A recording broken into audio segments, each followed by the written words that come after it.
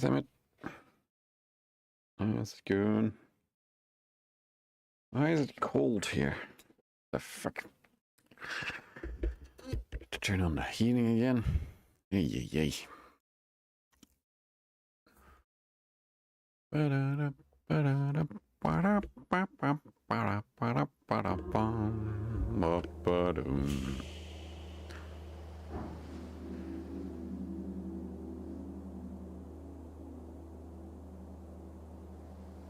Oh.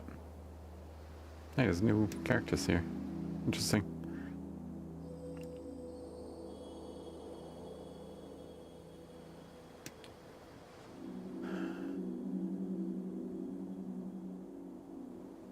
Continue.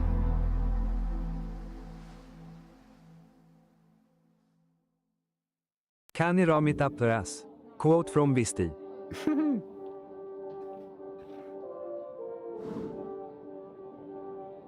Right, we're in a bar.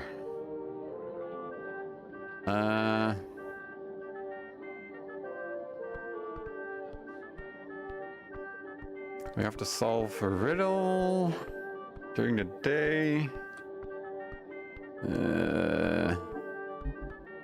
Do you have anything useful to say? Hello. Nope.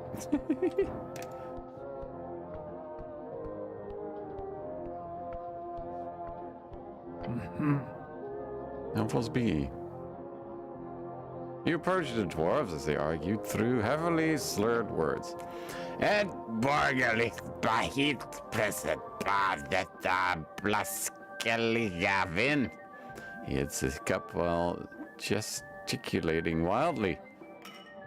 The white wine spills out over the table. Foreman Alphos, Simi tells his boss while glancing up at you. Perhaps it is time. Hello, Alphos. Alphos turns around. Oh, he laughs. Ah, well, what are you gonna do, Mr. Cityman? Cast mass torsion on us? No. DC 22? What the heck? What was that about? Simi's face grows completely pale along with each of the other male dwarves around the table. Well? The female dwarf at the bar end of the table calmly sips her wine cup. She's ignoring this whole event. Alphos is very, very drunk. He's got that false confidence glowing through his sweaty forehead. The dwarf can't take a lot, but clearly he's drinking far too much. This is why a sober lifestyle is preferable, even among non-clerics. He puffs up his chest and gets up from his seat. Mass torsion is a war crime. Could be suitable here, though. Raise a hand if you insist. Simi gets up from his chair so fast it falls to the ground. I think it's time for us to go now, Alphas. Bah! I gotta form and let loose a little. It's, not that late. He looks very, very tired all of a sudden.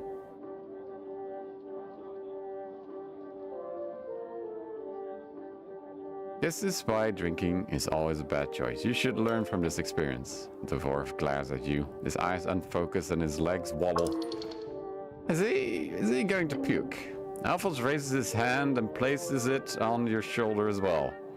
His lips pout and his brow narrows. The dwarf is trying really hard to get out a response here. He leans forward and whispers one word to you. No.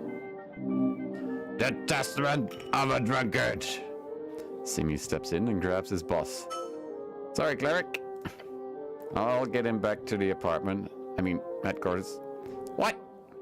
Is it time already? Alpha seems to relax once his brother steadies him by the arm.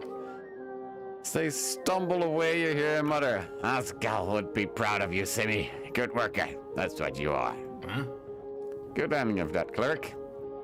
The rest of the dwarves keep drinking, not really reacting much to their foreman's outburst.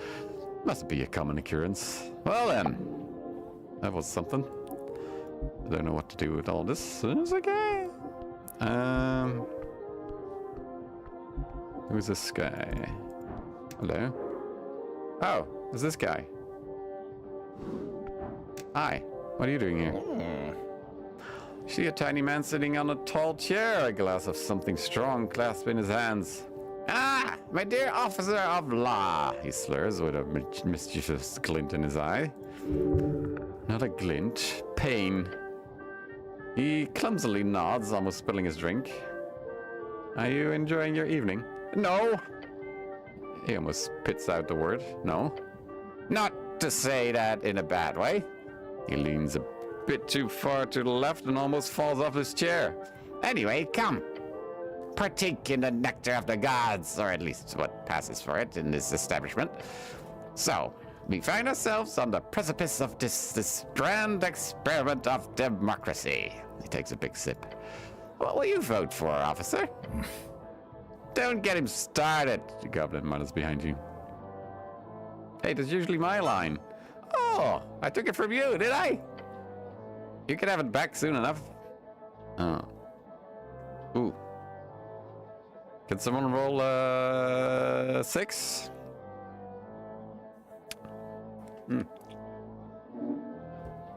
Where's my bottle? What? Okay.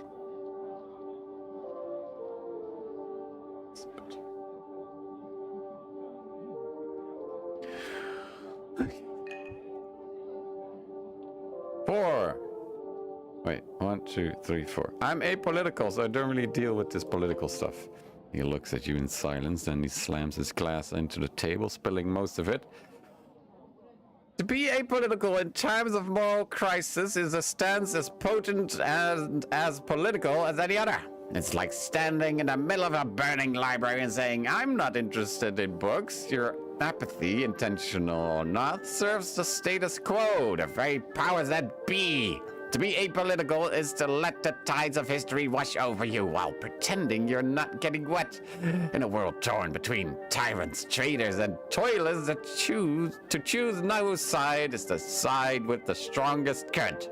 And beware, my friend, for the strongest current is not always the noblest. He leans back, his voice a mixture of frustration and fervor. Inaction is an action. Silence a statement. By choosing to be apolitical, you cast a vote for the world as it is, not as it could be. And so on. He mutters while taking a sip of his half-spilled drink. This gnome sure can talk. He is very inebriated. But now, since you are the carrier of law in this here city, a good question would be, what is law? Oh gods. To carry such a burden of holding the law, would it not be fair to ask what it is? Think about it. Your answer will matter. Your choice could change the world, good knight of earth. Cleric of the bourgeoisie. See? Roll a 6.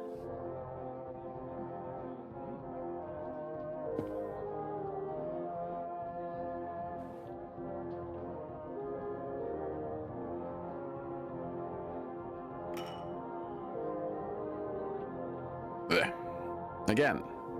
5. Law is whatever the hells I say it is. The gnome nods. In fact, he nods so hard his face hits the table. You hear him snoring softly. Party's over. He sighs. Thank the gods. Leave the gnome in his stupor.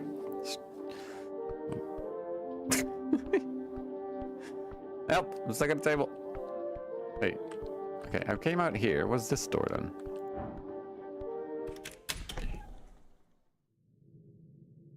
Oh? Where am I? Where am I? I'm at the pillar. Wait. I'm here? What? Is that door usually locked?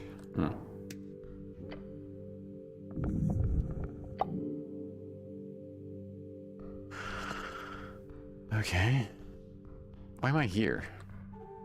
Also, why do I need to go? I wanted to go check out the acorn people. Oh wait, pineapple people. That's the one. It's not here. Do I have anything new to say to you? I need to report some things. That's all. Never mind. That was nothing. I'm sorry. I didn't mean to not do anything. Where does this go? Oh. Oh, we're back here. Okay, that's fine. What's in here?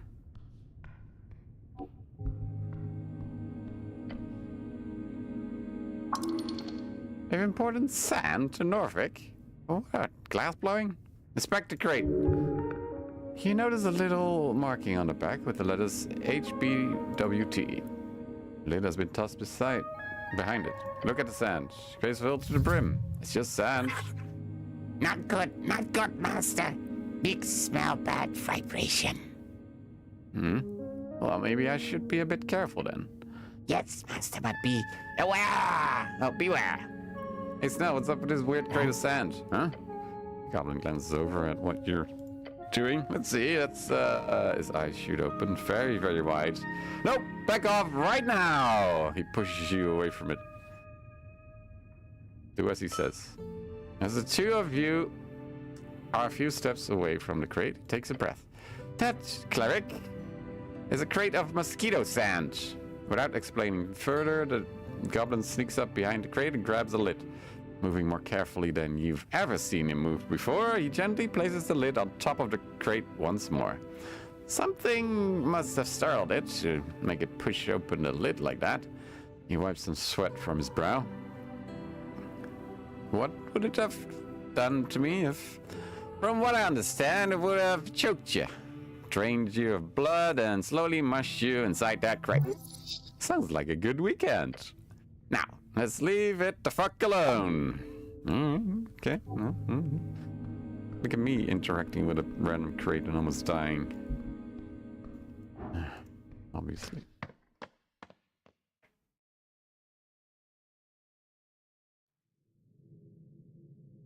Okay.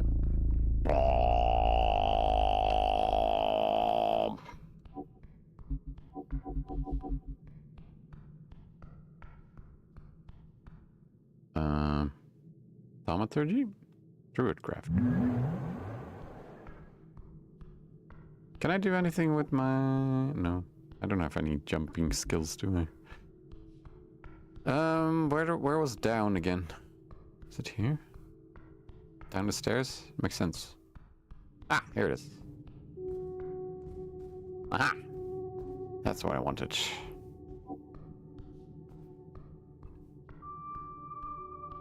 They're everywhere. Hello.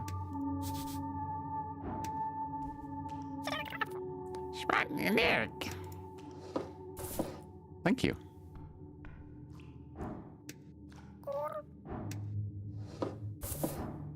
Take that.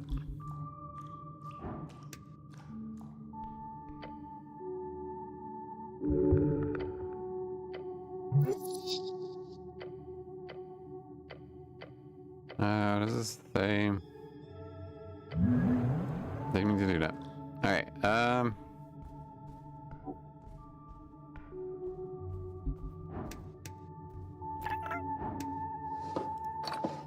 I give you free shit. I'm taking free shit. Anything good? Just consumables.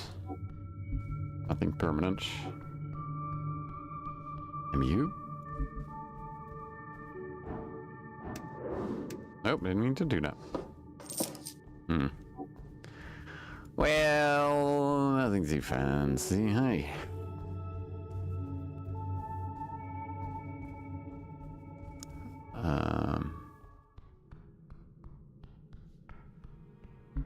Okay, maybe I should turn on thaumaturgy. Does that do anything?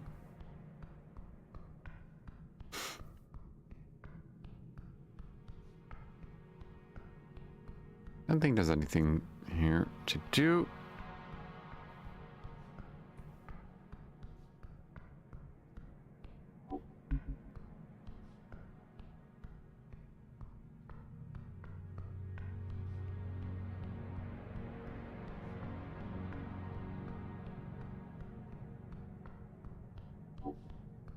Oh, we're in the sewer. Wait, what's that? What? Still need to find the fourth rat.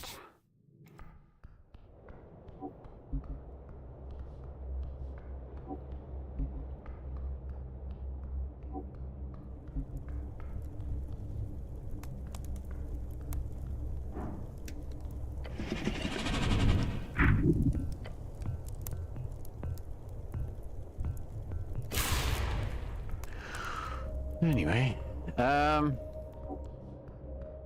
what am I doing? What am I doing? What do I want to do?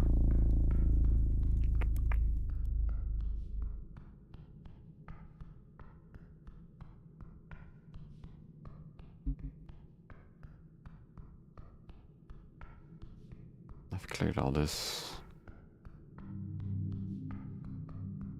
Oh, I'm not sure where I'm going. We're here. Okay. I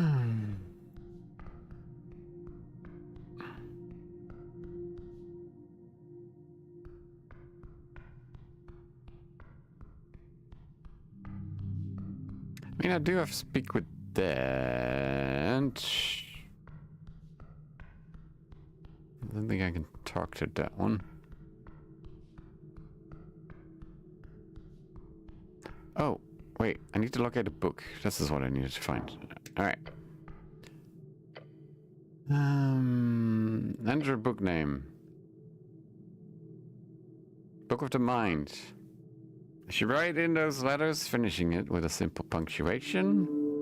Ooh, there you go. The entire illusion wanders off far into a deep, deep hallway. Whoa! Yet directly to your left you see an entrance. It leads to somewhere bright. Your companion points towards it. Yep! That's some esoteric bullshit! As you glance over at the book, that book still gliding away into the dark, you catch a final glimpse of its flipping pages while it's turning into some fine mist. Of course we have that splendid tome. If you ask nicely, it might be yours. Cool.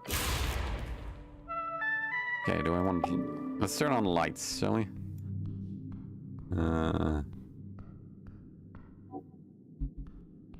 The living library. Ah. Look at me go. So many books. That's not a book.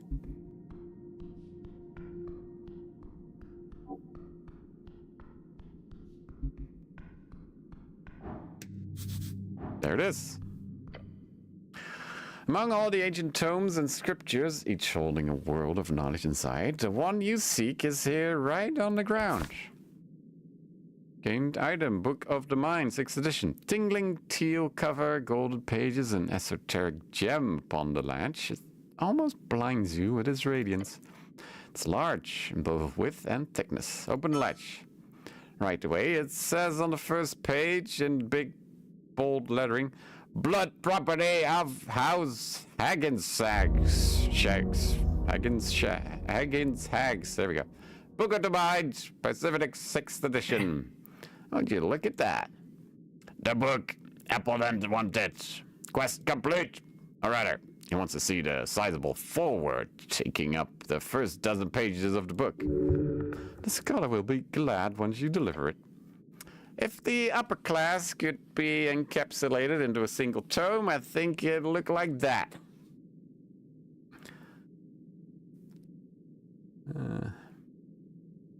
This was easy. Too easy. What's up? You will cease. Blinding light from below shooting into the endless above. The center of the strange spiral abyss, floating, your eyes adjust to catch a glimpse of one surreal shape. Get ready, Snell. The goblin is glaring at the horrific thing, yelling, I am! No, you are not. We see you.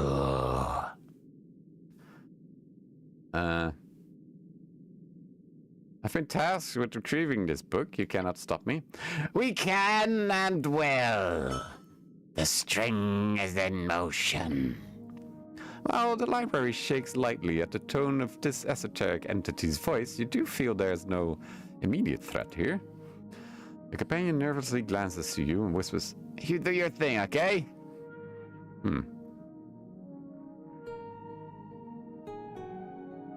Tell me more about yourself. We are the living library, that which roams the walls, the fields, the phrase of Iomestra, built upon words of all the words of those who spin the yarn, yet do not thread the string. What the fuck are you talking about? Truth! Such clear and effective communication. Can you see the strings of Jura? We are one with the string. What's the rarest book you've got? Rarity is a trait determined by the beholder. Yeah, I mean, like, in your opinion. We do not convey through opinion, we live through written fact. But, like, which book can be found anywhere else? We hold thousands of written works which cannot be found anywhere else. Okay, but if you have to pick one, which one is objectively the most sought after and, in terms of contained information, most difficult to find elsewhere? We hold 3 tomes, each of which holds a level of uniqueness and universal desire among the populace of this plane that they can be considered the most rare. Copies in the collection. 16 Lessons of Chronomancy by Chronomancer. The Codex of Ultimate Wisdom by Assorted Authors. and a copy of Vulgata by St. Jerome. Vulgata, a lost religious text originally passed down within the ranks of the Order of the First Knights in Old Dimenor. These great warriors used the teachings in this secretive and holy scripture to ultimately influence all modern ideas of chivalry and knighthood. All copies were said to have been destroyed when the Order disbanded. Order of First Knights, blah, blah, blah, blah. Look at the copy survived. Tell me more about the text on chronomancy. No, its contents is known only to those who can offer an equal exchange. It was the greatest treasure left by Himbrak Haginshags. You must seek out this wizard Himbrak after the election. There's simply too much knowledge to pass up here. Codex of Ultimate Wisdom. The original, taken via raids 1,000 years ago, left by Rodor de la Gara Verde. Okay. Where did you get a Vulgata? Ulrich Dreisen. Dreisen? No.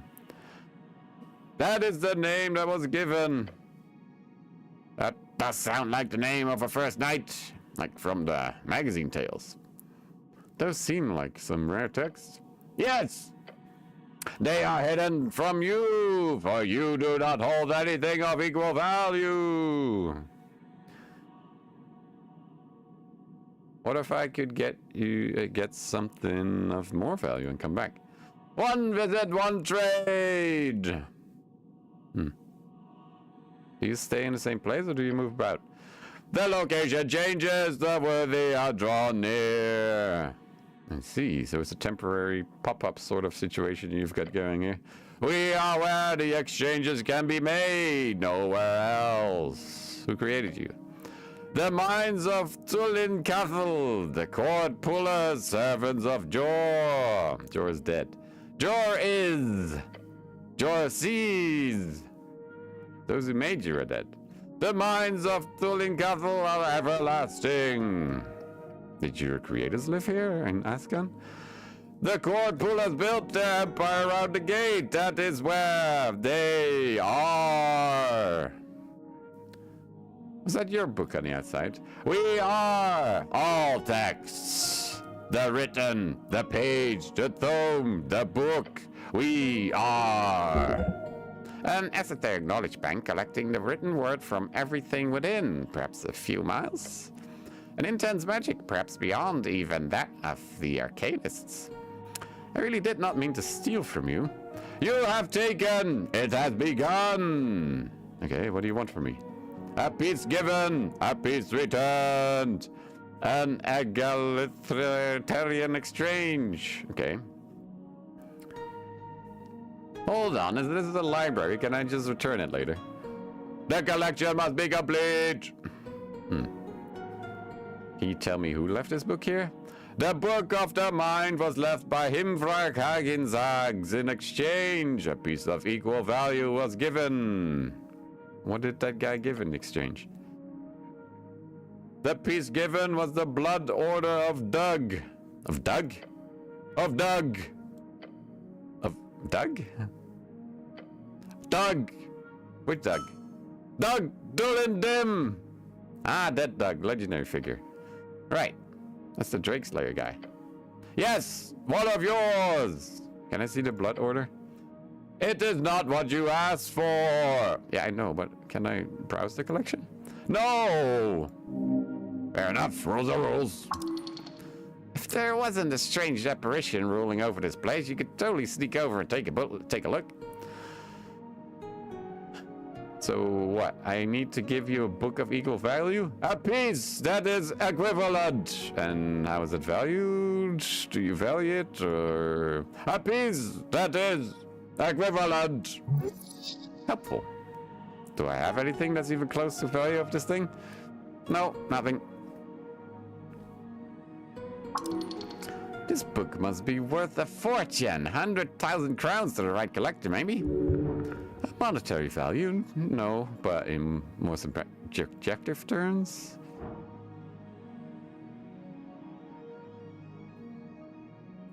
DC 2.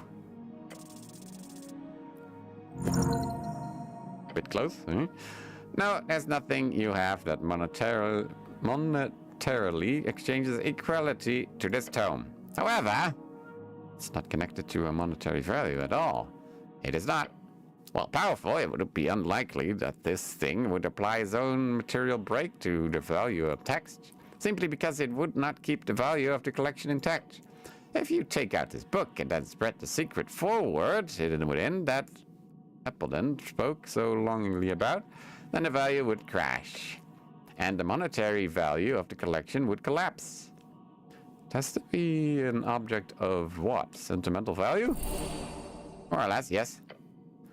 Something that symbolizes a similar value on whatever ineffable level this apparition appraises its collection. Which means there's only one object in your possession that would reach in any way a high enough level of value. And you know what it is. Grab your pouch of holding. No. What? You got something? Unequal exchange! Says the apparition, the light at the center of the spiral growing more apparent. Yes? Your what?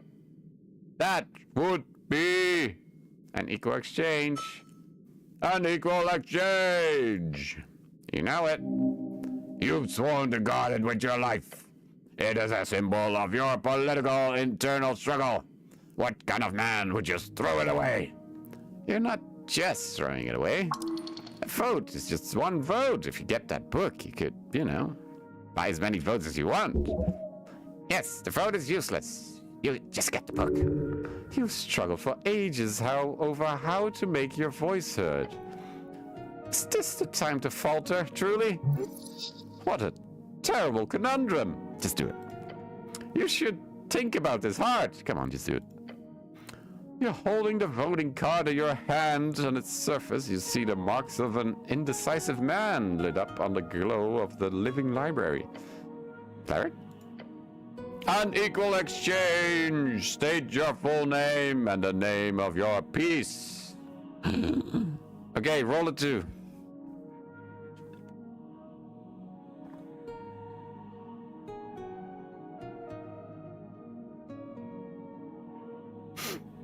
I wonder if we die from it. Oh no! Run!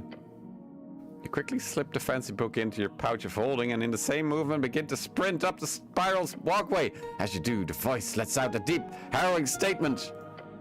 No exchange offered, your soul will take its place. The illusionary books upon the shelves begin to crumble and shake, turning to dust one by one in a series of violent esoteric poofs. Poof is the scientific term, of course.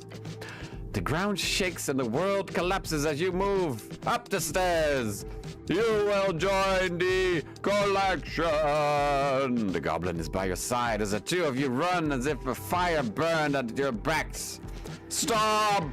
As the chamber shakes, you begin to see books behind you turn to dust.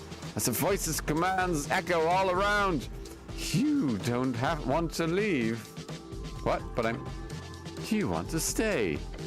Stay and read the letter. To your left, sticking out of a shaking shelf, is an envelope. You know what it is. Cleric, what are you... Just take a quick glance. It's a letter penned by Earth himself. What? How is this possible? You did not see this before, but perhaps you should stop and read it.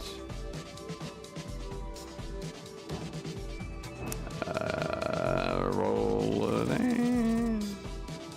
Oh, thank God it was advantage. Okay. You shake your head.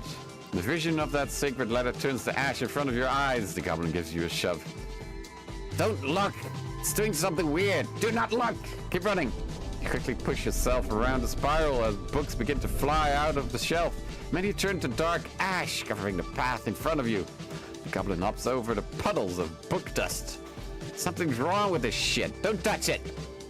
Behind, further below, you see a wave of this ash forming. It grows, filling the library. The voice, now faded and far away, appears to chant, "The collection! The collection!" As you hear this, a tome lands before you. It does not turn into ash.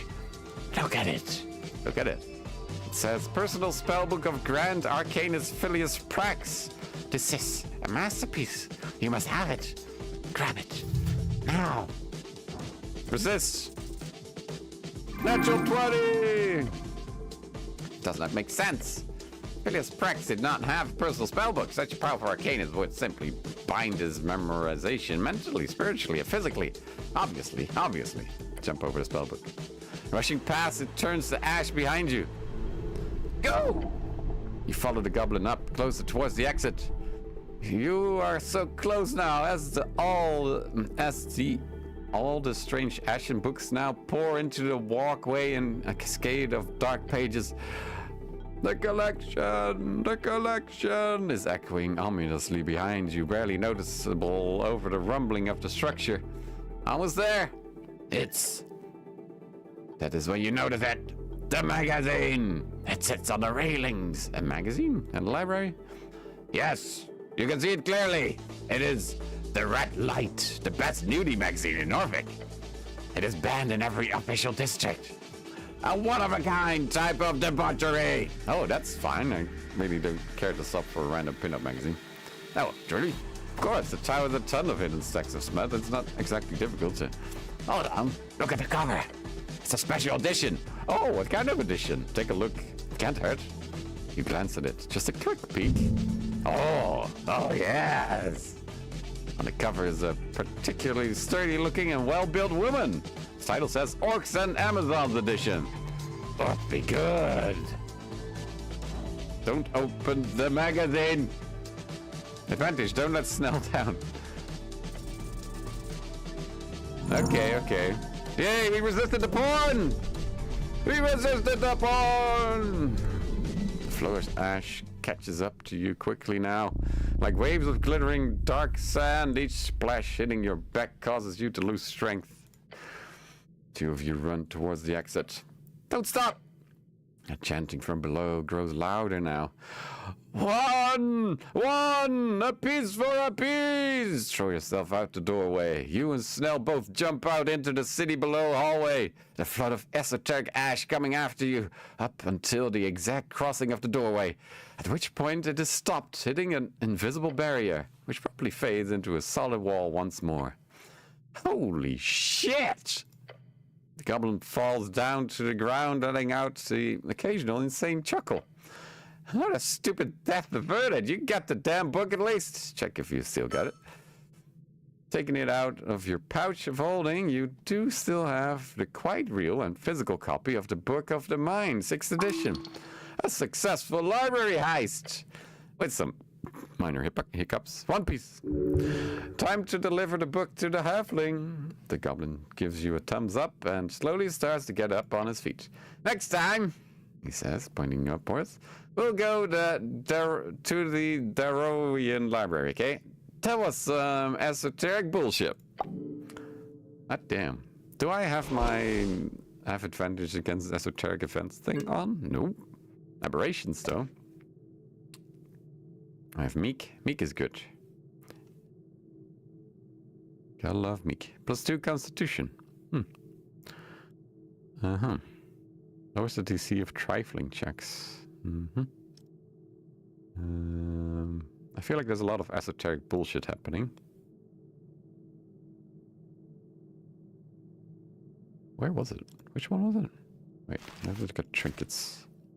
Is it this one? No, lockpicking. That one. Oh, the clock. Okay, but that loses... I do have a +0 on intelligence. Does this lower something? It lowers charisma. But it doesn't even up intelligence or constitution.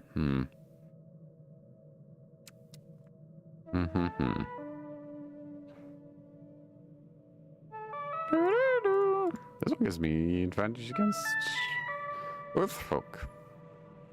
Advantage against elves. God, there's too much choices and so little space. Too many choices, so little space. There we go. We need to go back to the bar. It's night. He should be there still, right? He might still be passed out though. Have I leveled up? No. Okay. Got it. This place is a maze and I keep getting lost. Here? Upstairs? I think. No, wait, there was a... Wasn't there...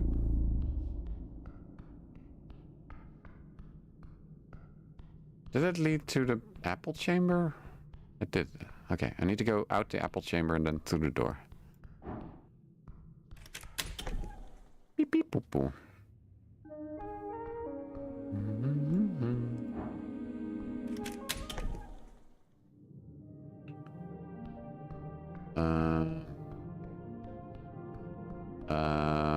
Wait.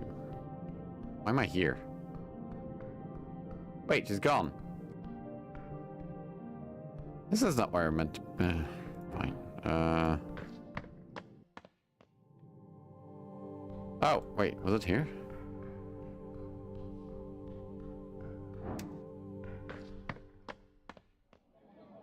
Ah, there we go. Is he still here? He's still here! Huzzah! No, mutters something incomprehensible with his face against the table. Leave the gnome in a stupor. Ah, for fuck's sake, he's asleep. God damn it. Wait, was this dwarf always here? Oh, wait, things have changed here.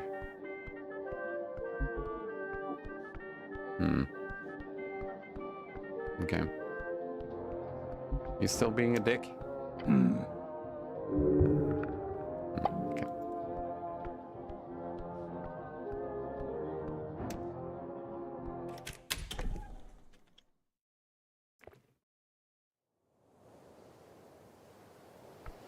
Right. Well, it's night now. Is anything new at night? Does anything happen at night? Do I have to go everywhere again at night?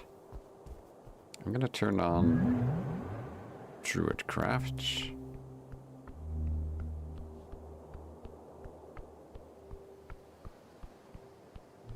Ooh. I could try speaking with animals as well now, actually.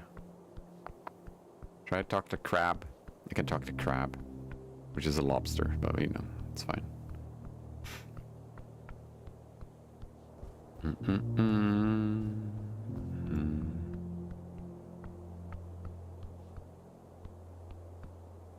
That's a dead end.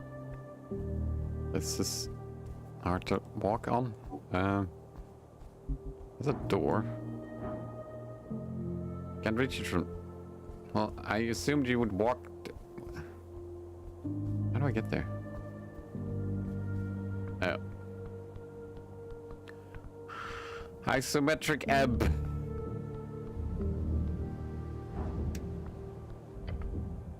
Strange rod.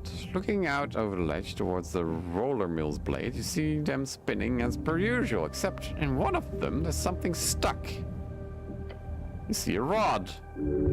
Fancy thing, decorated. How did it end up there? An esoteric event. What are you looking at? Oh, he mounts and... Oh, he mounts and stares at the same thing you're looking at. Looks like a rod. Weird. Grab the rod. I grabbed the rod! You reach out, leaning as far as you can. Oh, for God's sake. The goblin grabs onto your skirt. I have a skirt? Uniform! He grabs onto your uniform! Okay. You get it? A movable rod. For fuck's sake. It's a hard wooden frame with a fancy iron set pieces on each end. Along the handle is a button. However, it appears permanently pressed down on. Oh, it's an immovable rod. I've seen one of those before. I don't think it's supposed to move though, right? Investigate it. A quick swipe of your hand reveals its magical nature. The Thingle. However, this item is clearly broken. Broken how? Try giving it to the goblin. Hand it over. Goblin grabs the rod. The goblin grabs my rod. As you do, the goblin holds it alone. Yeah? It's really light. It's esoteric, clearly. Try tossing it in the air. Okay. He tosses his hand up and Roz does not leave his palm. What? He mutters and tries to let go of the magical item. I can't. It's like I'm glued to it. What the hell? Here, take it back. The goblin hands it over to you without a problem. He looks perplexed. Try touching it again and against the ground. As you do, it gets stuck to the ground. Somehow. It's a broken, immovable rod. It's a movable rod? Yes, great name. Huh. Whatever object it touches last, the rod will be esoterically locked and aligned with. It cannot be moved once it touches an object until it comes in contact with a second object. So what can this be used for? Use? Oh, nothing. It's quite literally a useless stick. Really? Well, if used very carefully, it could be a bookend. You know how it works? It's stuck to one thing, and when it touches a new thing, it's stuck to that instead. You got it. You're smart. Well done. Fuck off. Look, it's clearly useless, but now you know. Was it worth it? Eh. I mean, it's a cool stick. It is a cool stick. It's a very, very interesting stick. Those can never be bad, right? Oh, remember when I died inside this mill? Wasn't there an object I couldn't grab? Well, now I have. Mage hand! Mage hand. Mage hand. How do I interact with this thing? Interact with the thing. Trifle.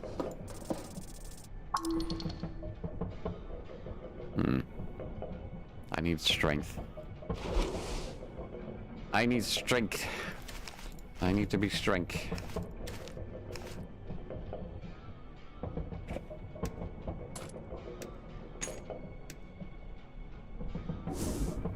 Guts.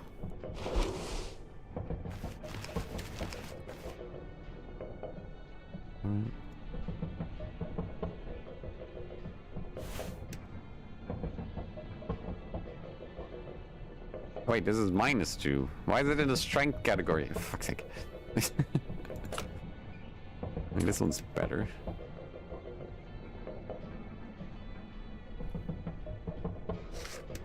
Aha!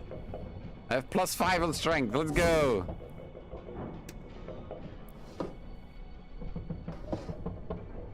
It's locked now. Intelligence check.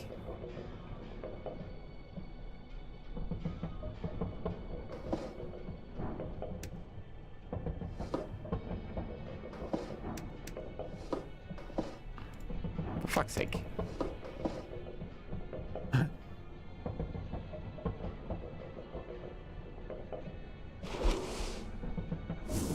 Do I have an autosave? Oh god, no. Fine.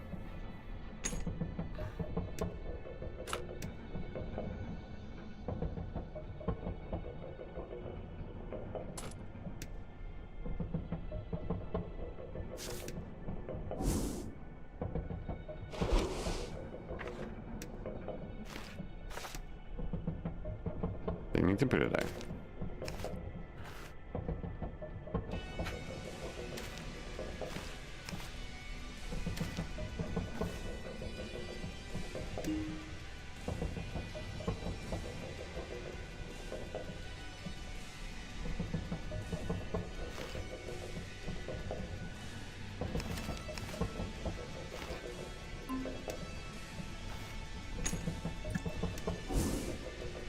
Okay. Well, rip. Guess we can try tomorrow.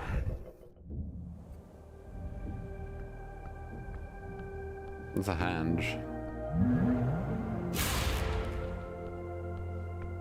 Got the walking. Just walk. Fine, we'll use the fucking curses. Oh, we're back here. Wait, have I checked with thaumaturgy in here?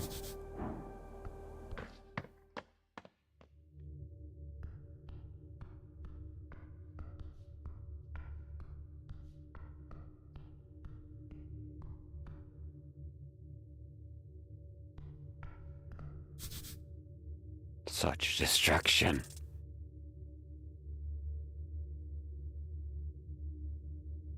Okay. Cool.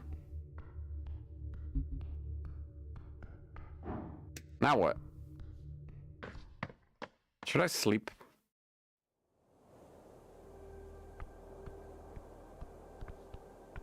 Could sleep.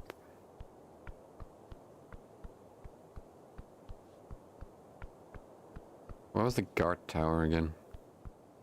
That's not here. Never need sleep. Oh. Poopy.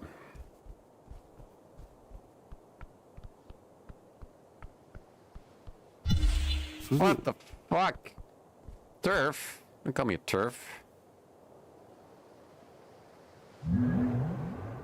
Wait, this is an elf. Hold up. Let me put on my elf vantage boots thing.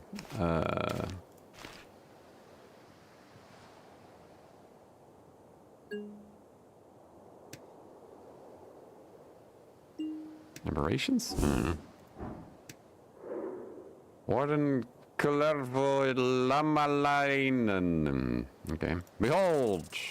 Oh, natural fucking 20. It's an elf.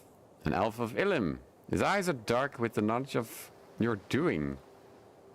This Illim servant, this spy, this warden of outreach, he is but a tendril of his masters, but not so efficient nor successfully scheming as you might imagine. No, they are nowhere near the might of their peak. Illim is dead. This is an avatar of her decaying corpse. He will lie, he will lie, he will lie, he will lie, he will lie, he will lie, he will lie. Neutral evil. Oh boy. Okay. Could be fun. You feel fear. Tervedis iminin. Ah, an elf, huh? Hello, elf. Ivat Tavat. He gives you a smile. Compliment? Is he playing with you? Your companion takes a quick glance around the perimeter and hisses this tactical assessment to you. I don't see anyone else, just him. Relax, Peiko. I am Kullervo Lamelainen, Warden of Outreach. You are the cleric to whom I owe an apology. Why? He holds his chin up high, his cheeks are covered in swirling patterns. You see the Eso markings upon his chin? It appears some of Illim's issues have spread into your fine city. You have been stuck dealing with these issues for quite some time. Your companion gives you a confused glance. On behalf of the Mender, I sincerely express our regret. I didn't speak. We had a Capinalinen Elementi, a renegade, among our ranks. The dead elf in the tea shop, I presume. That's the one. Certain member of the court who... I'm sorry, I can never quite seem to get that right. Is it who ended up betraying us, or whom ended up betraying us? Whom? Good. Thank you. Whom betrayed us? The goblin scratches his neck. He thinks that's wrong. Her name was Pinja Athena. She surprised us all. I apologize on her behalf for causing this trouble. So you're saying this Pinja blew up the tea shop? Yes, I believe so. How? I've asked myself this very question, but sadly I do not have that information. So you're just assuming she did. When I heard of her passing inside the tea shop, yes. There's more to this. Are you some type of ambassador for Illim? He gives you a smile. Illim does not deploy ambassadors in foreign lands. It is beneath her legacy. As outreach warden, I perform diplomacy. Functionally the same, then. Haughtiness for the sake of haughtiness. Why talk to me here, like this? I rushed here as soon as word reached me. An Illim elf does not typically show up dead in a Norvikian tea shop, after all. And I must leave soon, so do not assume to find me here in the future. What are you voting for in the election? I'm not a citizen Norvik, Minin. Your democracy experiment is yours to handle on your own. Oh. Vote 6.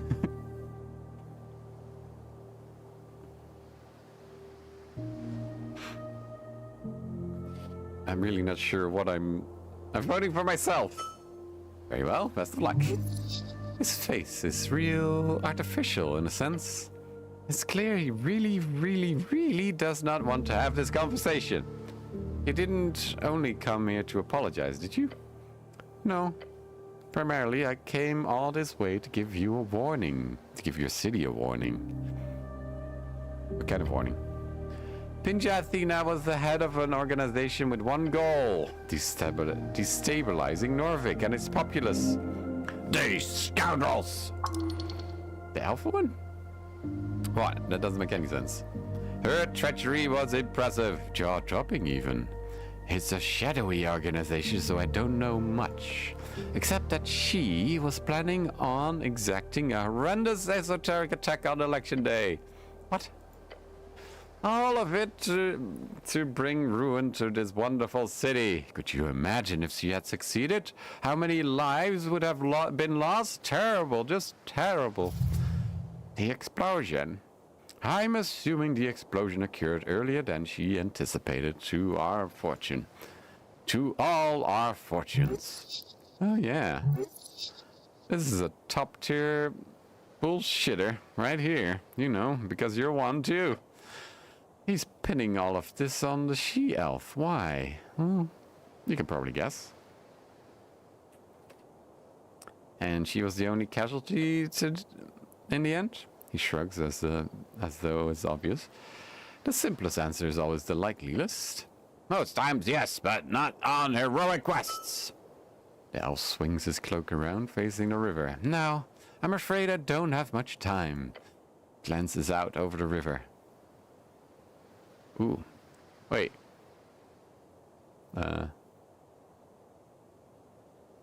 Ooh. Why should I believe anything you tell me? Immisets, he says and gives you a smile. We have a saying out among the outreach court. It translates into something like, Dragon servants do not know, they simply feel. They have a vaisto, or perhaps a gut feeling, would be the correct way to phrase it. The elves were sobbing the stone in your stomach. Your gut must tell you I am on your side. Trust your gut. He's pulling your strings like a puppet master. Don't let him. There's too much wiggle room in this man's words. He thinks he can charm his way through the gaps. Wait, so who blew up the tea shop? I do not know. Someone in her organization? Pinja herself? A collaborator? Perhaps one of her underlings did not want to follow Pinja Athena's horrid plans. I've also heard she was meeting with a powerful local hag on the day of the explosion. Perhaps that meeting has something to do with it. Ooh, roll a 2, roll a 2. We're letting him go, or we're not letting him go? Roll a 1. Okay. Well, I've only had protection things. Alright.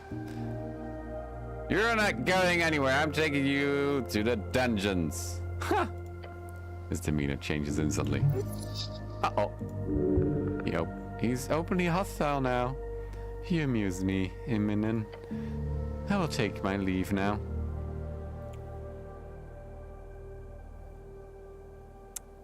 Roll a 2 again.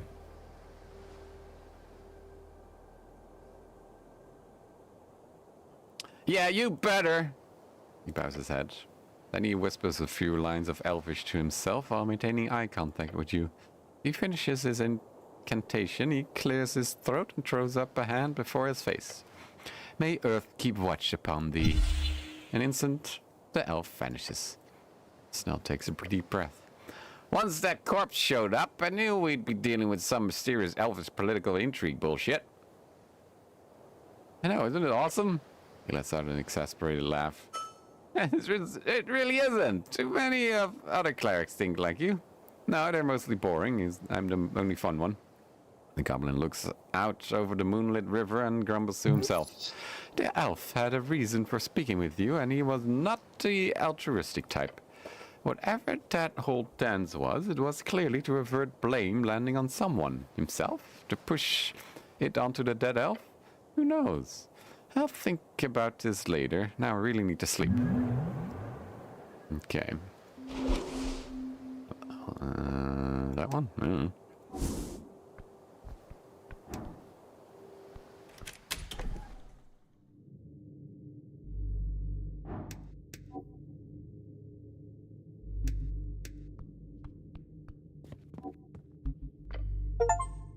Nice job stealing that key. That coin lord fella was probably just gonna say some annoying stuff anyway.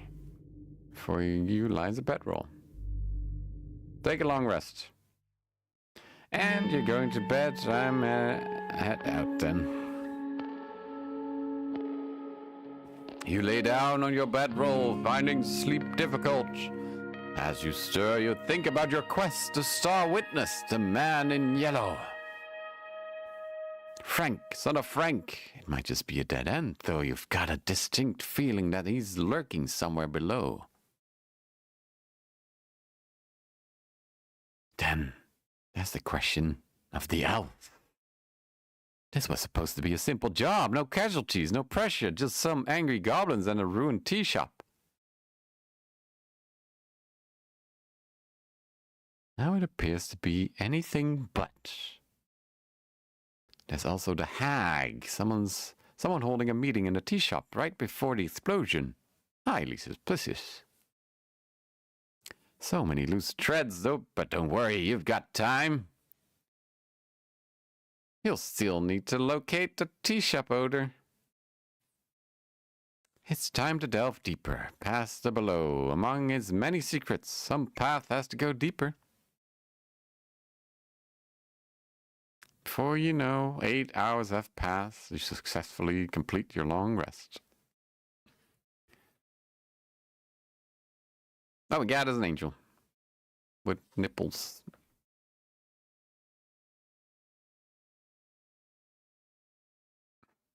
Take your time, camera. Okay. Continue. Another day full of trouble. The end is near. It is time to open your heart to people of Tolstead cry out for you. You really gotta finish this today or else people are gonna talk. I'm already on day 3. Feel stressed. Time moves fast when you're running around like a headless chicken. The election looms. Start your day.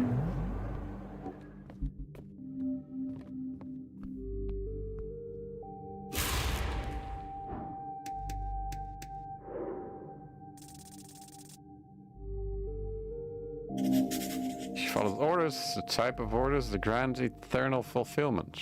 There's a sadness in existence, broken wings, stuck among lesser beings. What does she seek? Cleric. She is still working on detailed notes, her halo spinning slowly around her head. Get to know her better. It is time. Become the man you are meant to be. Speak with the angel about religion. Get to know her better by discussing religion. Fuck! No. There's no way you're talking to this woman. She is treating you with disrespect and attitude and rudeness. And it is getting to you, burning holes in your manhood. Holes? Yes, holes! There's holes in my penis. This is ridiculous. Just because she's an angel doesn't mean she can ignore your questions. You need to be firm. Show her that you're a man. A man? A man. A man, she repeats. Oh. You said that out loud? What? You're speaking. Stop fumbling this opportunity. Show her. Show her why she can trust you as a man. About Earth began shaking. What about him?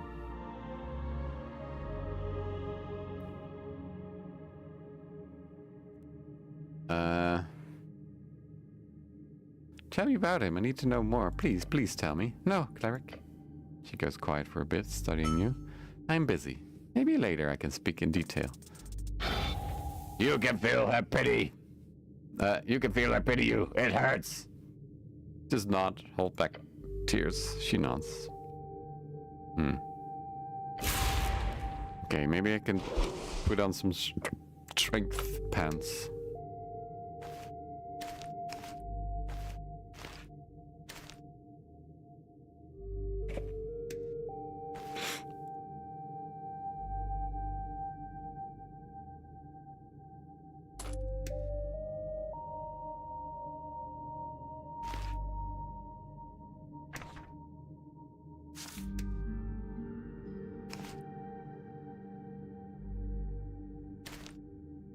I like how there's keys in my key items.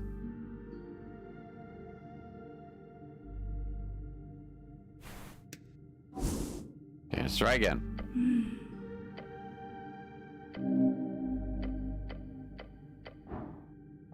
20? Oh, I have 20. Never mind. Let's go!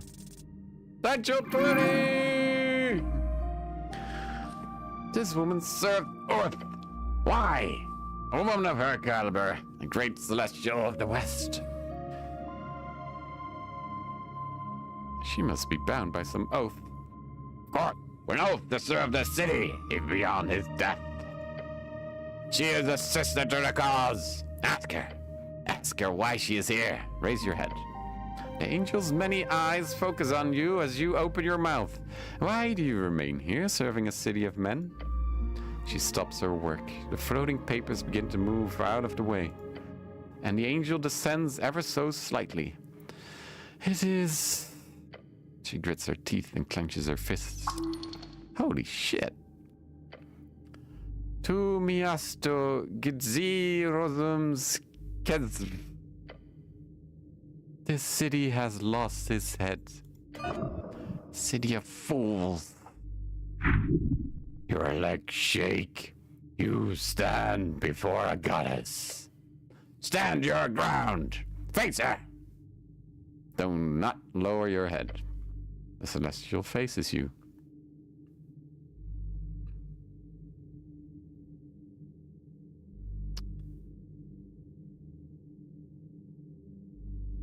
Roll a 4? I don't know what to say here.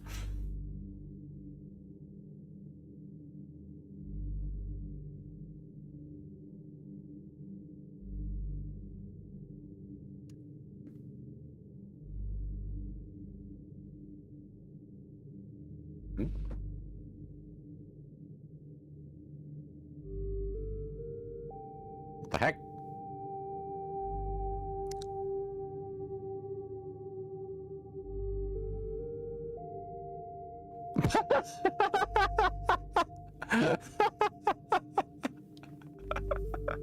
That's a new one.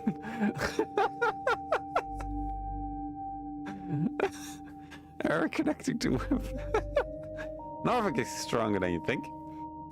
Her normally stone-faced expression is still there, but with a swirling mess of esoteric force where her eyes are supposed to be. Her telepathic voice rattles louder in your mind. Crackling boom! I am not a slave to this city. You feel as though the world is vibrating around you. The angel's halo slows. But that is not an answer to your question. It's not an easy question to answer. She lifts her head, and the many eyes follow. Why do I remain here? She asks herself, yet in your mind as well. Damn, this is some deep philosophical stuff. Didn't expect that from a celestial. The darkness within her skull retracts as she waves her hand. Ask if you are so adamant.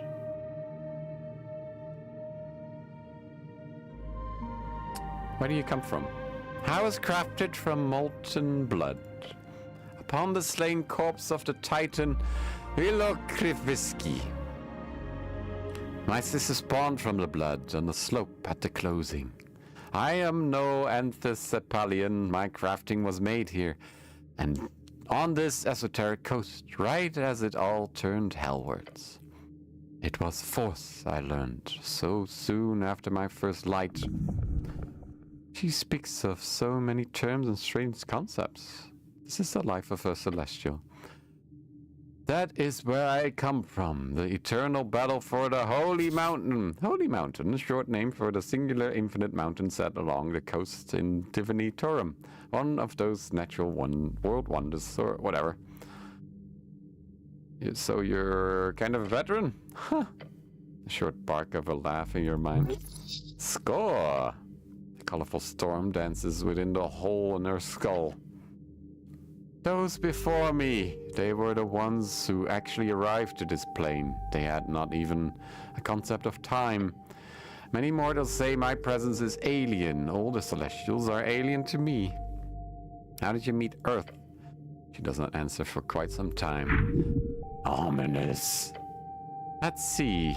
I moved with a Emian explorer at the time on our airship.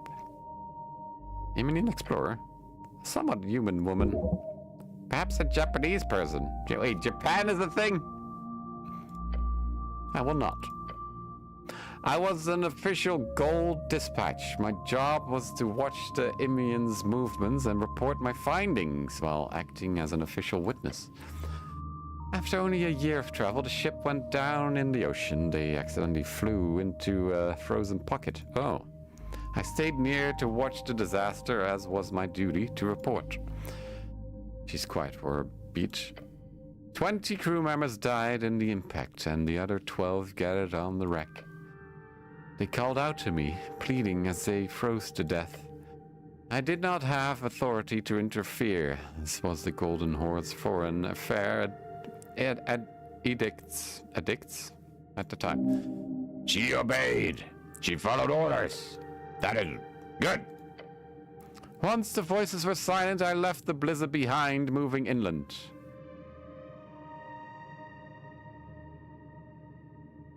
Why would you not attempt to save them? I had orders. Why listen to such bullshit orders? She does not answer your burning question. Instead, her voice simply echoes in your mind. The storm raged. Before making it out of the pocket, I was struck by lightning. How did you survive that? There are many eyes land upon her right arm, held out opposite the floating shards on her left. That is when my wings broke. I fell into the depths. Even an angel cannot withstand nature's fury. That should have ended me, yet the strings aligned. A fleet of humans were traveling across the rough Ascani waters. You ran into the Earth. Apparently. Human god saved me.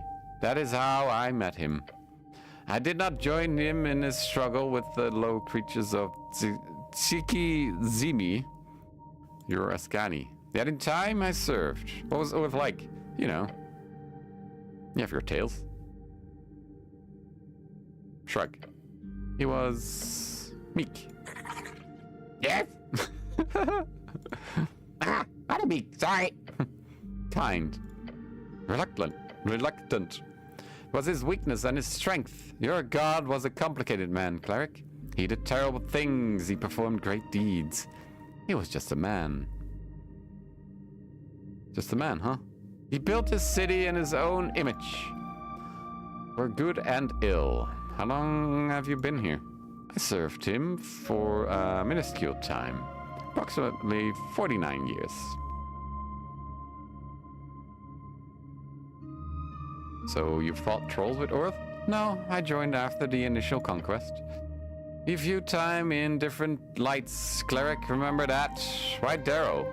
I'm a senior member of the Earth God. The Patriarch set my assignment. I am following orders.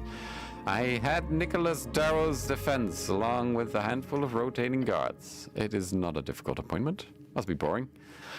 I'm not searching for excitement. Her many eyes look away, focusing on piles of documents scattered across the tower. I have nothing else to do. Huh. Didn't expect an angel to be lost. Lost. She looks back at you. Call it what you will. I'm here for now. Why not go back to the Golden Horde? Do you believe them to be better? The Horde consumes and subjugates. At times they fractionalize, splintering into deadly warbands. usually by some divine mandate or plot rather than similar motives to the civil wars of mortals.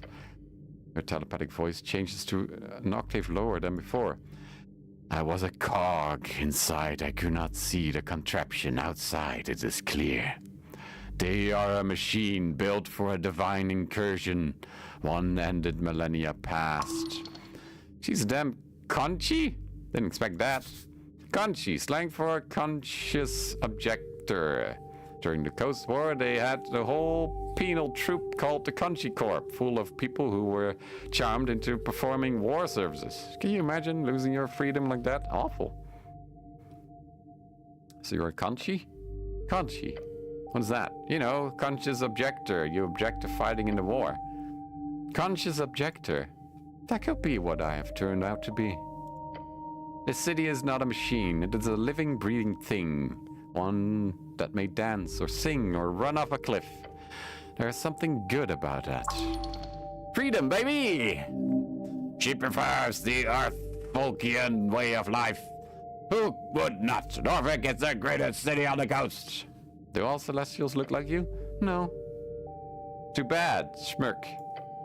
She turns her head away from you. Ah, come on. That was a decent line. Celestial creatures are amorphous spirits built upon the energies of the positive. We shape in time, we form by purpose. Some of us fast, some of us slow, some by physical means, some by spiritual. Celestials are even more diverse than their opposing devilish cousins. From unicorns to koalas, from mighty amphibians to cherubs of old Dimenor. Well, I think you're pretty at least. Not a single one of her many, many rotating eyes meet your gaze. Aesthetic subjectivity was not in discussion, cleric.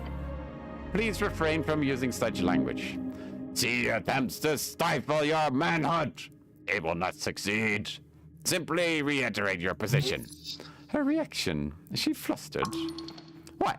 Did you just fluster an angel? I have the freedom to express my subjectivity as much as I want. I am a man. Freedom? She considers the word carefully. You made it go all philosophical. Jeez. She is silent for a moment and gives you another calm nod. I'm not sure what else to ask. You have not inquired about assistance. Assistance? The tea shop. Oh, right. I forgot. You forgot about the tea shop? That's the only reason you're here. It's your job, man. Don't fuck up this paycheck, too. She descends slightly. You can almost look at her without bending your neck all the way back. This incident is to be investigated entirely of your own accord, cleric. I will not interfere. However, my duties include keeping watch over the ruins. Miasto Glebin, city below. Are you entering the lower parts of Norvik?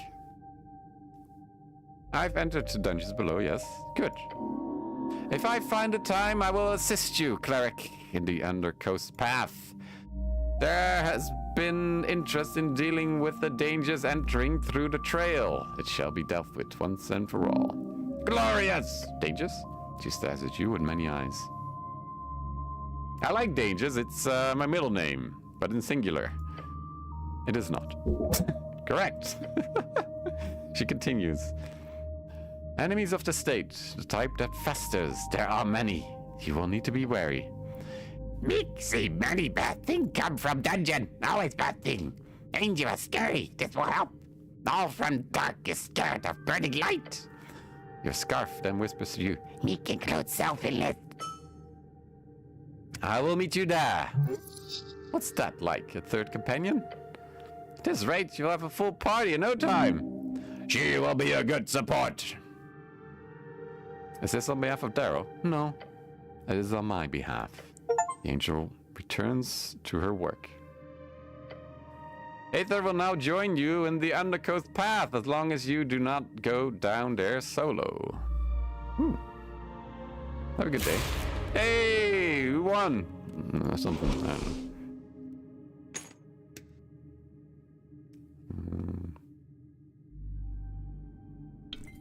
I'll get I want? Advantage against elves. Aberrations? Sure. Wait. Oh, hold up. I have a negative thing on me. Go away. Shoot. Fuck off. How do I... You're annoying. There we go.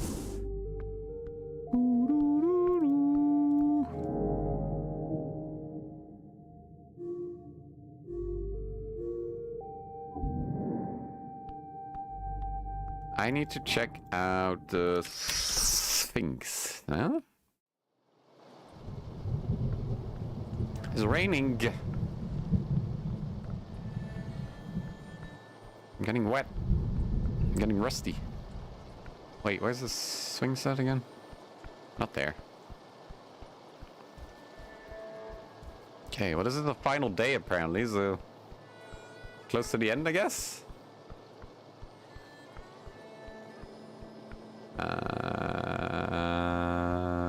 Wait, why is it falling over?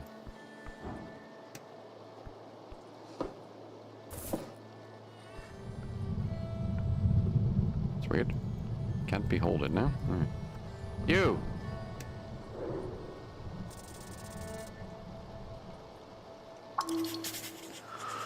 Kit's working his ass off getting that bread. She must be doing that optional weekend school.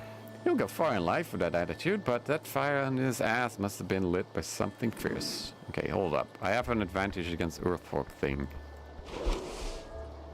Which is this. Huh? Do you have any? Hey, it's you again! Buying something?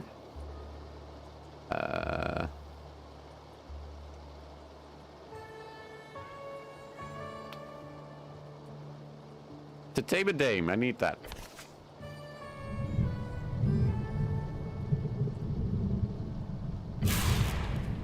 Oh, I didn't know. What did I just buy?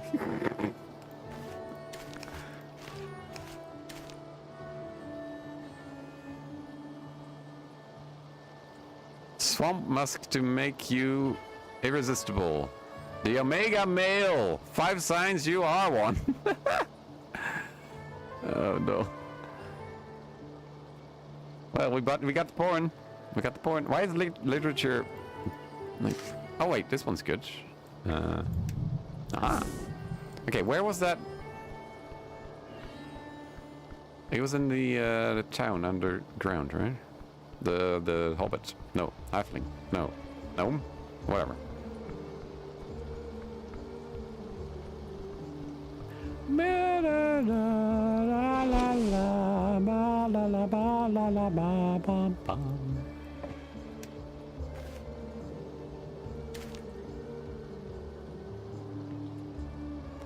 Do I have a smart hatch? I have a smart hatch.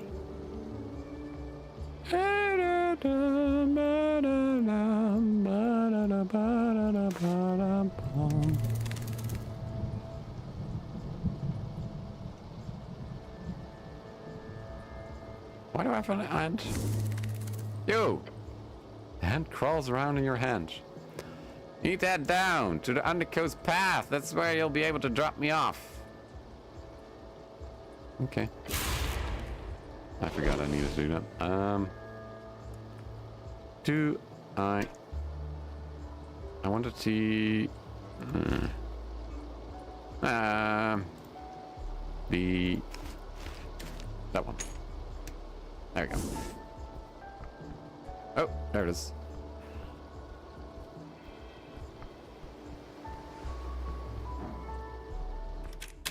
Let's do sphinxing. Sphincters.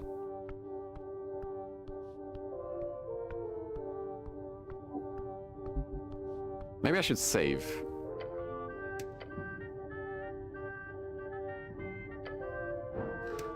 Behold!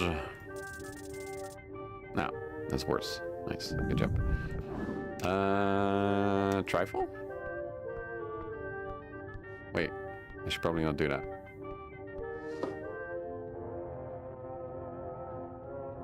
The mind expansion? Huh.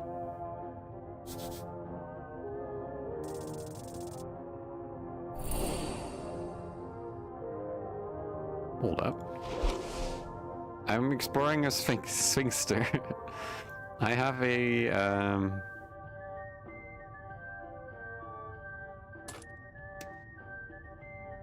okay. Okay, let's steal that. That's a permanent stat upgrade. I want it. Do I? I want it. I have nothing that gives me more dexterity, though. I have very little dexterity. Oh, this one.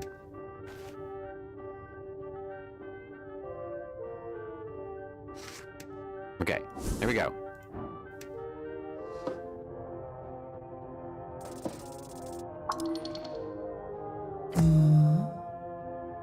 Ow. No! Pain. By the cost, don't go rooting around my back there. Sphinx helps you get back on your feet after hitting your wall. Could have killed you, little one. We don't want that, do we?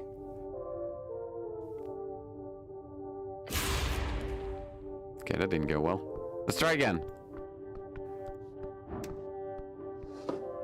It's locked. God damn it.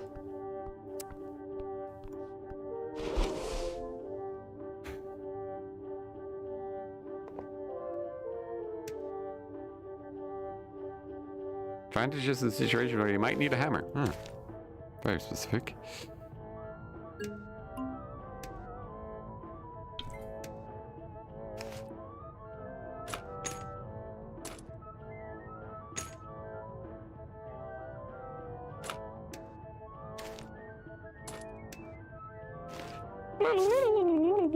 -3 intelligence, nope.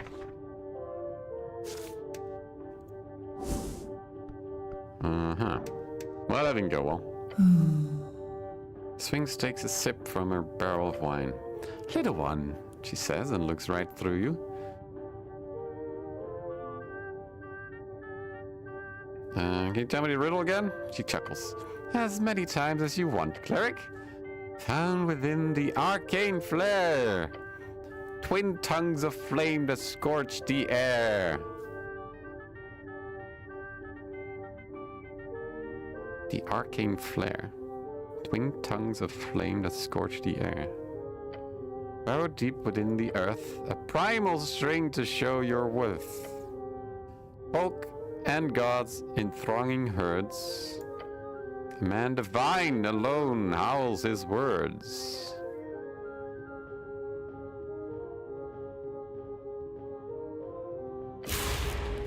What? Well, what am I supposed to do? She's told me to go here during the day.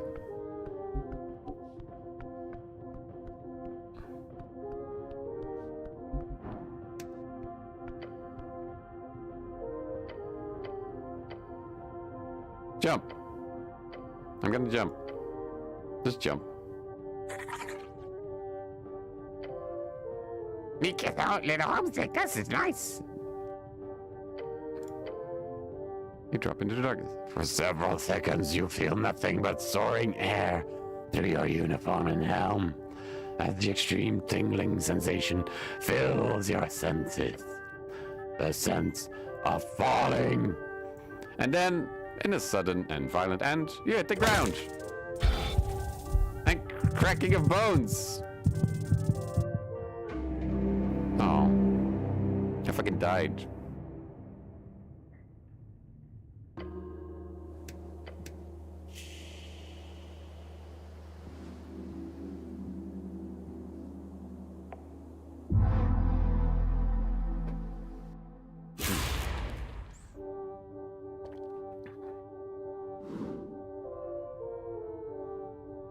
Good news is I can try this again.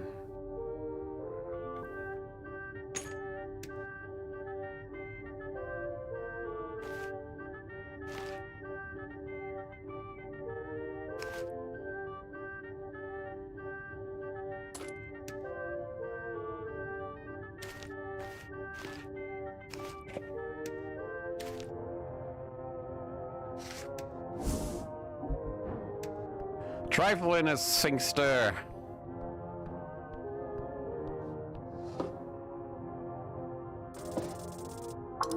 '21!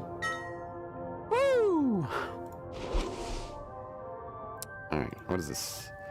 Common potion known to allow knowledge to stick more easily, often used by students. Grants minor intelligence. I have a +1 now. Woo! Let's go. 3. Hang on.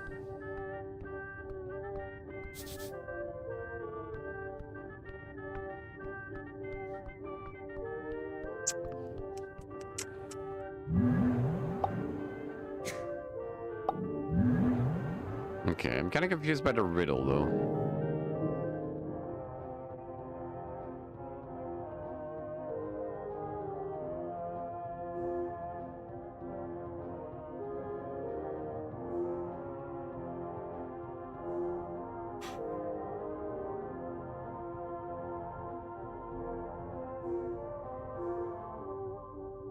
Twin flames? Something, something.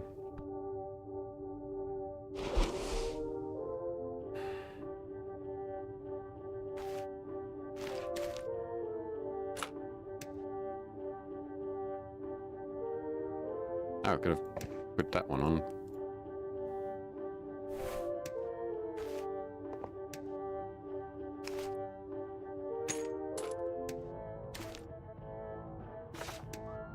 Okay, I'm going for the gem now. But that didn't help at all! Maybe I should trifle more. Trifles people's sphincters, you know?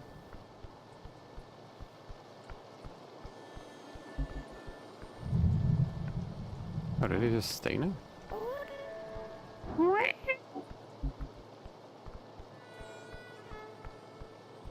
Can I trifle you?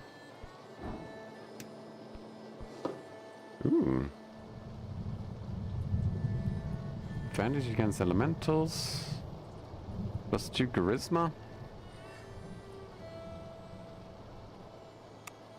Nothing too important.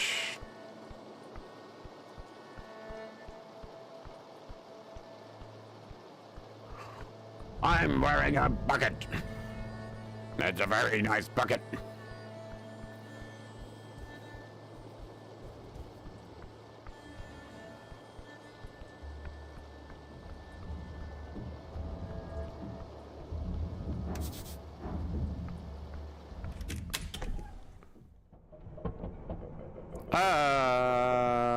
People.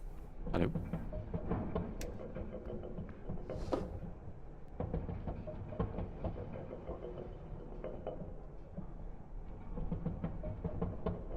Wait, it's a dexterity check. Why did I think... Oh, wait, hold up. Intelligence check.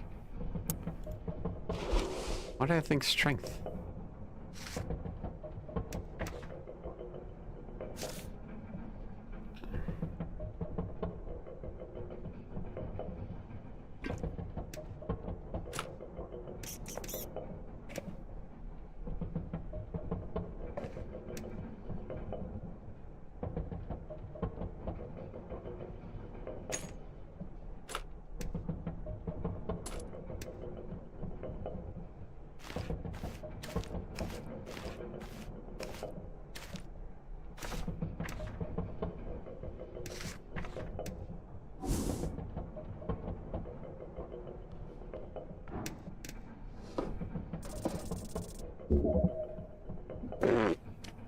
That fucking fuck. Who are these guys? Tolly Topa. He's the silent type. He thinks before he speaks. He also thinks he's very cool because of this behavior. Yeah. 21. This is a shitty kid, but kind of fun too. If he was your peer growing up, he'd be one of those fucking bullies. That's not really a massive negative on his part. Pretty much, well, every well-adjusted kid bullied you. But He's got some conscience growing inside that skull of his. If he is surrounded by good men, he will turn out fine. If he's surrounded by evil, that is what his life will build. He has talent, not like yours, gods no, but talent nonetheless. You need to push him towards clericship, or at the very least, some type of path of wizardry. Without it, he will surely end up hurting someone. With it, he might still hurt people, but only in the name of the law. Rollo.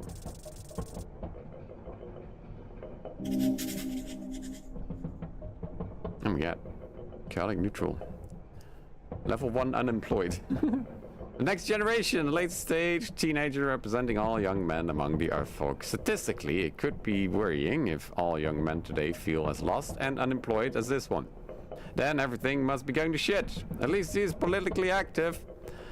That might also be a worrying detail. Young men with little to lose and everything to gain are, historically speaking, a common driving force behind world-changing conflicts. If the old guard nationalists do not represent them, if freestriderism does not support them, if Asgalism is way too progressive, then what phrase will these rumblings lead us all along? As with all things, it is economy which steers the masses, the flow of capital. As you have read so much about, these boys might rage against the world if they wish, yet if they each held a role in society which paid them well and granted them satisfaction, then all that rage would subside. They simply require a new ideology, one which supports their economic interests and nothing else.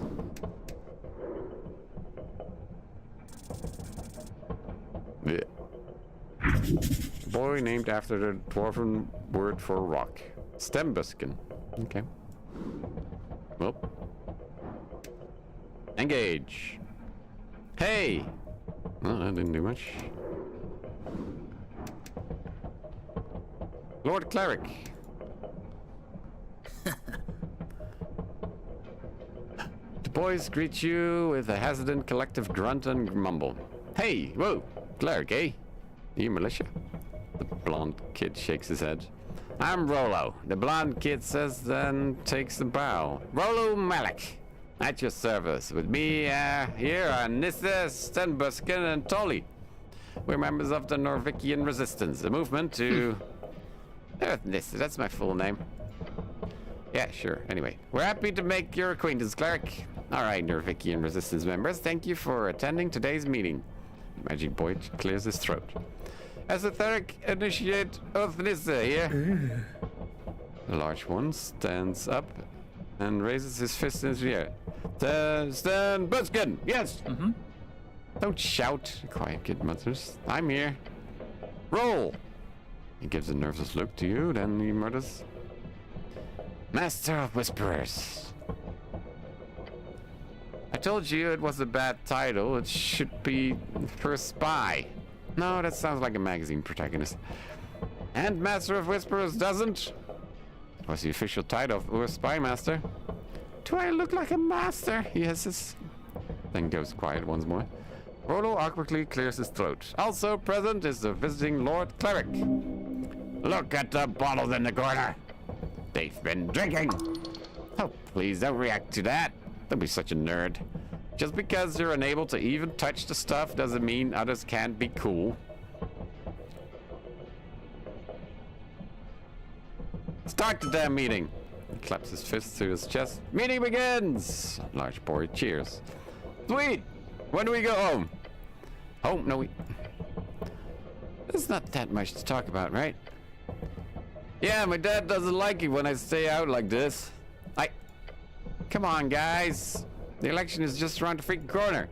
And I've got a mission. Big mission. Like, actually. Mission? Do you mean a quest? Yes, exactly, a quest! I've received word from our contact. You know, this short guy with the weird beard. You have a fixer? What are your orders? Just like he told us about Chant being printed here on Tolstad, this time he'll let us know about another problem. An even bigger threat.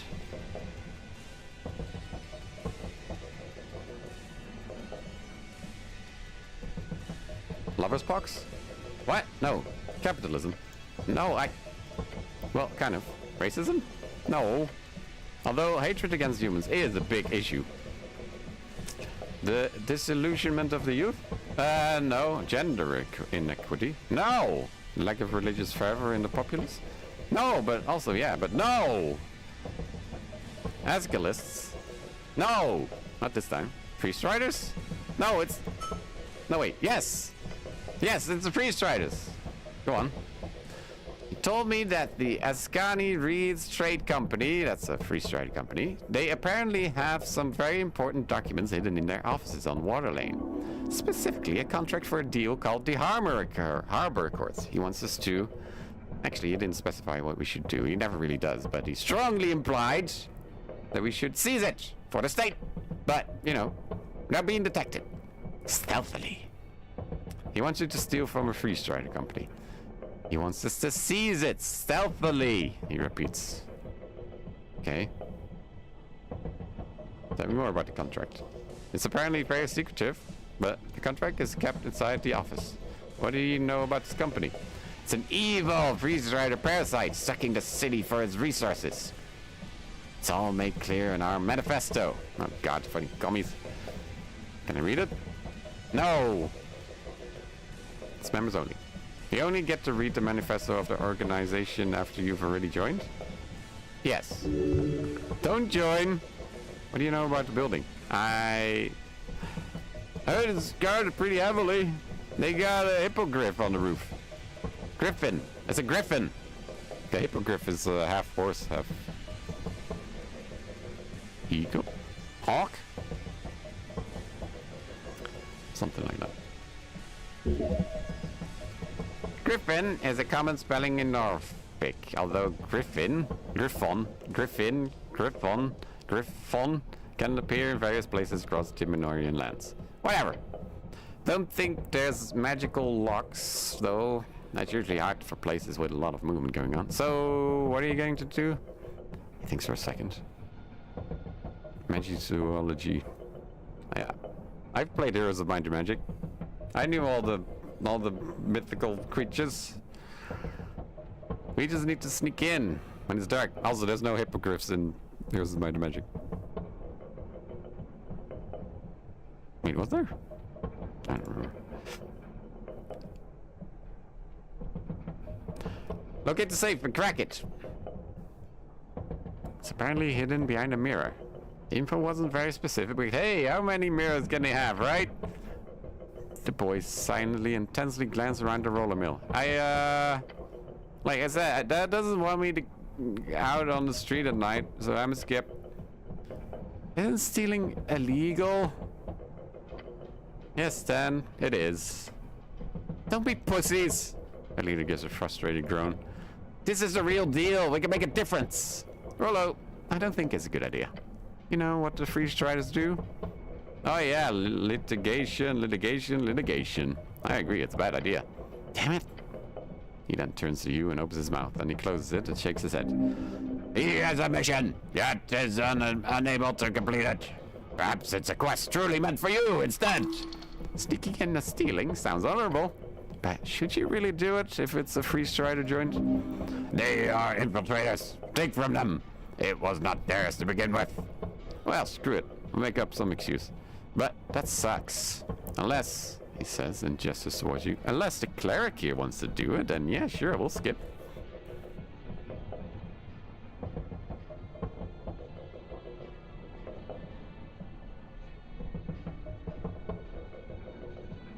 I have a question about the tea shop. Sure, hit me.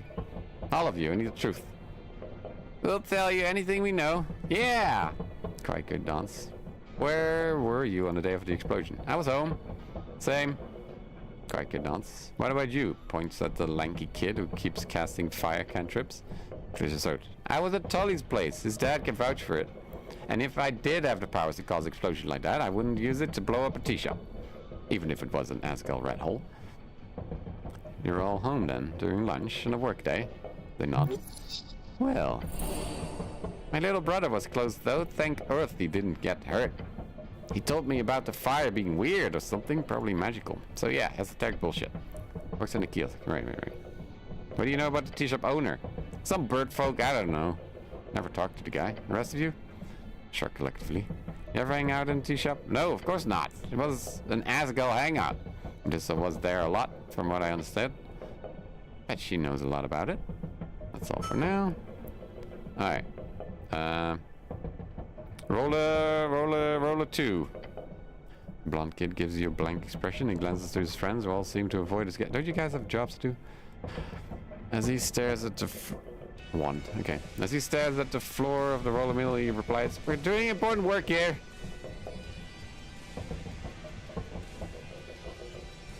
You're all unemployed? Awfully quiet. I'm actually, I work on Water Lane on some days. The magic kid raises his hand. I used to deliver milk. It's a seasonal thing. Roller worked at the fishery. Gives the quiet kid a dirty look. Those assholes fired me for not keeping up a bullshit quota. So yeah, cleric. We would have proper jobs if the city wasn't so infected. Infected with what? Outsiders? Street striders? You mean immigrants? Sometimes, but not like... I have a friend from Fort... Yep, he's cool. And Licky's family is Guinea. There's a difference between immigrants and immigrants. Oh boy. So who are the good immigrants in this case? The types that work hard, I guess? Don't commit crimes? They should learn to speak Diminor too. Why do they make nice food?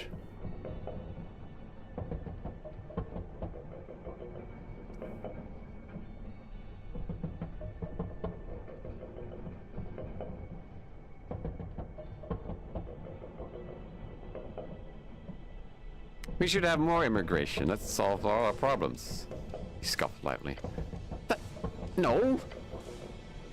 Then there'd be even less jobs for us Earth folk. That's not how economic growth works. Okay, maybe not. But that doesn't change what it's like to work for the guilds today. He rubs his cheek. It's complicated, okay? Norfolk has always been a place Earth conquered for humans, but he was also friends with a lot of other folk. So, the main issue isn't really immigrants. It's more like when there's so many immigrants that the city can't really keep everyone, like, employed? Sure, something like that. But in the end, the free striders make a bunch of crowns in the city while the other folks suffer. And we don't like that. We don't. Really don't. Really don't? Oh, oops. The free striders bring prosperity to all, and the Earth folk will be better off eventually. We disagree. You tried getting a gig at any of the guilds in the last couple of years? 70 hours a week at the fishery got me barely enough to afford rent. Add some food on top of that and it's barely enough to survive. And then they cut the hourly rate to keep up with pressure from investors, you know, from Reeds. It's a shit show. Roller 2.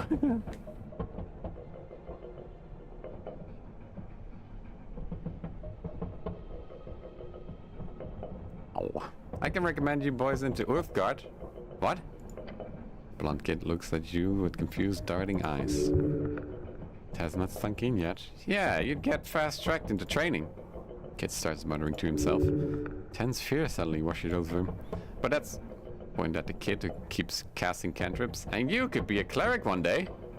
The lanky boy begins to speak but stops himself. He realizes you are correct and he appears frightened over the possibility. Take out some paper and write them an official recommendation each. They look stunned at you as you hand over the papers to them. Are you serious? Earthguard? Earthguard? Isn't that clerics? Lots of different Earthguard, from street watchers to equestrians. You'd make a great wall enforcer, big guy. Oh, wall enforcer? Like, with armor?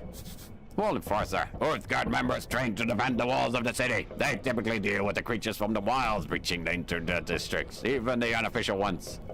Typically some tough bastards, since they get to see so much combat. Huh. I thought only nobles could be equestrians. Earthguard members trained in horsemanship, sometimes referred to as Knights of Orphic. Okay, whatever. No, they changed that. Read about it in the paper, though being a street watcher seems like a bit of a shit show. Most basic type of Earthguard trained to patrol. Yeah, whatever. Top watchers. Is that some cock thing? As his friends speak, the blonde kid looks at his recommendation in disbelief. So this is... More bodies into the machine. Careful. If you put them into the system, they won't get a chance to continue this resistance. Of course, if you fail, they might reject the whole idea. These kids probably won't listen, but maybe. Oh, woohoo! Perfect. These boys are idiots. But they're stubborn idiots, perfect for boot camp. Just make it clear that they can do all of their political bullshit from inside the system. It's time for you to put your beliefs to the test, boys. They all look at you. The system is broken, but it can only be fixed by those with power. Power within the city itself. What is to? I need you to join the Oath Guard. That's the only way you'll ever get enough influence to change this city. I can't just... Guess I could. That would be happy if I got a stable job. Yeah, it's not such a bad idea. Do we get armor? Tap him on the shoulder. As much armor as you can carry. Hell yeah. Be careful. If you don't want them running off and joining straight away, that is. Your request will be failed if you send them off.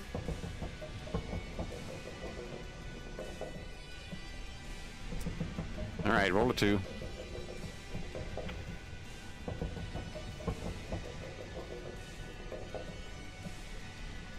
Oh. Give it time, mull it over. It's a big decision. Okay, we will. Thank you, Lord Cleric. Okay.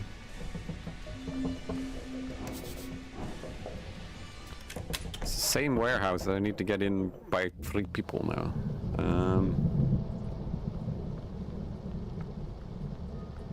Walk the fucking stairs.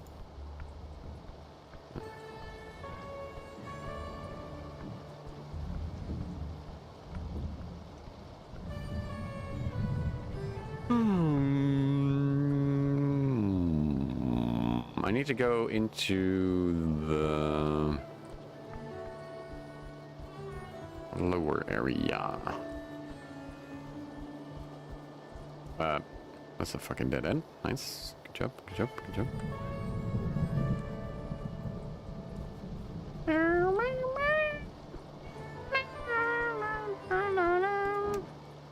Is there anything here?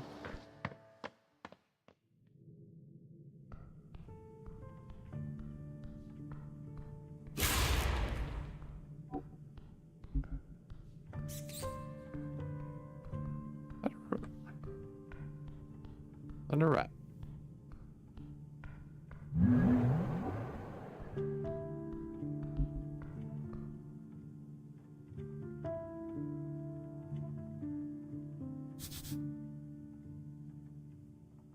Can move that brick.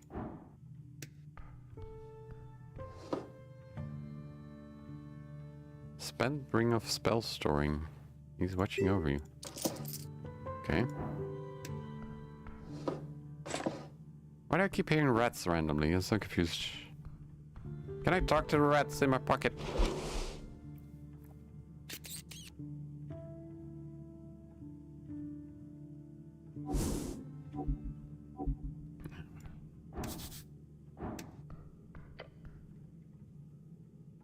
Cool.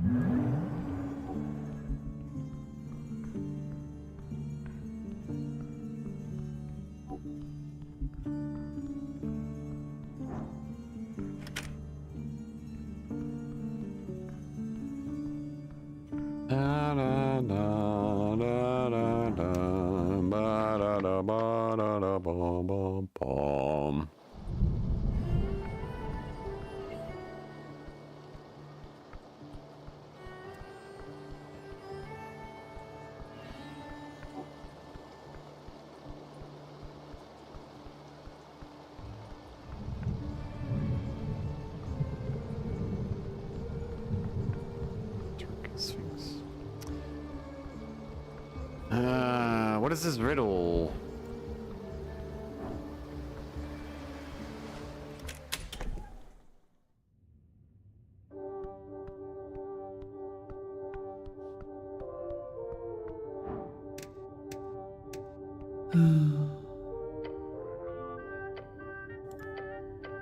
Found within the arcane flare.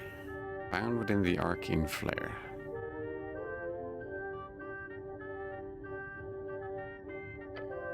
Twin tongues of flame that scorch the air. Twin tongues? What does that mean? Two flames? Arcane flare. Burrow deep within the earth, a primal string to show your worth.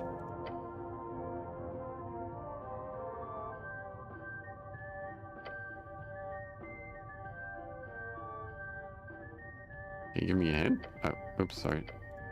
I need to talk to you about that. Can you give me a hint? A hint? You dare stand before Sphinx and ask for a hint? What is this, some kind of social taboo? Spoots down a barrel of wine and leans in. You can ask questions, but no, you do not get a hint. Wow, what a cool distinction. Well, those are really different things.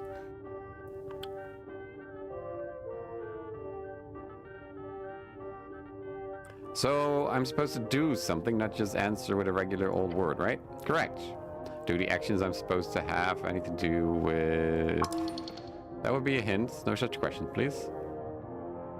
Anyone else solve this riddle? Smile fades. Only a handful of folk have been proven worthy to enter a vault during the eons I've watched over it. I will only tell you more if you prove yourself worthy, of course. I have to do something with you to solve the riddle, right? No. Damn it, that was the hint! New rule, you get one hint. And she can make new rules? Man, she's drunk. That was your one hint. It is not something to do directly with me. So not like in a dialogue with you. Okay, got it. Something like that. Where am I supposed to... No location! Guess I'll have to try.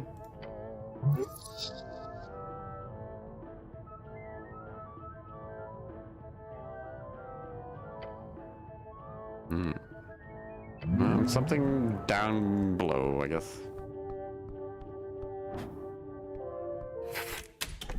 Flames. Arcane flare.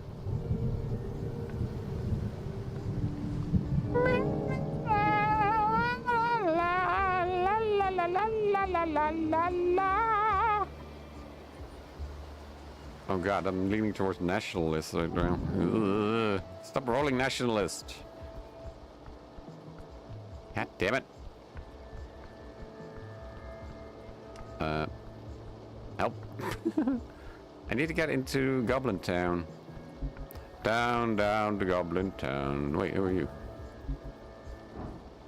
Who are you? Mysterious dwarf. The storm calls to me. Okay. Weird.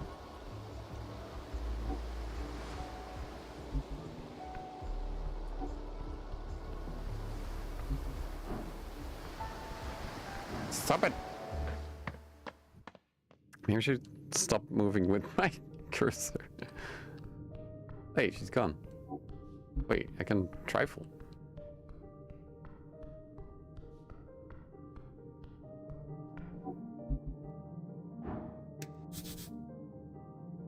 And ask of ingredients.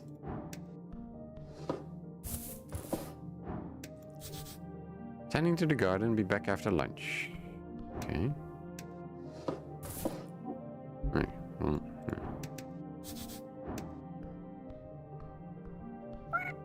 Blech.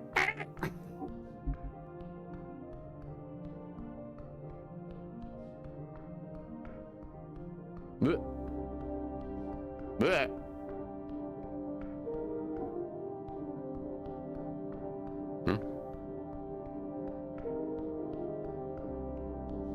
Wait, couldn't I go up there earlier?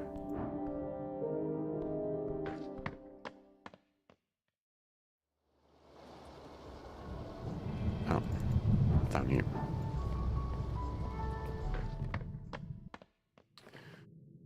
Oh, yeah. Nope. Nope.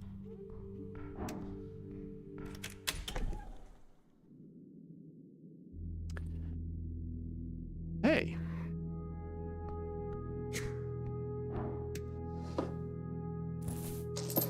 I just stole 300 crowns. Cleric? Ready to head out? Cool.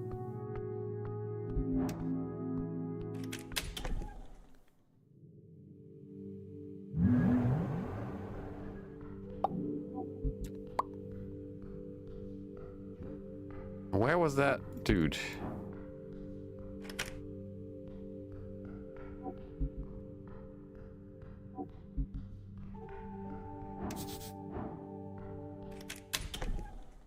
Oh, this is Simi. This is not the right.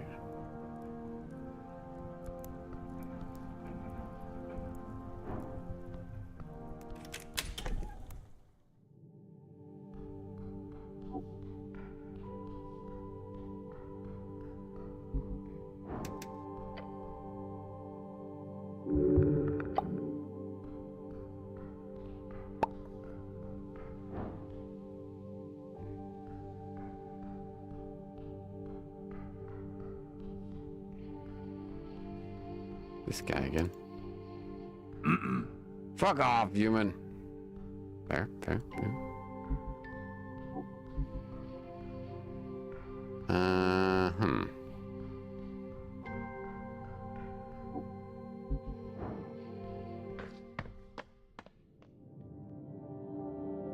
Oh, fuck off.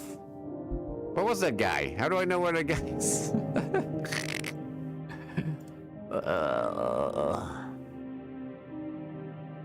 Ow. Ow.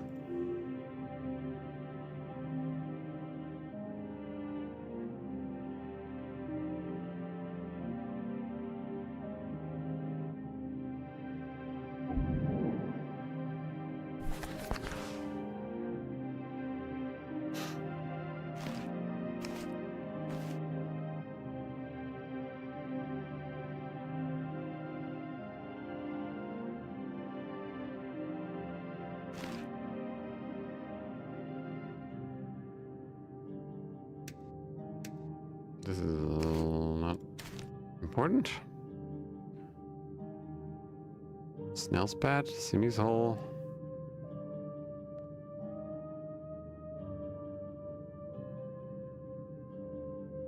Snur's office. Ah, there we go. Okay. It's next to the free strider thing. Right. That's... Should have just gone further.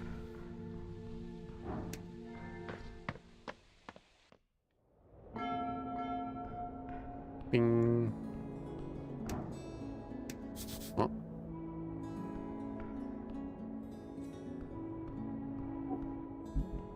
Oh. Sundown. Oh, I haven't been there. Fuck.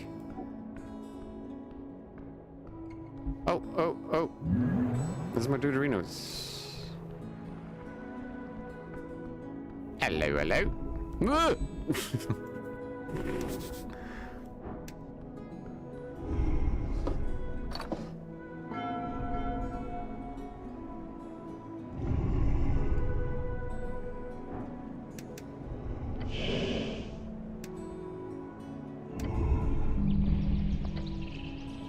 Speak with animals.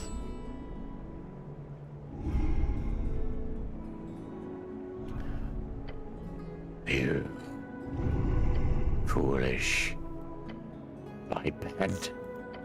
The griffin gets up from its slumber with a dark groan. How many times must I make it clear? I require rest. Or do you wish to taste my steel?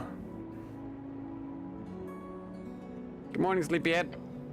Steal this den? The beast spreads his wings. You may address me as Giorgio Valdantigo. Master Giorgio Valdantigo. Oh, that's its chicken dinky is. Wow, this beast lives on a pedestal. Whatever it says, just play along. Greetings, Master. Thank you for getting out of the way. You're welcome, biped.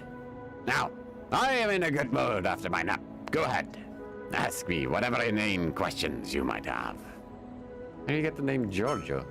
My father was Tislamirgi, Falzatigo of House Falzatigo. We are bred to perfect. The griffin growls, leaning his beak towards your face.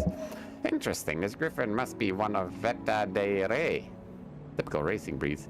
I see. So you originate from Veta de Re? That is correct. Of course, you've heard of my home kingdom. VDR is the greatest city of the coast. The gnomes who live there have served my lineage for over a century and a half. Once I finish this obligation in the West, I will return to rule my house once more. Soon enough, soon enough. Why do you call me biped? Why? For that is what you are. A two-legged featherless biped. But do you disagree? No, that's factually correct. It is biped. What do you do around here? I handle scouting for the boat bipeds, too. They do not hold any interest for my valuable information. Some of the less rugged ones, I even move around from time to time. I traveled with one of a few days ago, all the way to this strange cold land. In return, I get fed a glorious amount of sustenance. More than you could ever wish for, biped. Okay, who's the owner? I have no owners, you foolish thing. You need to wrap your mind around a superior being not needing to slave away all day. Learn from me. That would do you some good. Okay, why did you fly here? Well, who did you fly with here? A biped of your size, approximately. One with gaudy sense of style, some type of ground delver of a human, I believe. The type to head deep below and did not come back for many, many days. It's sad, really, to be a biped like you. We could find his owner below then. God, what a lovely creature. Sleep well? Until you cheered up, yes. I had a dream where I kept smacking bipeds like you around. It was wonderful. You're kind of chunky. Fed well, yes, thank you. I am very rich indeed. As for now, break the spell. The voice disappears from the griffin immediately. Had a good chat. Didn't sound like you were best friends, exactly.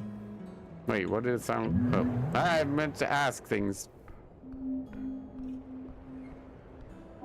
Wait, I can just walk past? Hmm? Hmm? Hmm? You approach the goods hatch. This is a very small goods hatch. This whole building appears to have been repurposed into a warehouse. Otherwise, making it this tiny would have been very silly. I don't think Free Strides will be too happy with someone sneaking in through the roof. The goblin squats down and grabs the rusty hanglock. But damn, look at this rusty thing. You really don't value security around here.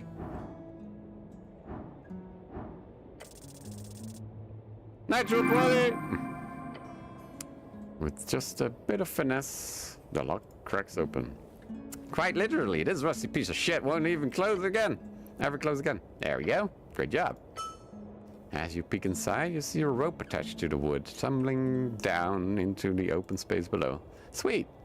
Now we can actually climb back up. Didn't think of that. Let's see how well this rope holds up.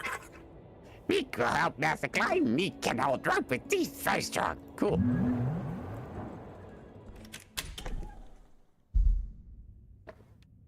Okay. Can I do lights? Can I do this? I don't know. I don't know. Maybe mage hand. Several potions marked with tiny bird symbols. Potion of healing. What's it? Thumping. HBWTAR. Trade co. Whatever. Hey, that's the bird person.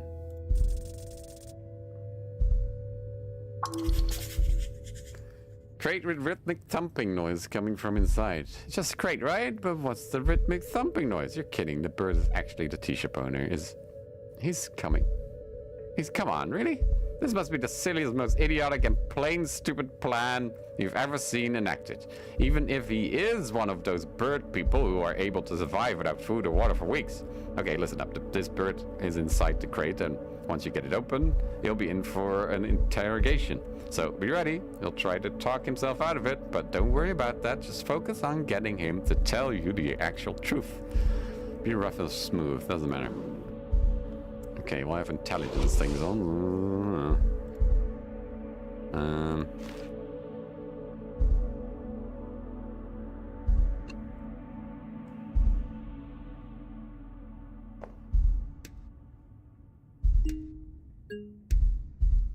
Plonk.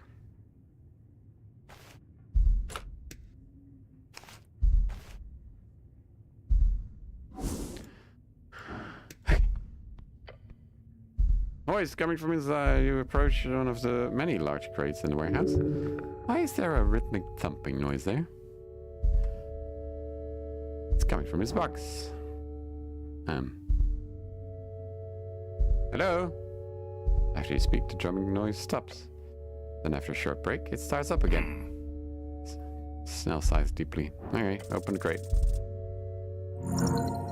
Double 11. With a tight grip, you press hard. It's difficult.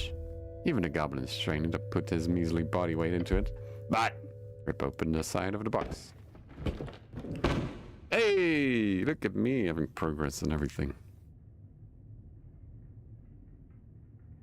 Ruffled feathers. I've got an idea. Why don't you go fuck yourself, Charlie? Or go fuck yourself. I can explain. Dunk dunk. He watched a wingless crow, a looking creature scramble to compose himself. Drummer? The Birdman lets out a strange throat noise, then makes a series of nervous chuckles. He's inside of a shipping crate marked for export. He's clearly trying to flee the law. Maybe he has a good reason to escape. Is the fellow in danger? Explain it quickly. Oh, yes. I'm just inspecting the warehouse. Dunk. What's that sound? What? Dunk.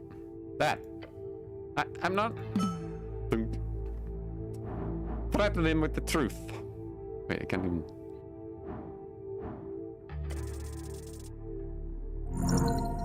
There we go. you look down on the pathetic Birdman. He quivers before you. This will be easy. Make sure to set it up first. Display your dominance. Let me ask you something, Mr. Drummer. What is your beak made out of? This, what? Is it bone? I think it's bone. The goblin gives you a look, but he lets you continue. The bird stops speaking as you reach towards something next to him. Grab a piece of pancake chitin. What is Clara doing? Do you know, Mr. Drummer, how many times softer your beak is compared to this piece of exoskeleton?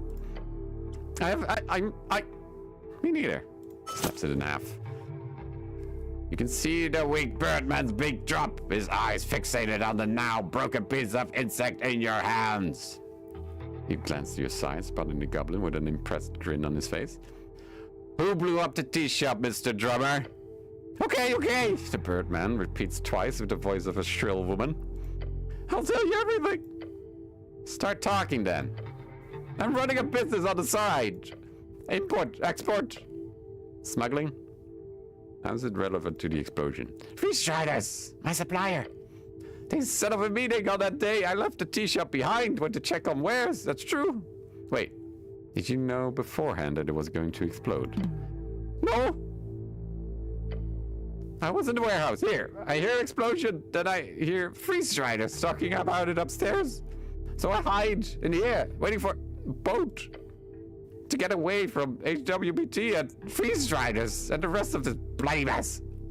No, the HWBT didn't know about the smuggling stuff, right? Not to my knowledge, no, goddamn.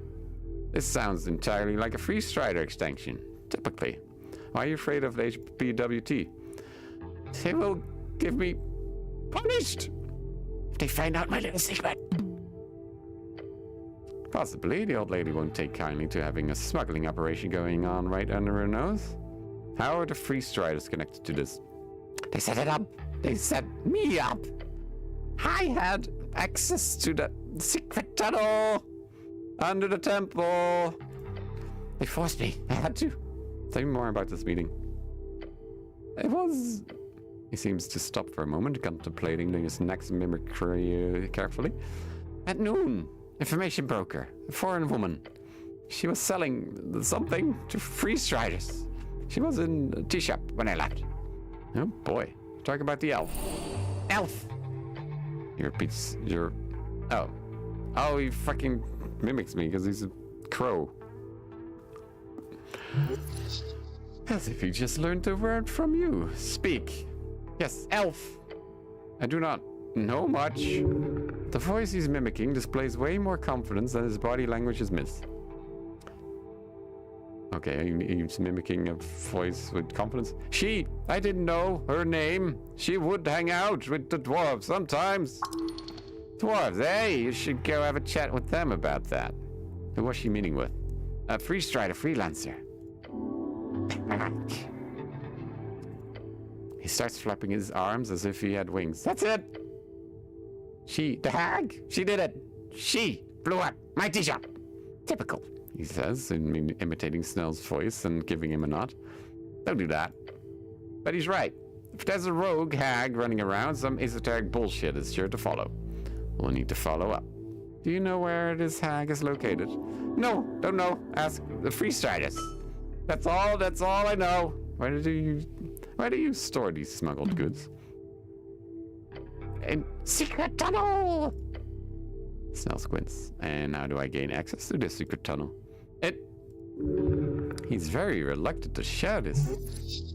You've broken him enough. He'll spill the beans on this too. Well, go on. Entrance from tea shop might be broken.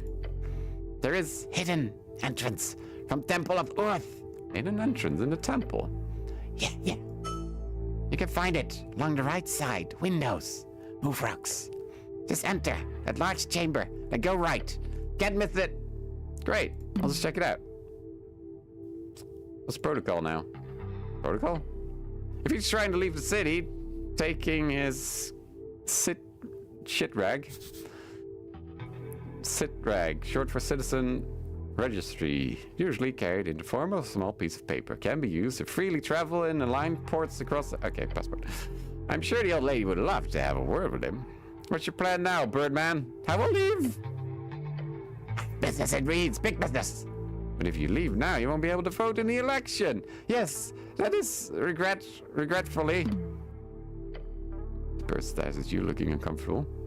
Are you sure you told me everything you can? Yes, please. I'm in trouble, but I did nothing wrong. Goblin scoffs. Let me see your paper, citizen. The bird fiddles with his satchel. One piece of paper, his claw holds his fourth. Citizen registry. Grab it. As you hold it up to your helm, the bird makes the rhythmic thumping noise a few more times. Inspect the papers. Roll a 2, by the way. You turn it over in your hands. The paper is thick. It says, Drummer Imling. Imling, those from Im. It's one of the many substitute surnames given to folk who don't have surname custom. Born 010102 PE. That he picked 02 as his birth year just to avoid it looking too fake. And the paper's back to him. Oh, thank you. Nervously glances towards the exit. Should I contain this guy? It would take time to do so. Your gut tells you no. Yeah, boring. Tossing him in the stockade does seem like a good choice. But spending time on that seems stupid. Look to Snell. You can go. Oh, thank you. The voice sounds grateful. You are so kind. He hands you another note from his satchel. There's a series of numbers on it. Hidden safe in my office. That is combination. Feel free to take all the shit you want. The contents. I will not return to this establishment. Thank you for your service. The birdman starts to shuffle towards the stairs. One more thing, I should inform you that the elf was found dead. Freezes in his step. Without looking your way, you hear him mimic a shrill voice. Not my problem. No, not my problem. Shrill. Not my problem. Then he just keeps walking. Did he know? As the birdman leaves the warehouse, you hear a faint rhythmic sound following him out. Thunk. I wonder what it'll do. You fine with him with me letting him have his papers? Your choice. Sage Leaf will be pissed either way. Now at least she might not have to deal with him anymore. I'll handle the fallout, I always do. You believe anything he said? Sure, I'm certain he believes he's a victim here. I'm inclined to say the same somewhat. And he did not blow up the tea shop, not with that smuggling stuff going on. And that elf. His voice trails off, then mutters a curse word. She had a connection with the Asgulls in the tea shop. She also had a meeting with the Free Striders. Feels like she's string connecting every fucking party in the city. What a fucking mess. Cool, let's go. Alright. Bicycles. Tiny bicycles. Stare at the wreck of tiny bicycles. Bicycle! Form of transport built upon the strength of your own two legs. True men race through the city streets to find their destiny. Some of them are very tiny. Pocket bikes. The dream of every kid in Norfolk. Bikes don't seem to do anything. Look, Schnell. A bike for you. In response, the goblin points to a crate in the corner with a text, "Exo-conserved milk" on it. Look, cleric. A treat for you. The goblin is calling you a milk drinker. He's not allowed to make fun of you like that. Even if it's true. Just play along. He'll think it's funny if you're cool. Okay. Yum! He chuckles. I'm assuming they're broken anyhow. They never leave actual functioning pocket bikes in a place like this. Way too expensive. I looks around. You stare at the tiny bikes. Try touching one of the bikes. Quick tap reveals the lack of any esoteric tingle. The bikes are unusable, permanently stuck in their tiny form. Probably why they're here, covered in dust. Stare at the tiny bike. Can I write one of these? Unless you're the size of a goblin with a reduced spell cast on him, no. You'd look like a jester, but not in a good way. Okay, right, neat. Apples. More apples. I have so many apples right now. What's that? A helm! In sand! Oh. Ooh. You pick up the polished salad helm, sand flowing from its orifices. But before you remove it from the box entirely, you sense your scarf rushing to your aid. You see something shifting the sand in the crate. No. It is the sand that is shifting. Huh? Dark sand. Nice. In a heartbeat or faster, you pull back your gloved hand. You watch as the sand attempts to rush forward, the shape of it like a slithering esoteric creature, and just barely grazes you before slinking back into the box. Then the sand goes still once more. Nice job. But yeah, this sand is really sand. Good job getting that helmet though. It looks really nice. Snell rushes forward with a lid in hand. He shuts it with a satisfying thud. Good gods. I hate mosquito sand. Yeah, same. Goblin does not respond at first. He simply looks around and sighs. Be more careful. There's lots of weird shit in here. Okay, I'll leave this thing alone. Be happy about your new helmet. Yay, new helmet. Let's trifle some more shit. Bunch of coins. Fuck yeah, I'm fucking getting rich here. Wait, what? What did I? Enhance ability. Tapping into animalistic spirit energy, you enhance your mental and physical abilities. Until the spell ends, you gain proficiency in all ability scores. And the ability score you already have proficiency in, you gain expertise. Ooh.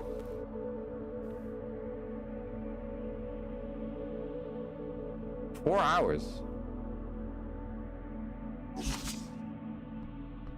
Sounds good. How can I interact with this? Hello? Ink cartridges. Oh, I need those.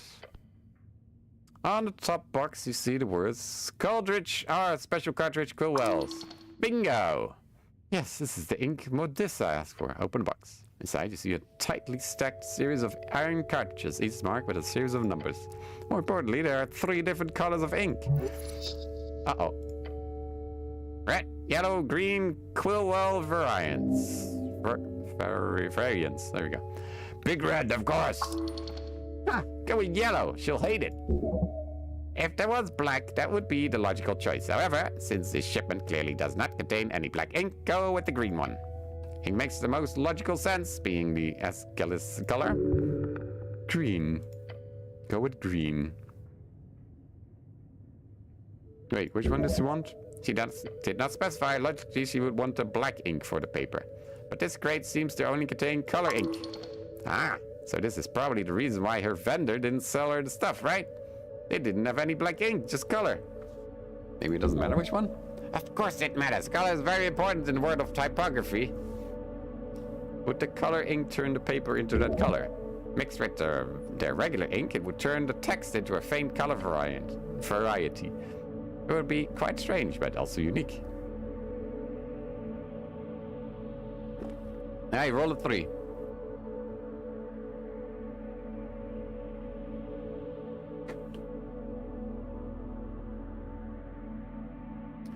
Yellow. They're heavy. The rigid metal feels cold to the touch. Here is something slushing around inside it. There you go. Another quest complete. Just need to turn it in now. Despite placing the cartridge in my pouch of holding, I don't quite feel like I've actually looted it. Ignore that. That's just your innate feeling that this quest item isn't that important. Right. Expensive potions, it's ooh.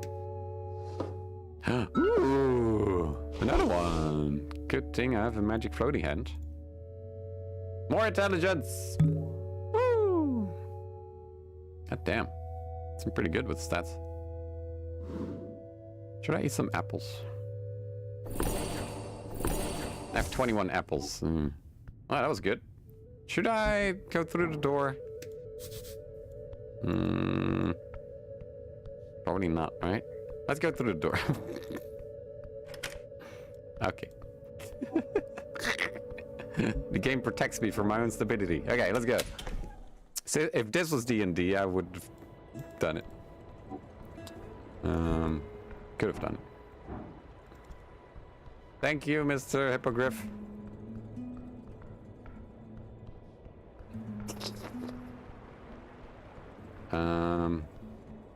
Did I... Ooh. Did I complete this quest? Oh my god. Who does... The fuck?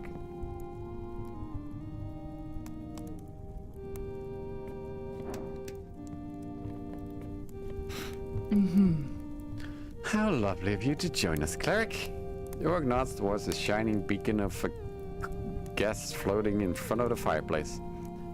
You should speak with him. Okay. Who's this? No, that didn't give me much. Celestial, decayed solar. The light blinds you. Even among celestials, this creature is powerful. It seems out of place. Why would an ambassador of the Golden Horde be here? Why would this creature of such great and bright force even be here? It doesn't make any sense. Okay, apparently we're going this way. Sure. Entering the AR trading company greets you with a blinding sight. Celestial being wrought in radiant light. Ah, cleric, arriving exactly when I need you. This is the ambassador of the Golden Horde. The light reaches out to you as a voice forms in your mind. Do not fear the light. House, do not disalign. You are safe. Your stomach yells. This whole be not afraid business is sort of counterproductive, really. Do the proper greeting, title, and bow your head. Ambassador? Cleric? No, cleric. The light flutters. Snell stands behind you, clearly uncomfortable. Careful, cleric. Beside the light stands a woman draped in red. The light reaches towards her. She bows her head to it. Yes, Ambassador. She begins to leave for the door, but on the way, she throws you a stern glance. You again. Watch yourself, cleric, for the light watches you.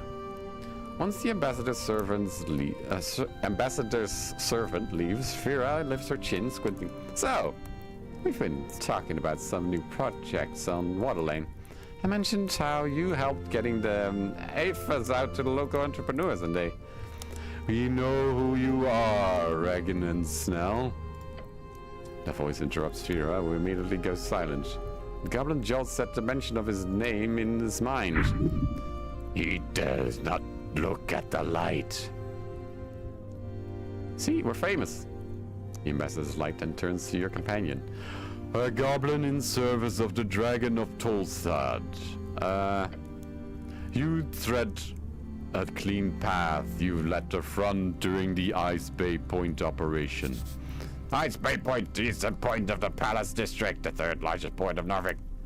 You stabilized the HWBT City Below expansion project on your first year of service. A goblin going against the grain to get results. You have been noticed. Look at Snell. Snell attempts to glare at the light. He is sweating. Thanks for noticing. The light grows closer to you. You are special, Regan. An exception. The Horde places attention on exceptions. That is what we do. I am special. You are the only registered cleric in the city who is not listed in the party of Norvik. That's just because they didn't like you. A bureaucratic mess. You have a history of political violence. You have an innate talent for the esoteric arts. That was false report. You did not enact any violence. The violence was enacted upon you by an Earthguard soldier. You didn't even throw any rocks. Plus, that was years ago. Why is the Celestial bringing this up? You have shown support of Ritzian ideologues in public writing multiple times. Yeah, your patriarch did not like that. Not one bit. That was a mistake. You stumbled into the dark side of politics. You have paid for it dearly. The only reason why you haven't been fired is your incredible magical knowledge. Yeah, they only keep you around because you're still useful. Otherwise, with all this bullshit hanging about, you'd be gone a long time ago. You are an anomaly, Regan. What you have done here with Agent Vera shows more proof of that. Thank you. The Golden Horde wishes to extend a bond of service to you. You and Snell. A bond? He mutters behind you. Your bond is to this city, nothing else. And to Earth, right? Yes, to Earth as well. Bond. A bond. The Golden Horde offers many opportunities for outside contractors. Addressed through the Ascani Reeds Trading Company, we would be very interested in building this potential relationship. This means, for you, well-paid positions of power, political ambitions, monetary security. In return, this means monthly communications with agents, occasional alternate goals as ordained by us, and eventually joining the Golden Horde's outreach program. In short, become their spy. In return, they protect you. Safety under the wing of the Horde. Until you're no longer useful. This would be signing your soul away to a foreign power. If calculated, it could prove useful, but in long term, it seems foolish. You cannot read the Celestial. It is truly alien to you. The AR Trading Co. would, of course, cooperate on such deals if you were interested, Cleric. We have deep ties with the Golden Horde, as you can imagine. Is this offer something you would be interested in, Regan? Roll a 4? I don't know. I don't know things, I roll things.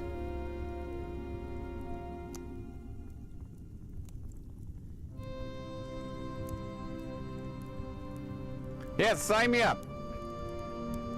Nothing about this has to happen right away. This response has been recorded. That is what we needed. We shall be in contact. And while we are here, the offer is also extended to Snell. Do you hold any interest in this deal? His eyes start to you. I can consider it. Your consideration has been recorded. He shrugs. Thank you. Now to move on. Several AEFAs have been signed on Tolstead. That is good work, Agent Vera. Ooh. Oh, like I mentioned, the clerk's effort was integral to this success, and we will continue in the coming days post-election. That is satisfactory.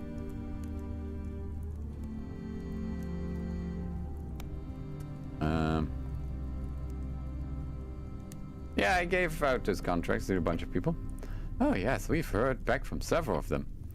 As to the content of these contracts, I have been informed of some changes. Changes?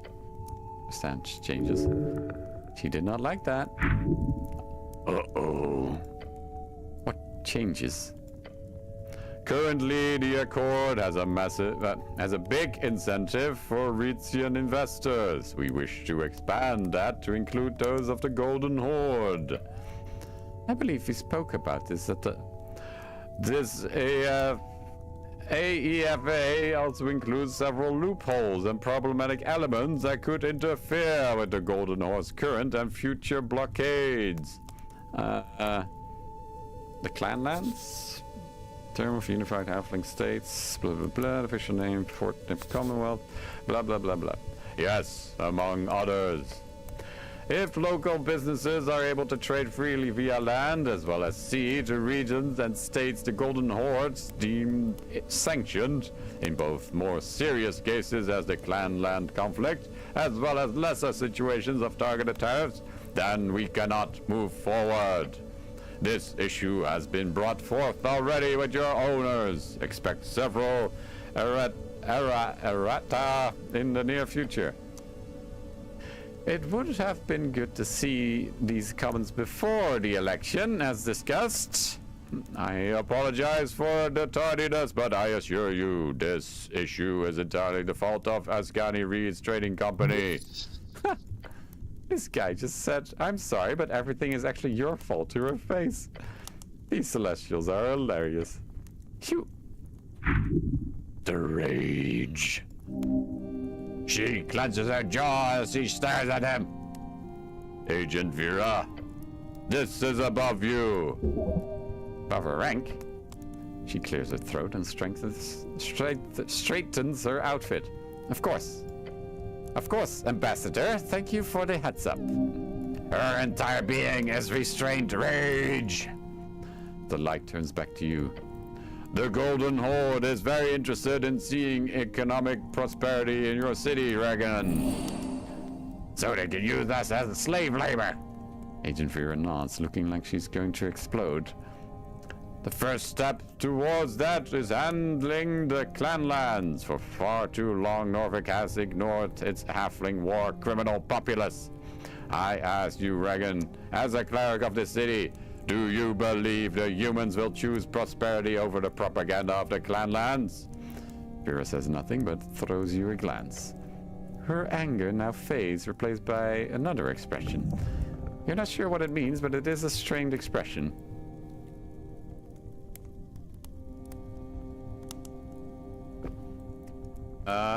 Roll a 3.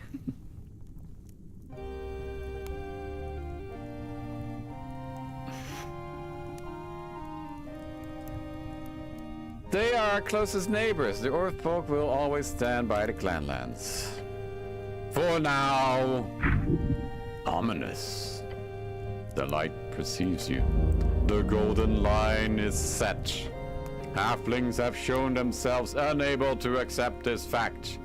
We set a line to protect them, to create a lasting peace, since they refuse to comply with our reasonable demands. I hope you understand. Our most peaceful method of handling their terrorism is through sanctions. The light turns back to Vera. Agent Vera, you have been a valuable asset for many years, yet I sense frustration in you. That is not acceptable. She glances at the light. You will make certain the Asgani Reed's trading company will fully complies with the AEFA erratum. It is a matter of Golden Horde security. It is not negotiable. It will be your highest priority as of now. If the cleric is agreeable, funds will be procured for his involvement as well. Fear looks defeated. The orc is beaten. This is tense. Horrific! This celestial wields enormous power in those words of his. Both the Free Striders and this monster can go fall through every hell in the book. Focus! The light guy is fast and precise, but you know that he is bullshitting. It's instinct. Catch him on it. For the revolution. Stand up to him first, then do it!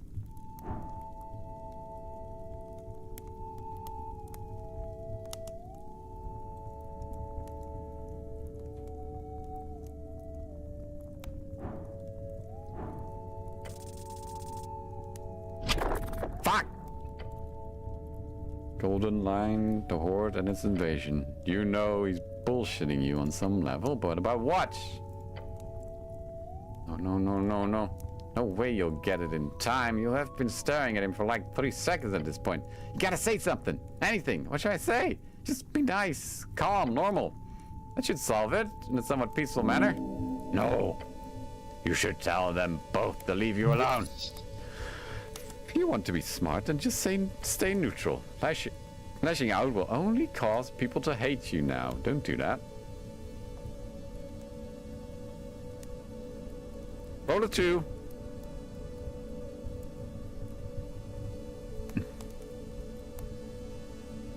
Oh.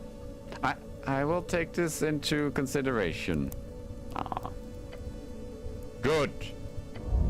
The Golden Horde is glad to be of assistance to your people, Regan.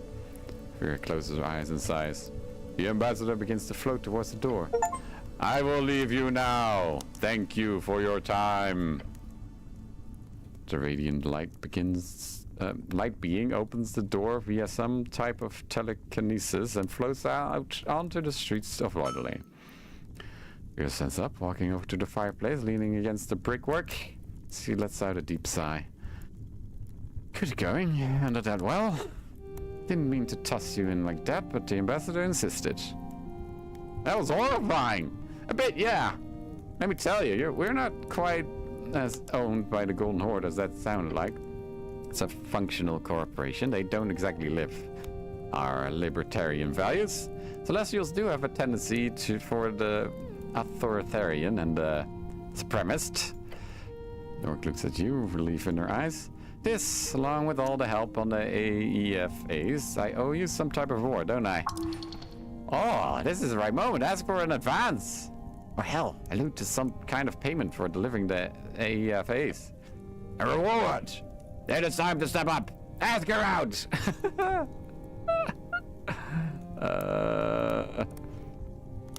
A reward, eh? Attempt to flirt. She gives you a thoughtful expression for a few seconds. Yes, that's what I said. She's choosing her words carefully. Ooh. How about a date? A date. The orc looks at you, a contemplative look on her face. Okay, let's do it. Yes! You are a successful man now! Congratulations! You're proud of you. Old pack tears. Okay. Sounds good. But perhaps something more tangible would also be fitting. Agent Vera glances along the moon. For one, I'll be sure to grant you full access to the rest of the facilities if you wanted to investigate the warehouse properly. Bit late for that. But beyond that, well, you see, we have this sword here. It's called Kattegat. She approaches the massive Slyhander propped up on the wall.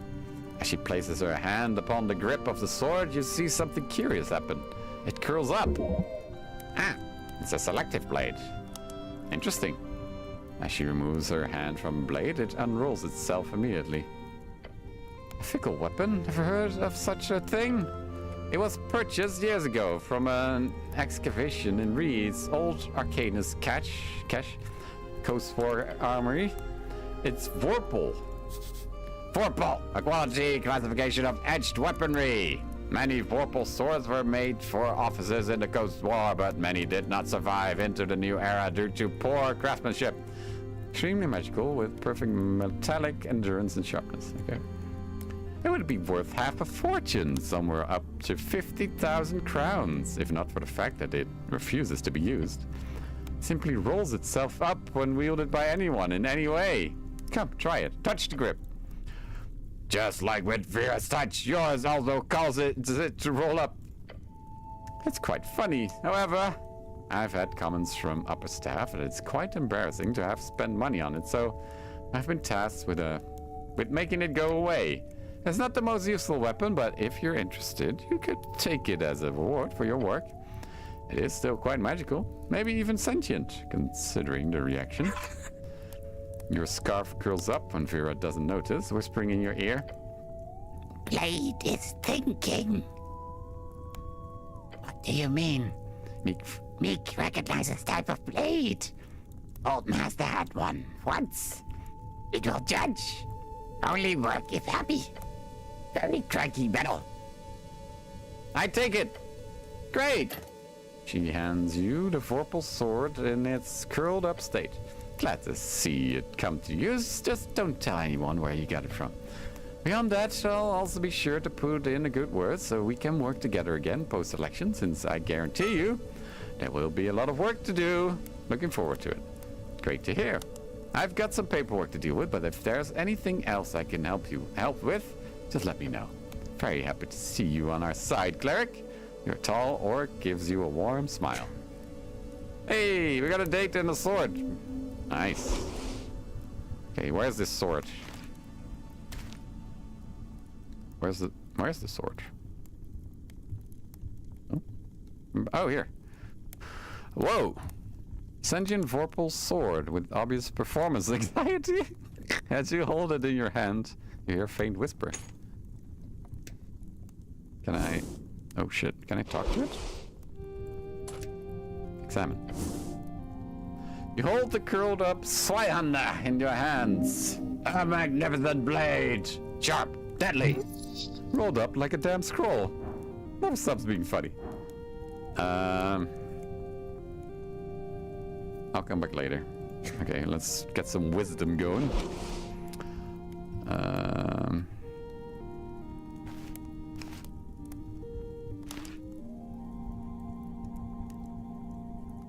That's wisdom. Wait, is this wisdom? No. That's wisdom.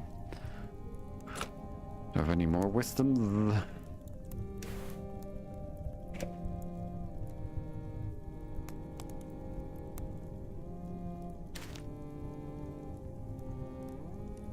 Nope.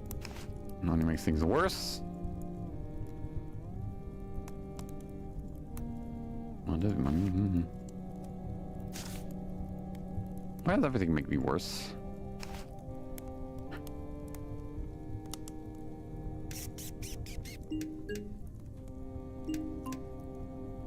Oh. Hello.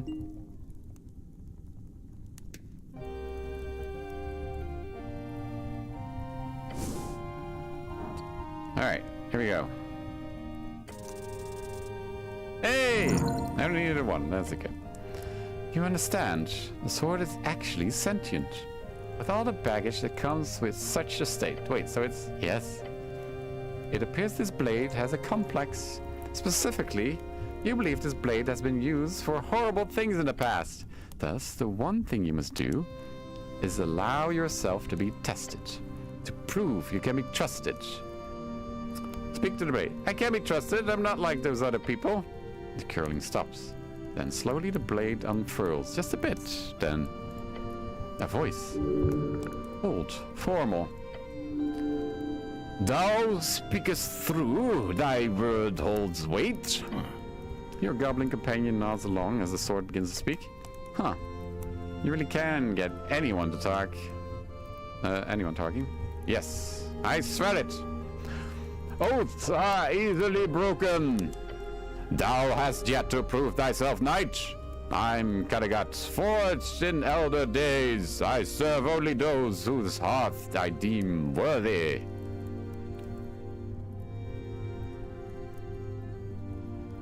How do I prove myself?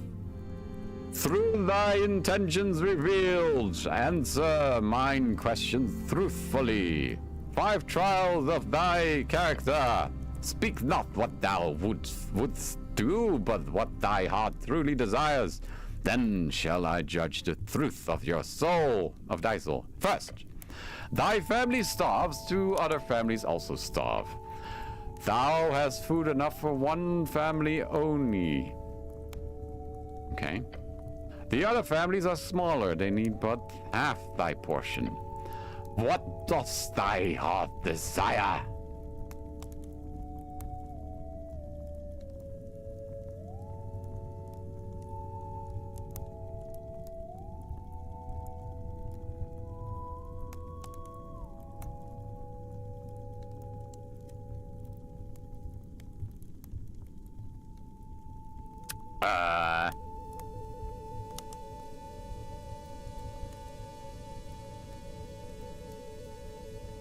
I feel like 3 or 4. I feed my family except for myself. My portion goes to the other children. Through sacrifice, thy heart knows no self-preservation. Second, thou findest the purse of gold, no witness observes thee. What does thy heart desire in this moment?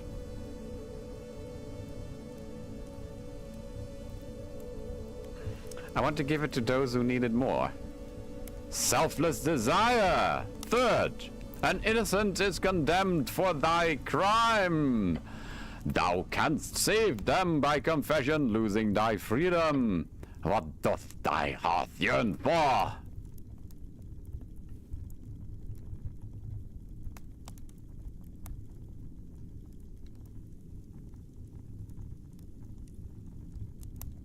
I want to confess immediately that life matters more. Pure selflessness. Fourth, a dying stranger begs for water. Thou hast but 1 flask. The journey ahead is long and perilous. What does thy heart feel toward this stranger?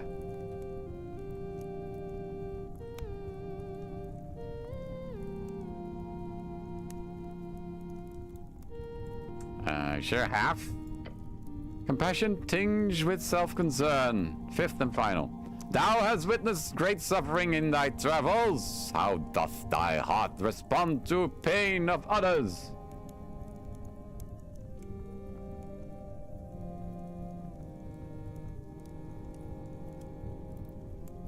Saddens me, but I cannot carry the world's weight. Compassionate yet bounded. Thy answers are heard. Now comes judgment. The blade hums. Thou art exceptional. A heart that bleeds for others, a soul that suffers for the world's pain. I have not witnessed such selflessness in centuries. The blade shines brightly. Thy goodness, it changes me. The blade hums with new purpose. I feel thy empathy, thy suffering for others. And I understand now. The blade begins to shift. I cannot serve violence without conscience. But I can serve as thy moral compass. The sword unfurls fully, moralizing Kattegat. Against the wicked I shall grant thee clarity. Thy righteous hearts shall find advantage against those of evil intent. Use me wisely, knight. Okay. Maybe I could have gotten... I thought I could fail, so I picked the... Alright, fine. Advantage against evil creatures. Alright, cool. It tested you and found you to be a good person for whatever that's worth. Yeah. Cool. Wait, where's Meek? I want my Meek back. Oh, that's not you. Where's Meek? There's Meek. How's Meek? Wait, can I talk to Meek? How's Meek? Meek is with. Meek is ready. Your scarf morphs in shape, gaining a very gregarious mouth and eyes. Oh, nothing new. Oh, take root.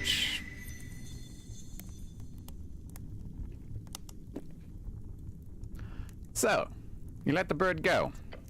Gave him his papers and everything. I sure did. Oh yeah, that was a fine outcome.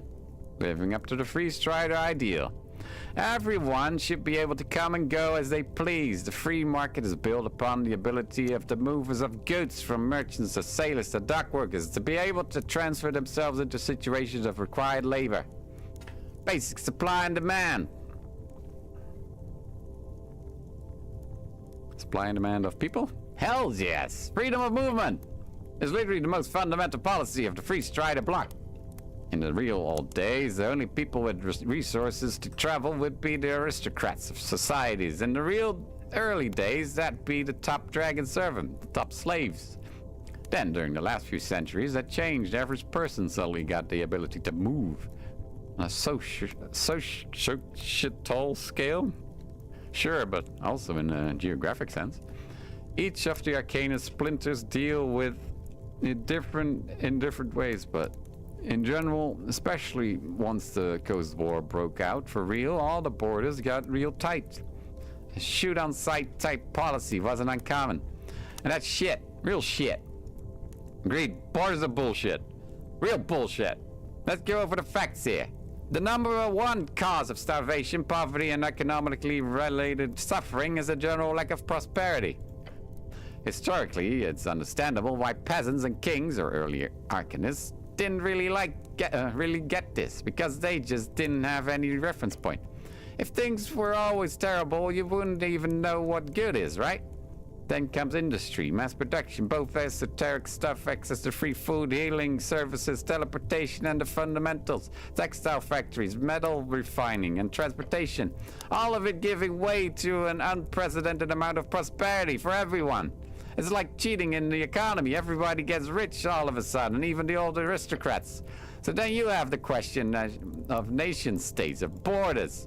You can make an argument that freedom of movement goes against certain ideals of nationalism. Sure, you can completely lock your own people away from others. You can't stay out of the global trade. You lose that authoritarian touch. In return, you get a supra-magical economic boost, one that helps everyone.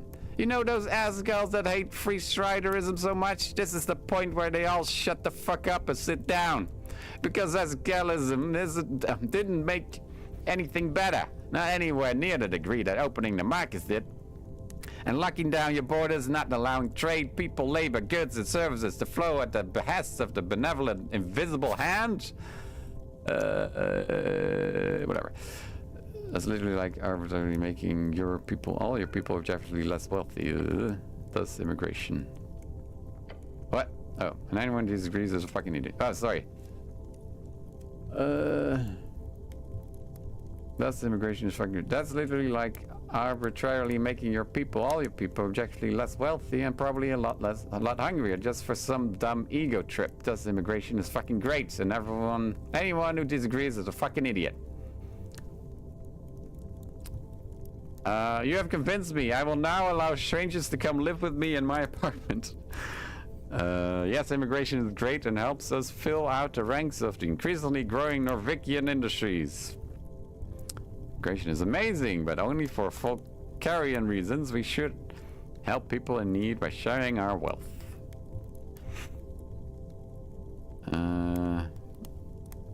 Oh, roll an 8. Oh god, why did I roll for that? 3, that's not bad.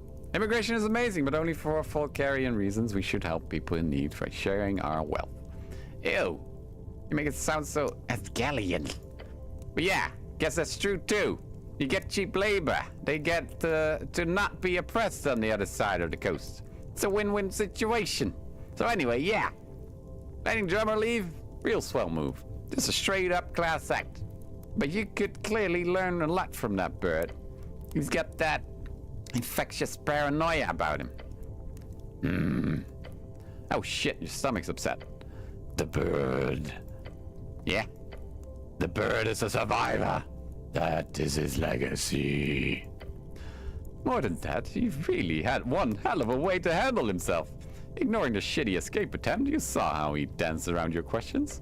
Seriously, maybe it's a racial thing, but he read the room just as well as he recorded those voices.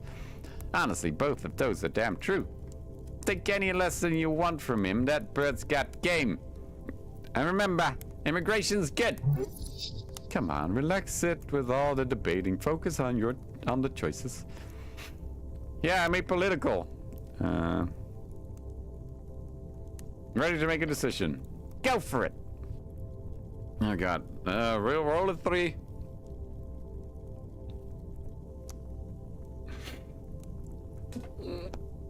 Ow.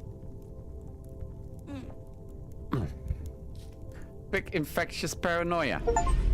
This will honestly keep you alive. Real smart choice. Stop thinking about this now. Hey, what do we get? We're not paranoid. What's up? What does this do? Advantage on initiative rolls. Wow, that's something. Yeah. Hey, how you doing? Hey, rude guy. Don't call that the rude. I call anyone I want anything I want. And why just scoff talking? You are rude. Rude smoke. Meek socks. Is there something I can do to get you to look the other way? Look, I'm bound here, you know. Only higher orders would allow me to look the other way. Higher orders? It sighs, a puff of smoke wisps into the air. If you were an elemental lord or something, that'd change things, but you're not, so. Oh, roll it again. Natural 20! Shields. Your skin is a shield. Take off your right glove. Huh? Place your hand in front of the smoke guy, right in the flames. Confidently you reach for. Oh, smoky boy. What the critting are you doing? With your second hand, you cast Druidcraft, causing the flame to wrap around your hand. Holy hells and bells and stuff like the Claims and dances around your searing hand. It is not a lot, but you can sway the flames by tugging primal strings. gods be damned, dude. This is enough. Slowly remove your damaged hand from the fire. Your heartbeat screams in your ears. Blood rushing, adrenaline pumping. Beyond your body, the smoke creature laughs wildly. You're awesome! Fuck it! I guess you're an elemental lord. I'll look the other way. You go ahead and do whatever you want, boss. You hear him cackling as he rolls over and stares into the wall. Okay, that's it for now. Bye, spirit. Okay, can I... You approach the mirror, realizing that Vera is watching you closely. But taking a quick glance, you do say there's surely a hidden safe behind the wall. Interesting. I have to come back when Vera isn't around. Yeah, well, okay. Can you fuck off? I want to steal from you.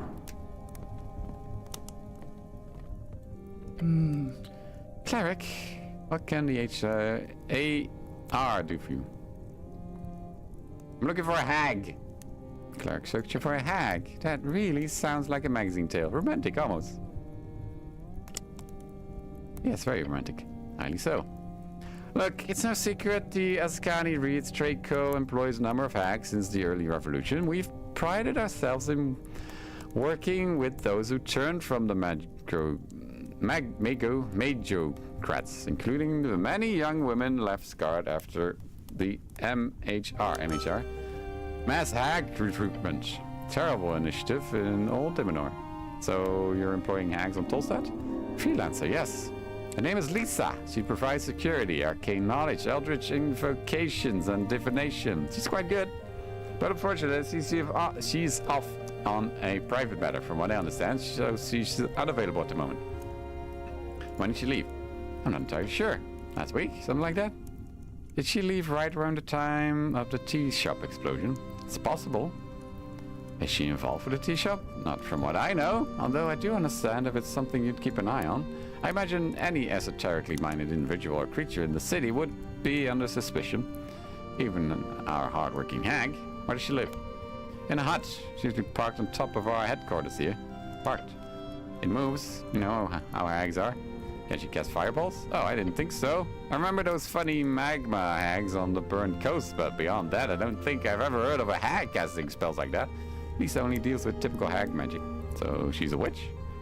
She thinks about your question for a while. I think there's a distinct difference between hags and witches, but I'm not entirely sure what they are. Miss Orca is the wrong person to ask about esoteric things, I'm afraid. How can I find her? No clue. Freelancers go where they please. Okay.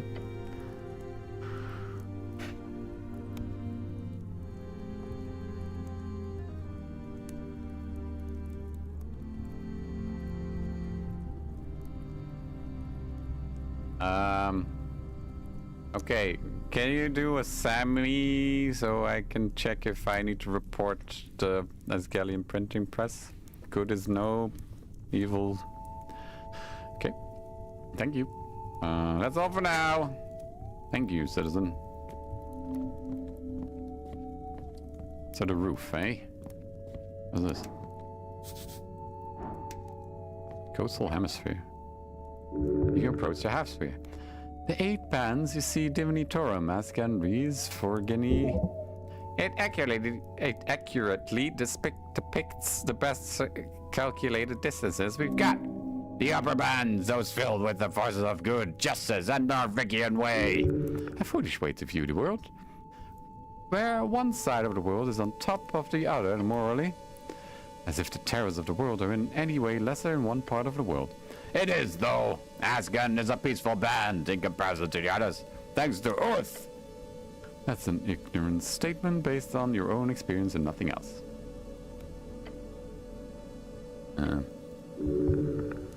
Okay, is this information? I'm not reading all this. Oh god. Apples! Yes, more apples. Look at reeds. There's a lot of... Tap, tap, tap. Oh god, sorry, I clicked it down. Spin it around. You do so, revealing the outer 4 bands, those furthest away from your home band. You see Haxi, Kargamesh, Feldtire, and Im. The lower bands, they are all wrath and madness and evil. Not true. That's an idea perpetrated by human arrogance. The term lower bands itself is an insult to the wonderful cultures and folks who live there. You've never actually seen these bands, so who knows what they're like? Gargamesh has awesome tea. I don't actually care. Hey, let's go check out a hag hut. Maybe we can offer some cupcakes. Wait, that's not the top. How do I get on the roof then? Seagull.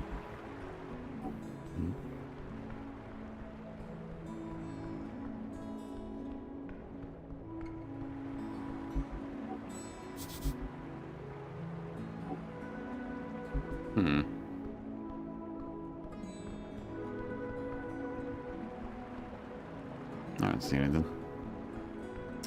Okay. Oh yeah. It's already 1 o'clock. Alright, is he in here? There he is. He waves a hand in front of you. Him. Life is pain. Now what do you want? I found a book by Civitix. The library was very talkative. You did? Fucking glorious! And I'm sorry, what do you mean by talkative? There was a living library, like right below. Living library? Oh! A tooling couple invention, I presume. I have heard tales of a shuffling trove of knowledge below, but I've not spoken with a eyewitness. I bet it gave you some esoteric bullshit to handle, eh? lots of bullshit. I thank you then. This was no small thing to ask of even an experienced cleric. Now, can I see it? Hand him the book. Look at that. What a piece of shit. There's even a gem on the latch. Such bourgeoisie bullshit. Bourgeoisie, that's how you pronounce it. He says while flipping open the magical tome, I prefer my books with less flair and more content. Speaking of which, what do you think about the mention of blood property? Huh. Hagen's Hags? No, it's old enough for that. How curious. The halfling sniffs a few times while flipping through the golden pages. Beyond that added note to the first page, this is most definitely exactly what I'm looking for. The 6th edition of the Book of the Mind. Sure, now check out the foreword. Yes, now. Snur takes out a quill and paper along with some ink. Then he opens the book onto the first page of the dozen or so pages of foreword. I shall copy the foreword in its entirety. Luckily, our dear Lord Scholar Civinix wrote in regular old Diminoidian. What are you hoping to find? Mainly an answer to his explanation of animus. But who knows if it will even be mentioned either way. It shall only take a few minutes, okay? Wait 1 hour. There we go. Snell jumps up from the couch. Those were some long minutes, Appledent. Ah, yes, sorry. I had to take extra care to make sure I did not mess up any of the transcription work. Either way, now it's done. Taps the quill one last time for the final punctuation. Then an esoteric force explodes from the tome. Master! Your limbs reach out on this instinct. It's gotta hit the halfling, but if you follow through, it'll hit you instead. Defend him! Defend him! Oh shit.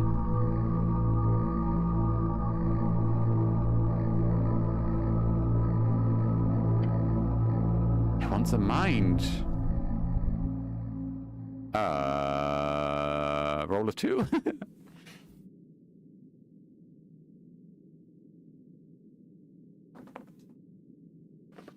Grab the book. You grab it from Snur's grasp. The shocked halfling let it go without a fight. Energy emanating from its pages now focusing on you. Necrotic energies. If you resist it, it will only go back to the scholar. If you wish to protect him, let it in. Oh. Roll a 2 again.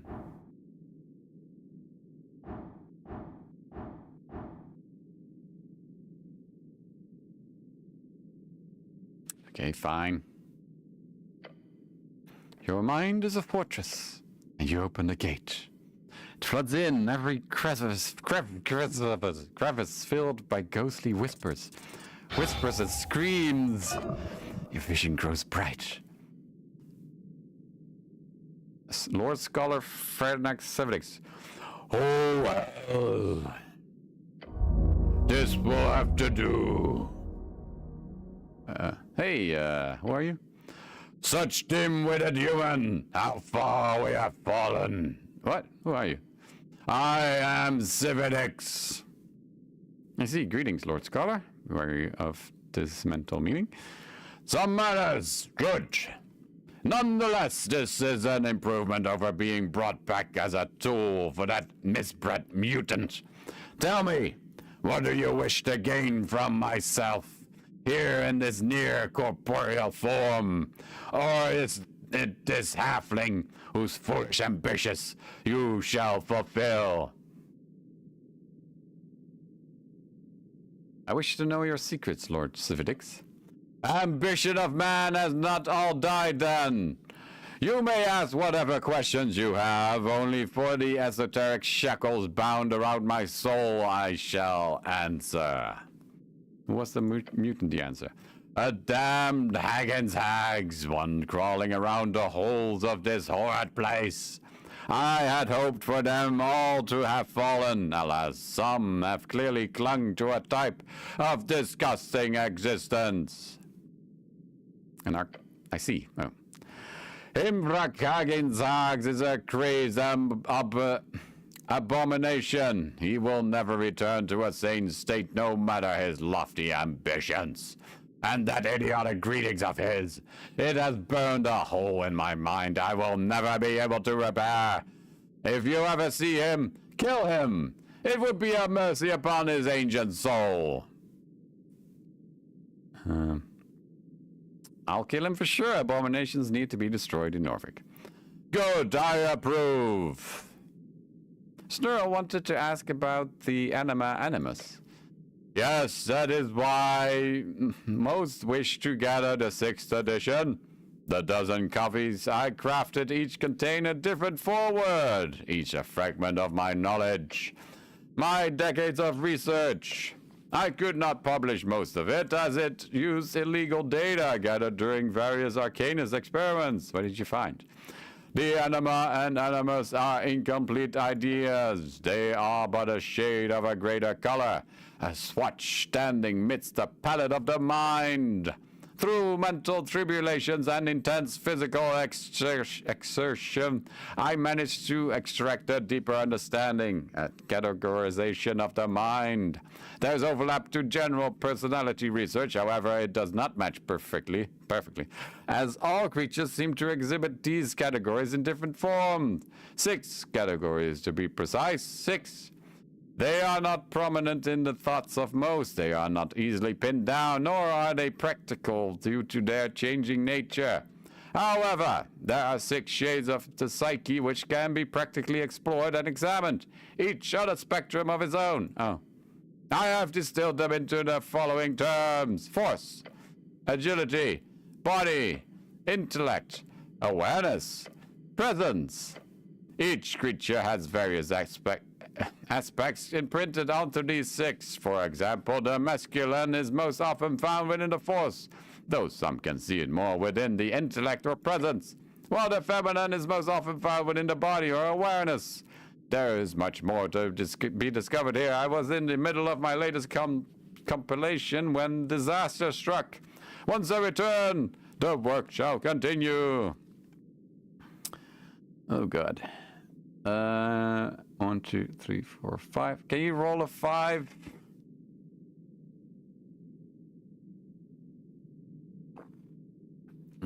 Three. I'm a rogue. How do I make money?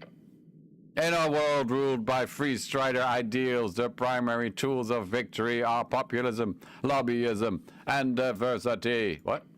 Populism. Seek the favor of the crowd in pure pathos. If reality gets in your way, rewrite facts through the tools of the era. Lobbyism. Use wealth to generate political power, to generate more wealth. This is a difficult game, one you must master to win in democracy and liberty. Diversity. Break the spirit of the populace through lack of unity of thought. The gushing wounds of the lower classes cannot coagulate without the solid base. Leave them distrusting of each other. Then simply divide and conquer as many classical emperors. This sounds very Republican. Right, thanks. You see now why they will never be able to sustain themselves. A liberal democracy will always decay in time as long as they do not perform 3 counteracts. First, kill their cultural liberty to unite the lower classes. Second, kill their effective capital to destroy the rise of oligarchy. And finally, kill their democracy in times when reality holds no sway over the average citizen. Okay. Tell me about the psychoanalysis thing. First, it was a folly. Actually, I just don't care anymore. I'm just gonna... Could you psychoanalyze me? No, I do not bother handling patients. There's nothing to be gained in performing such degrading acts myself. But how can you deduce your theories if you don't even interact with the people you write about? Such simple work is beneath me. I do not compile data, I debate and compare. And who does? It does not matter, but if you must know, my servant's name was Mundus Gay. A hard worker, despite his halfling breed. His inane mumblings on dreams and desires was difficult to compile. However, in the end, I managed to refine them into real science. Okay. Tell me about yourself. I will keep it short. I am the offspring of Thazi nobility. While our stature fell along with our city, I pivoted my education and superior breeding to craft power during the revolution.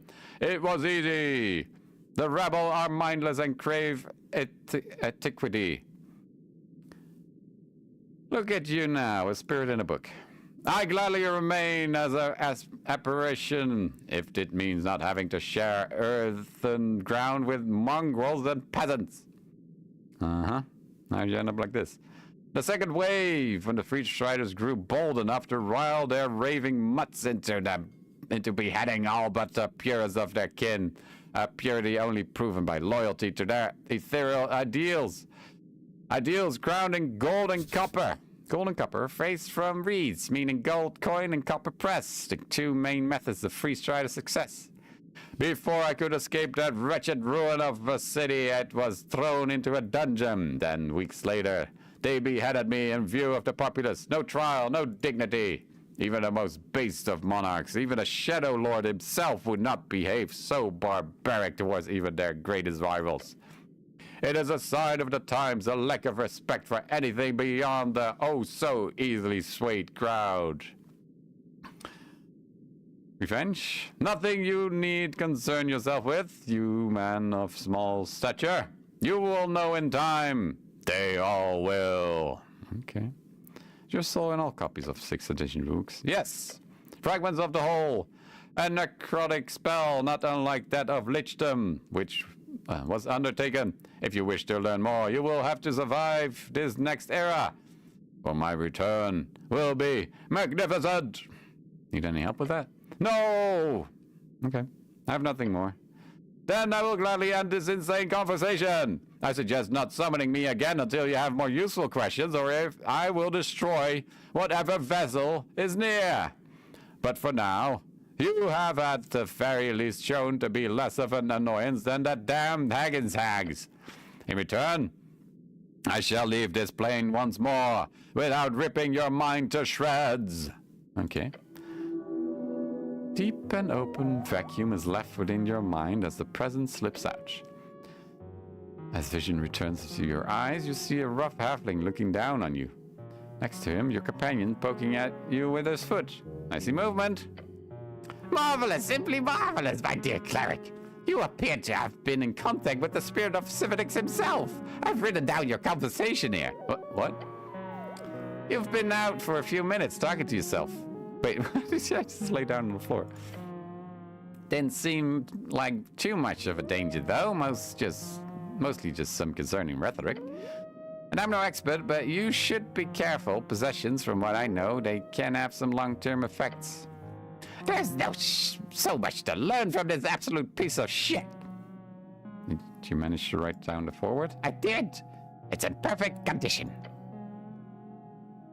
Did you hear that thing about the halfling? Yes, very interesting. He looks around for a pencil. And the rest? Yes. He looks over his notes. Why did we just accidentally summon the spirit of his dead scholar? Her hands over the gem-encrusted tome, its latch firmly resealed. It appears to be some kind of necrotic container, a phylactery of some sort, perhaps. But in a literal sense, that does not make sense. Rather, my guess is Civics bound his spirit to all these magical 6th editions, making sure to spread them out across the collections in the world. For what purpose? Was likely to bring himself back at some point. How? Who knows? But that book is now yours. Considering the danger involved, I would suggest not opening it again. At least not without a team of backup exorcists. What are you going to do with this information? Good question. First off, I want to find out more about this gay fella. Arcanists are well known for appropriating the work of other lesser folk, and considering what we've heard today, I wish to delve more properly into all of this. Snur turns away from the mess on his desk and to face you with a confident smile and sweaty brow. This has been a significant step in the right direction. Thank you, Cleric. Cleric. I'll let you know if I find anything else. And I thank you for that as well. And we shall talk more about this, far more, in the future. That I promise. Yeah, wasn't the most fun experience to witness either. Till the tea shop is dealt with, please don't open that book again. Hey, Meek, this Haggins Hags is your old master, right? Yes, ahoy, and so on. Old master was a very special person, Meek realize. Meek hopes new master does not have to meet old master. Meek think that would end bad. Schnurr glances up from his notes to see your mimic scarf whispering in your ear. Mimic has clothing, he mutters and blows some air. That's my kind of degeneracy. Good choice and familiar, cleric. Then he turns to his work.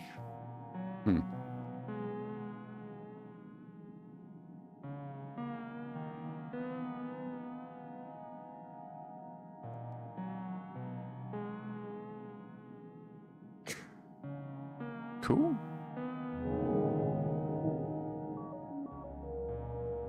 We... Oh. We have another thing.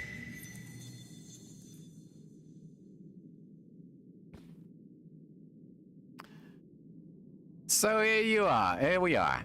At the end of a long line of divine tyrants and feudal lords. Feels like being at the end of history itself, taking a dive off into a chasm of hope.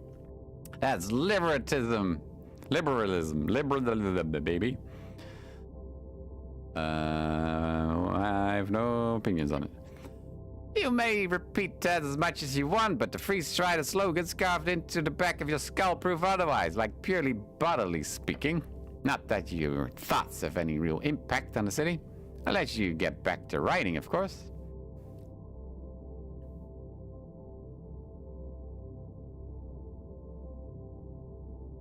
So we're turning Free Strider no matter what?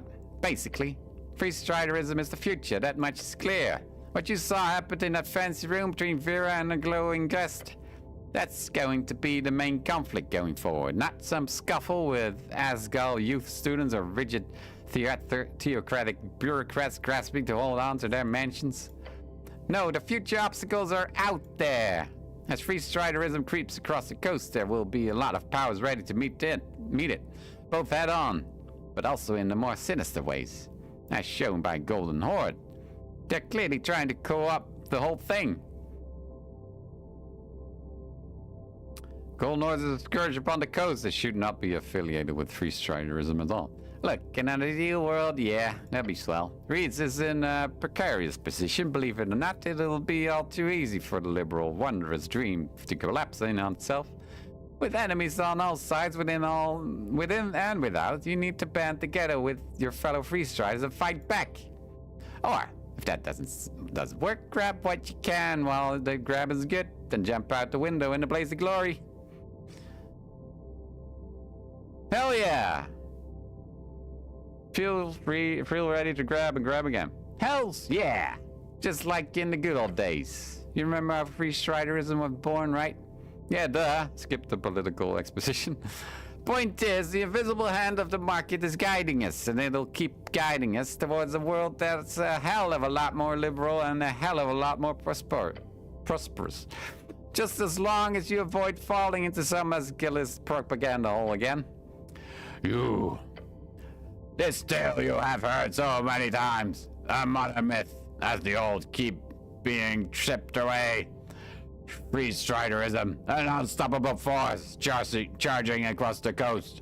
You must arm yourself against the storm quickly, before you're crushed between the waves. Look, let's be real here. There are hundreds different ideologies with 1,000 different interpretations and branches.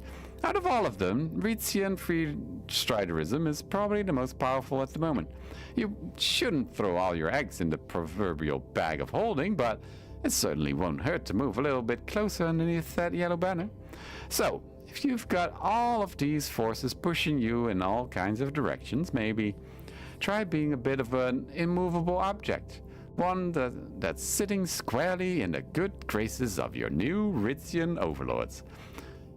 Seriously, if even the apolitical boogeyman can agree to lean Free Strider, you really can't go wrong, can you? Alright. Yeah, you do that. Remember to think like a capitalist, roll a 3, which means choose whatever works best for you.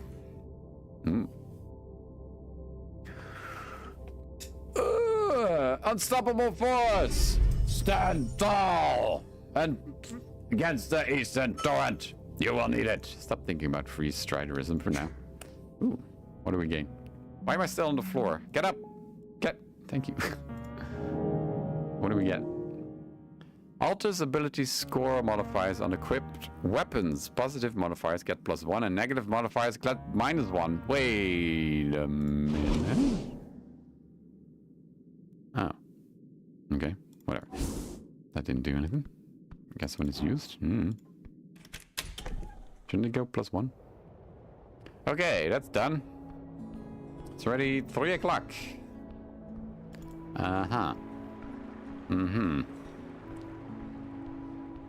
We should go Have we been here yet? No, we haven't, because we can't. Looks like.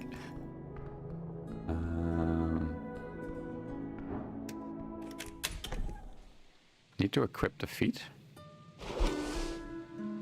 I do. No, it says forgo feet. Oh, choose feet. What? Too many feats chosen. Oh.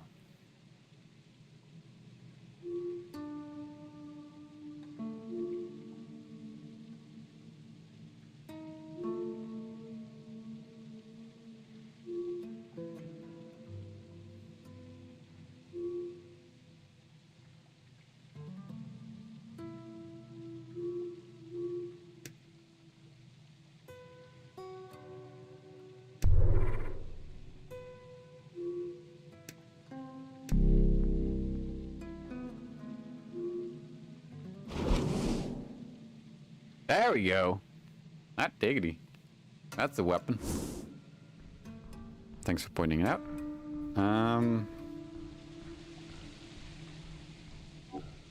Is there a ball here? Okay. I need to delve. I need to delve. Wait, is that a...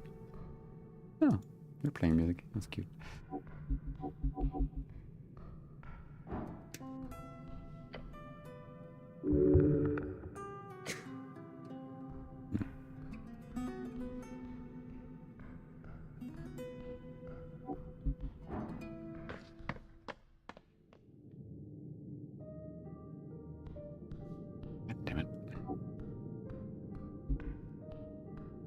Do I have anything new to say to her?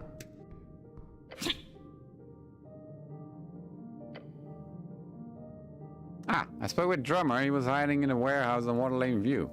Did you now? She leans in saying, And what did the bird say? she glances at Snow. He discovered an illegal smuggling operation, my lady. What? The bird couldn't have run it himself, could he? There was an undisclosed hidden safe space connected with the tea shop. Drummer used it as a storage space for the freeze striders. He caused enough trouble. That was not your call to make, cleric. She leans back in her throne. We will make sure to attempt to catch him, Snow. Already sent word. We'll do our best. Of course you will. At the very least, the bird was found, and this adds up to the full picture. The Common King groans slightly. Gods, do I hate the freeze striders.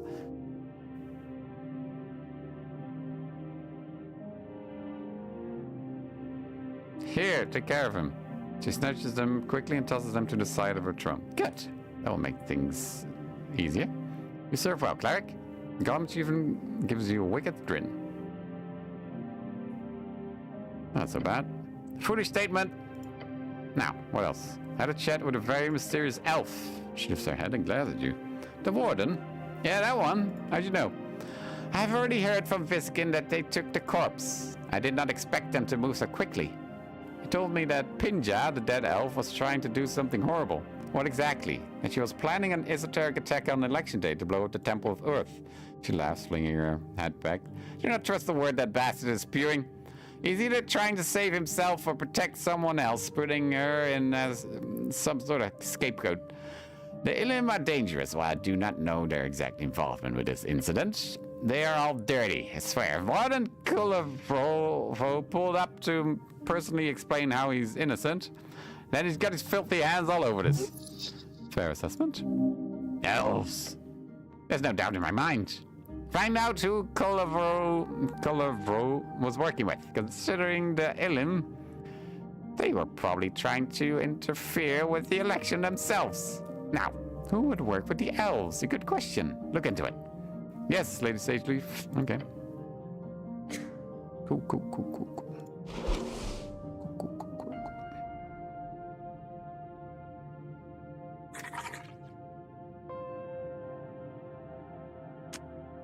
I have a lot of money.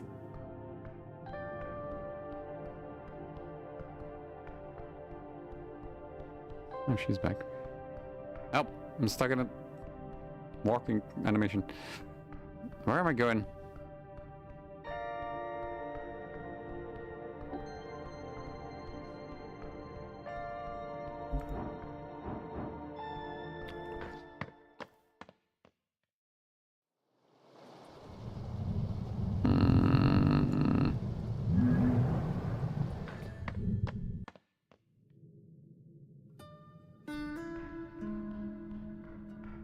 Going in fucking circles, mate.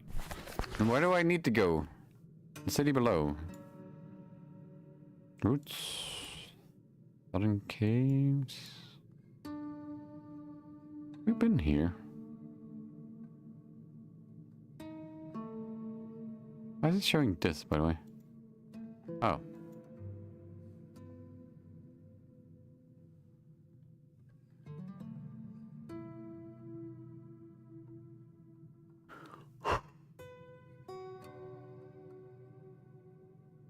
Oh, I still need to talk to the,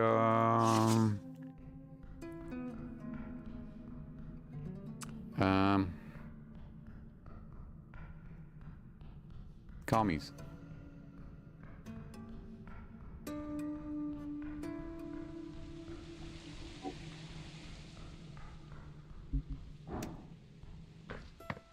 What was that in? Is that in here? Oh, this was closed.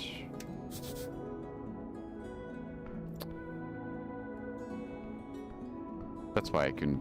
Okay, all good. All good, all good. Okay, yeah, I feel like the only path is down right now. Oh, for fuck's sake.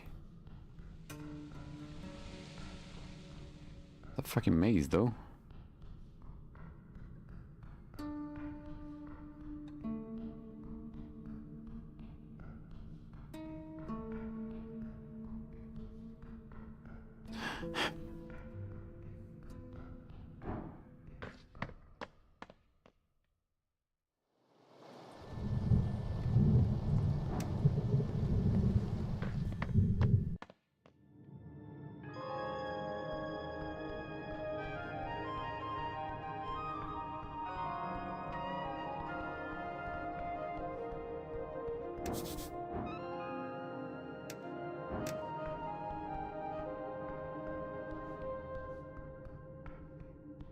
Walk there. Jesus. There's nothing there. Never mind.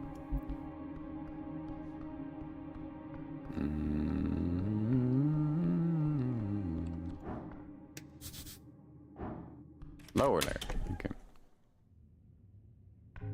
Uh-huh.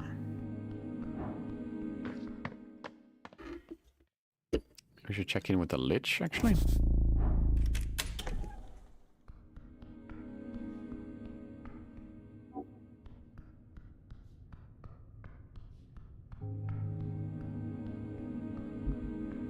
Should I speak with Death with this guy?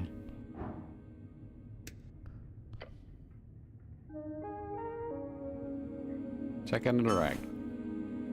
Cold corpse of a human. Thinning blonde hair, uncapped facial hair. Yeah, this guy looks fresh. Like he could just sit up and talk to you. The goblin looks away. You do not wish to partake in death.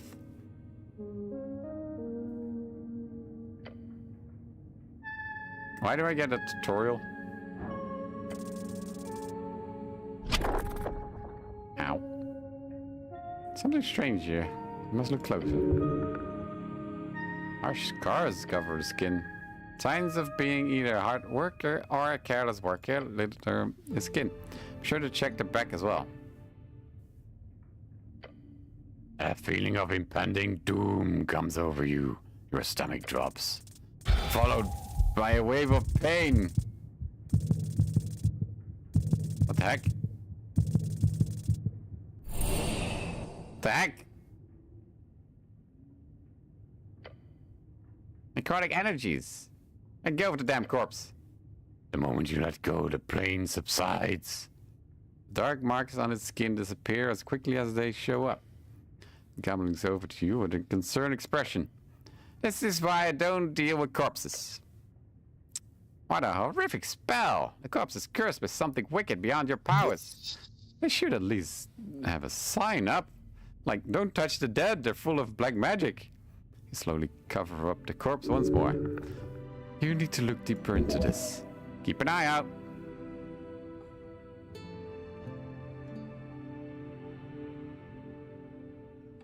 Who was this guy?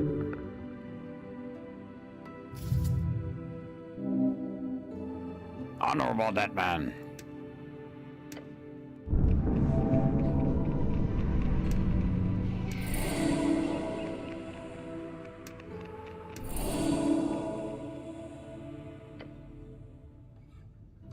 I don't think this guy's got any interesting thing. Cleric? I don't know, Snell, maybe you saw something about the tea shop. I did not. Ah, fuck. The corpse does not respond. Your companion signs. Ask the normal questions. This man clearly is unimportant. Oh, you're voting in the election. Party of Norvik. Okay, well, I don't care. Oh shit. I accidentally made myself apolitical. No, sorry, I didn't roll. Oh. You happy now?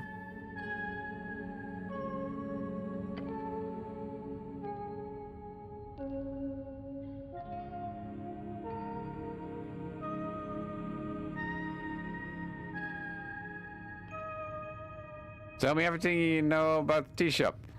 The corpse does not respond. Not a question. Not a question. Say, what, how, when, and who do you know related to or surrounding the general topic of the tea shop, either exploding and or anything else that happens there? The dwarfs go there. It's a rebel place, bad place. I don't let my boys go near. I won't raise no stinking ass Gillis. That bird is a rotten apple too, just in case you wanted to know. Damn, you got yourself a milk drinker. 3 hours, 2 more. Oh. How did you die?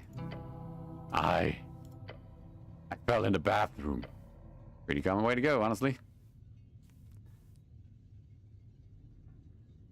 What's the meaning of life? Where did you work? The docks for 20 years. Many different companies. The docks switched demands many times. And it'll surely switch around even more in the future. The corpse stops being animated and returns. Okay. I can tell you for sure that there are 100 old human men who would answer the exact same stuff just down a water lane. So I guess you could spend money on rezzing him, but really, it's up to you. Rezzing. Not to the corpse. It does not nod back. It's okay to loot him, right? Yeah, why not? In fact, loot everything. If you can suffer the loss of moral integrity is a dead guy. He's not gonna need his stuff, obviously. Not like the guy will complain, but don't go around talking about it too loud, okay? It would be dishonorable. Only take that which you need for your quest. Grave robbing is frowned upon by some, even in these enlightened times. Either way, you will not get in any trouble. No one will know. Okay. I feel like I already looted this corpse.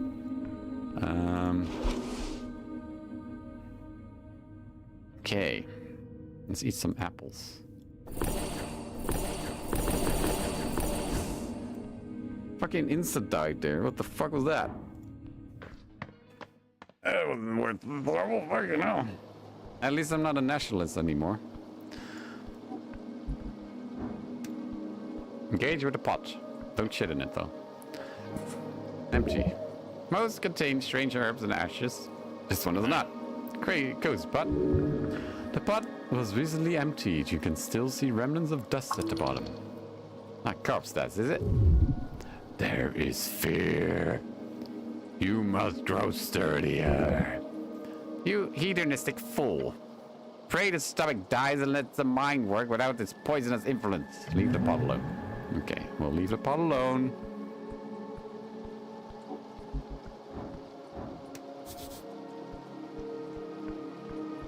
Hey, Mr. Litcher, do you have anything new to say to me?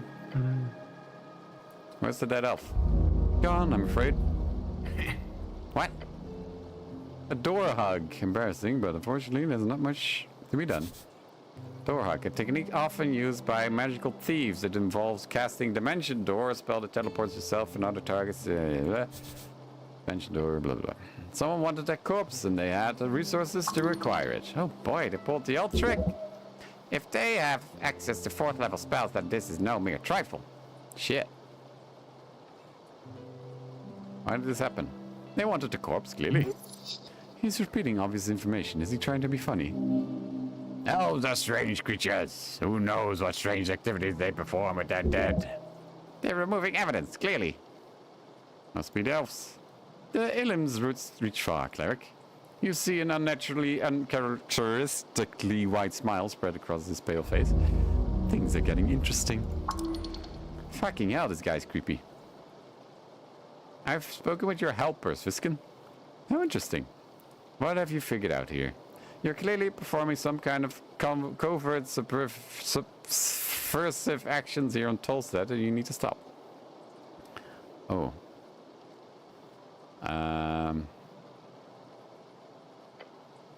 Pale man observes your words with the same coldness as always. Cleric? He puts down his pen. Oh shit. Get ready. I believe it is time to have a chat. But not now. I'm busy. Return here post-midnight. Alone. Alone? He turns to stare at Snell. Goblin companions shifts in his fancy jacket. The cleric and I need to have a private chat. I hope that's okay with you and your lady. Snell takes a step back and nods. Get him back in one piece and she won't complain. Good. Okay, see you then. Prepare for a fight. This could easily be a trap.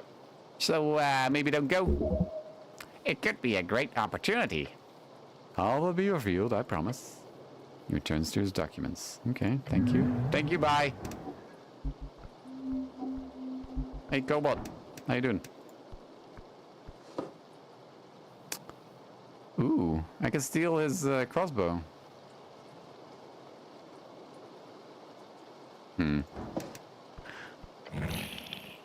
Wiggling his little clawed feet, the Cobalt follows you. Yeah. Even a small blade can fell a giant. Watch out for this one.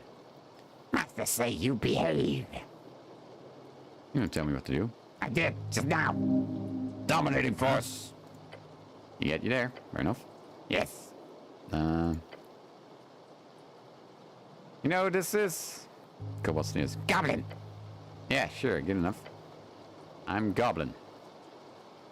Can I borrow your crossbow? You was kidding, not funny.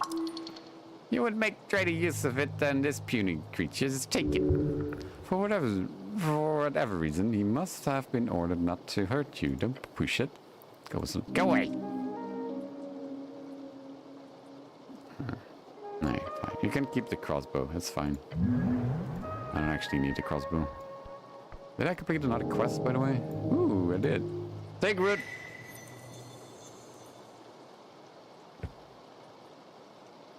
Have some useless feats.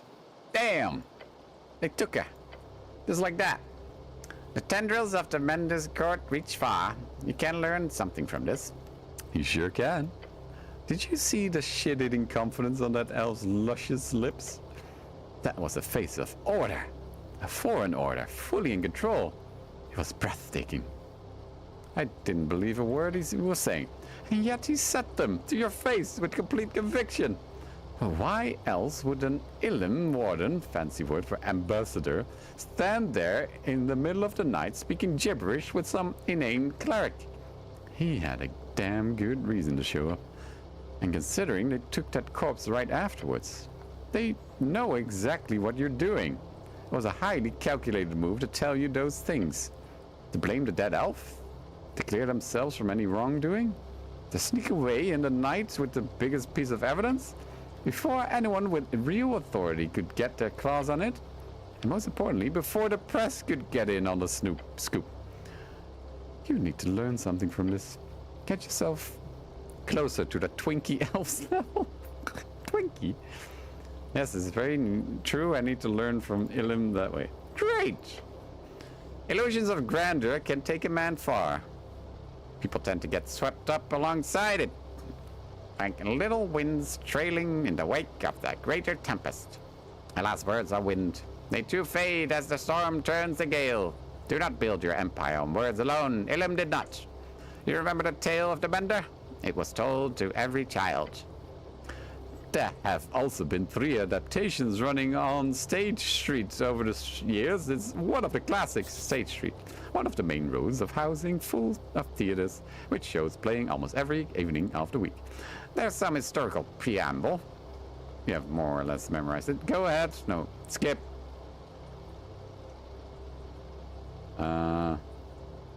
I don't care about children's tales, especially those including elves. It's not a... Okay, technically it is, but sure. Now think about it. The dead elf, this Pinja, she played them all. Then this not dead elf, the warden, he's clearly a professional bullshitter. They're both master manipulators in their own right. Just excellent, excellent work. Learn from it. Build up a beautiful lie on that probably pretty face of yours. Then you can take over the... Remember where they come from. A long line of empire, imperial dream. Learn from their mistakes. Build upon their methods. Then you may... You do realize they're immortal, right? Or they're supposed to be. That's what sets them apart. Keep that in mind. These bastards are way, way too slow to adapt to anything. Whether it's a millennial sphinx or a anti-sepipalian celestial or just an elf, they've all got that weakness, a fragile immortality. If you die, you lose. What? Couple decades of worst? They lose infinity. All right, roll a 3.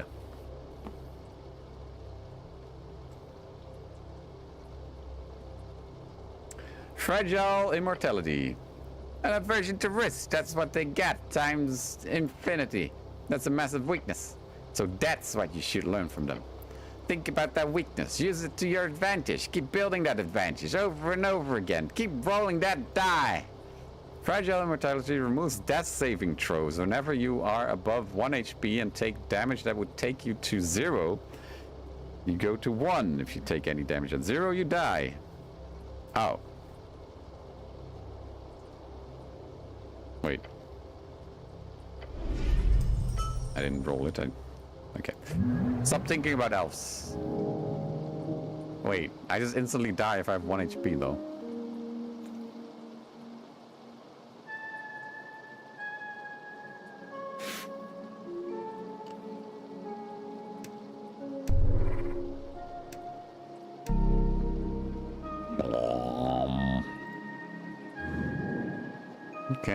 Okay. I wanted to go down, right? I'm up. Help! Stuck in a crit. Oh.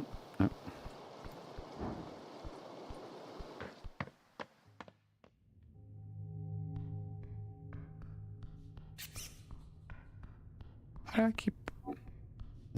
That's just rats. That's just rats sometimes. I still need to find the other rat.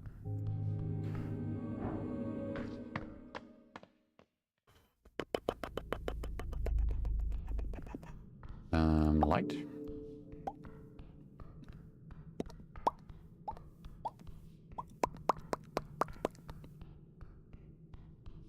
All right, how do I go down?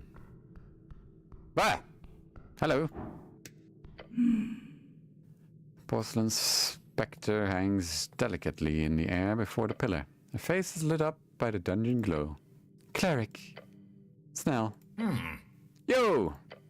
Gown shoots her a finger gun before quickly retracting it and taking a step back. He finds her horrifying. Hello, Ether. Her halo spins slightly off her head, its eyes gazing up and below. It changes. Miasto Glevin, it is in constant flux. Yeah, I've heard. Day by day, little by little. What remains constant is the tamed quarters, the halls people wander. The Coin Lord wishes this to be apartments one day. He wishes to tame it all, this city below. Would be a lot of trouble. This place is way too esoteric. Yes. I patrol the halls at intervals. The Tolsat tunnels are well kept due to Lady Sageleaf. Damn straight. He looks proud.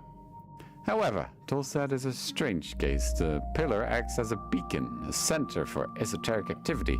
She places a cold porcelain hand on the stone. Cleric, do you know how far it goes? Dangerous question. She's challenging your intellect. It will hurt if you admit it. You've read about the city below. You can recall it. Oh! Then some. City below is vast, untamed series of tunnels underneath the city of Norvik that you know. This is what you do not know. It is an esoterically charged ley line conversion point. Some speculate is due to the pillar, some due to the ancient snail folk who live here. But in the regions where people do not wander en masse, they quickly attract and form esoteric pockets. It is, for all intents and inclinations, as prone to esotericism as the lands close to endless wastes far inland. Yet, for whatever reason, this effect stabilizes once people come around. It is not understood why. Cleric, hold on, I'm thinking. Angel glares at you with a few dozen eyes. What was the question again? Right, the depth of the pillar. The Pillar of Jor is an esoteric relic, its secrets still not unraveled. The 8th or 4 pillars present around the coast each go far down through the gravity flip, pressing the undersea coast. Cleric, simply tell her it goes down through the earth and exists on the other side of the coast in Gargamesh. It goes to Gargamesh. She's silent for a bit. Yes, that's correct. See? Oh. The Pillar of Jor goes into the earth by the undercoast path. That is the deepest you may travel before entering the gravity flip. I have explored it in pieces, but it's a dangerous place. I must go there. It's important for the investigation. She nods. I believe that to be the case as well. There are reports of a man in yellow delving past this point. The same man in yellow who was reported at the tea shop incident. Ah, yeah. I really need to get down there and check it out. She nods again. The red cape flutters as the angel begins to float out over the abyss. We will meet below. The angel begins to descend. Into the far, far below. Ether will join your party below, but only if you do not go down there solo. I think I've told you this before, but she freaks me out. She freaks me out too, mean it in a good way. Sure. She's getting freaky. The goblin gives a skeptical glance down below. You will find her below the below. Look down into the darkness and see nothing. Did I complete a quest? No? Oh, okay. Okay. Let's go below. Below? Is this below? Below? No, this is not below. This is a fucking garden again. Fuck. Can I just jump down?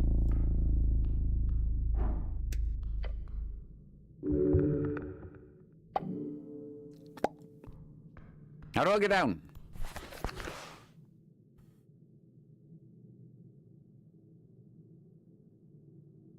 Oh wait, maybe the snail moved.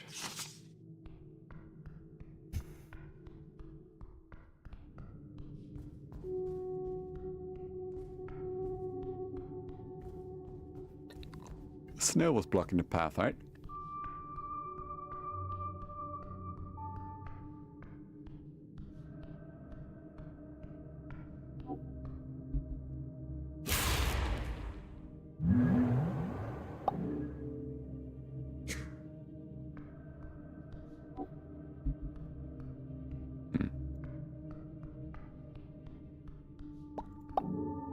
Oh, he's still here.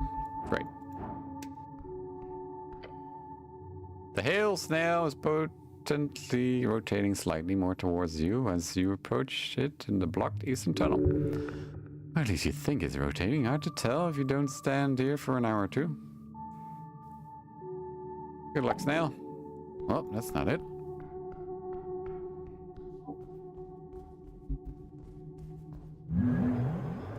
I would like to borrow some gasoline and burn myself on a pile of corpses. Quote from Vistex. Fair.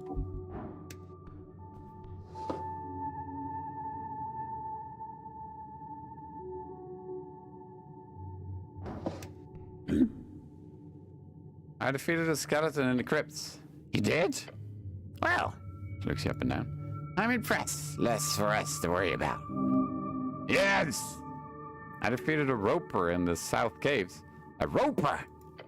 That is a ferocious beast. They do not come this far up very often. Well done, human. Keep killing things and being manly. She likes it.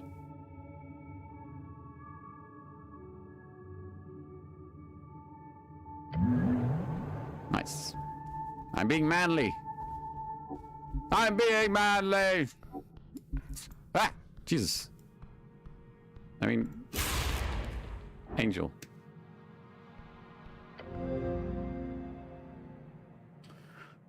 Lighting up the passage like a miniature sun, you see the Golden Horde ambassador.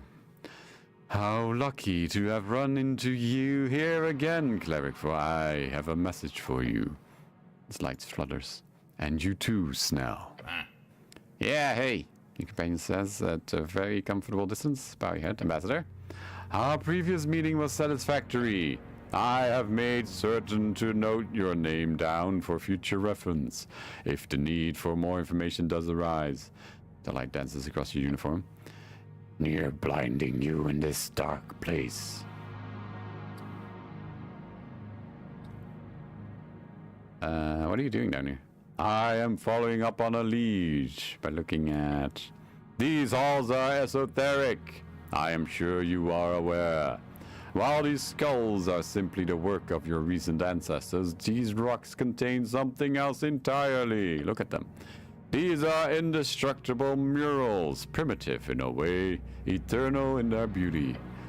The choir wishes to have them recorded. That is what I have done. They sent an ambassador to look at some cave painting. Yes, archaeological endeavor. I gladly perform. The light grows and then shrinks. You have a permit to be down here? No. I have immunity. So what, you can just do crimes? No. However, if you wish to bring this minor issue up with your patriarch, I will receive it in haste, I promise. You learn anything interesting while down here? Nothing I can disclose. As the cleric, I demand you tell me what you know. Your demand has been received. It shall be considered.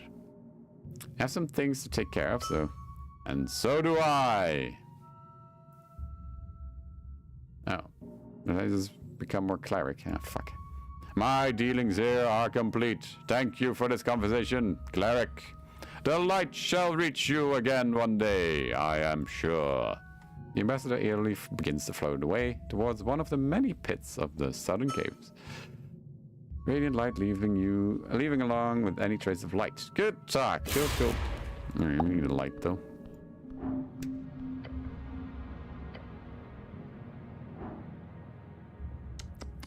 I'm exhausted.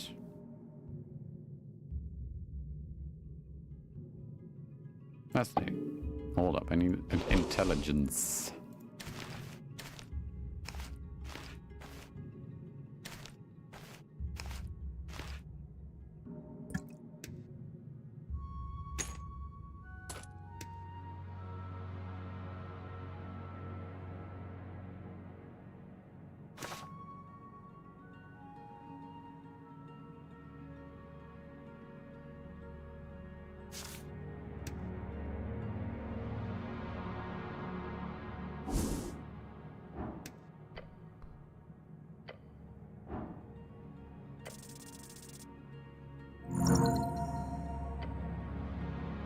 You study the figures carefully. The pigments, the style, the preservation is not white mane nor snail folk in origin. These paintings predate all of them. Before the snail folk, yes. Before the Fade era. At the earliest, these should be dated to the early Gate Wars. Long before recorded human history. They do look quite alien. What are those creatures supposed to be even? They could be depictions of forgotten beasts of yore. Beasts of yore, a term for those creatures invited by yore during the Gate era. Essentially a term for all the extremely old and ancient creatures across the coast. A folk type or higher being connected with yore. Though the less exciting answer would be, these are rare aberrations depicted by whatever people inhabited Ascan before the Tulin Cattle.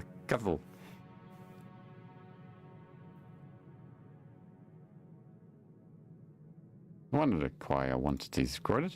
Their interest is in another clue to their origin.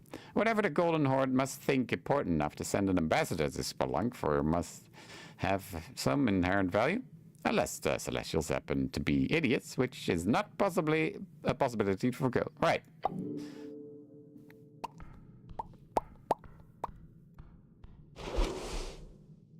Where's my good sword? I want my good sword.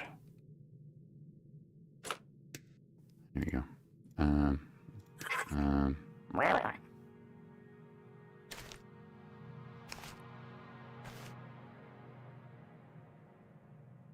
Two, one.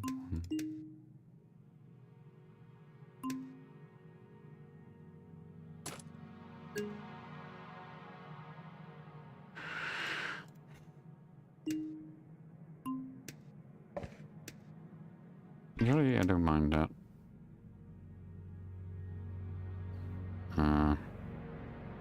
Yeah, whatever. That's fine. Some more thaumaturgy down here. Okay. So what did I miss that I couldn't have gone further down before?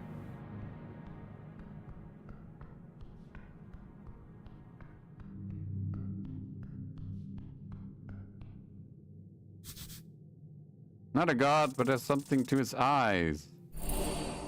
Yeah. Nope.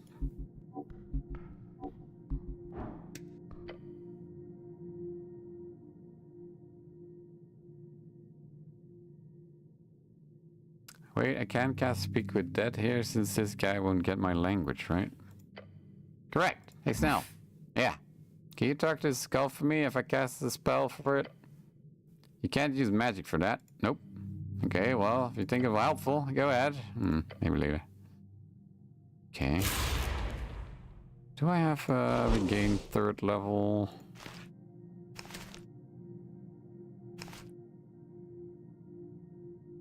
Ah, I do. Oopsie daisy.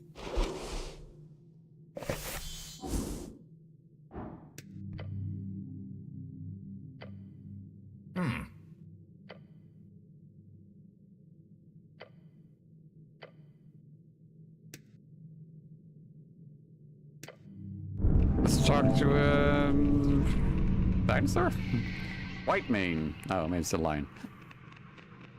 You finish casting the spell and the skull begins to make a clacking sound, the jaw opening and closing with a jitter. It is ready. Okay, so you tell me what you want me to ask. Wow, this is all terrible. Ask him about his job, okay? De gusta trabajar. The skull almost shrieks.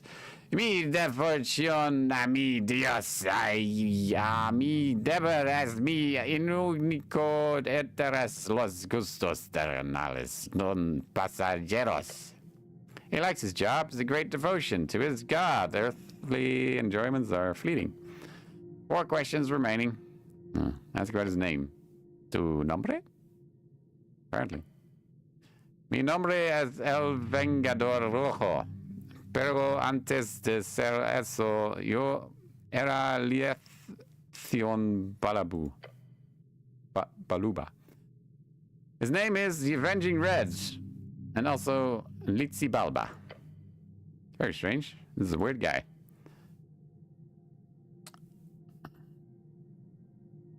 Ask him about the meaning of life. He grimaces as he attempts to speak. ¿Qué significa la existencia perpetua?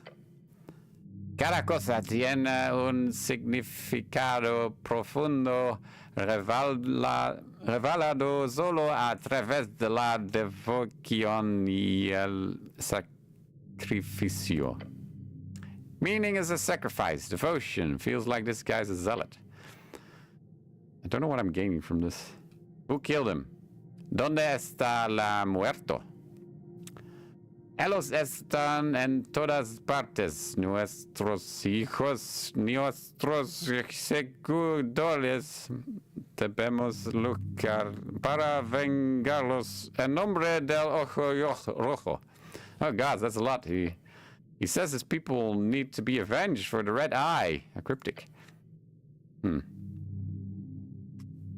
What's it like being dead? Right, so like, okay. ¿Qué hora es? Skull speaks. Mi tiempo fue tragado por el ojo rojo. He says his time is given to the red eye, whatever that means. Corpse mouth stiffens.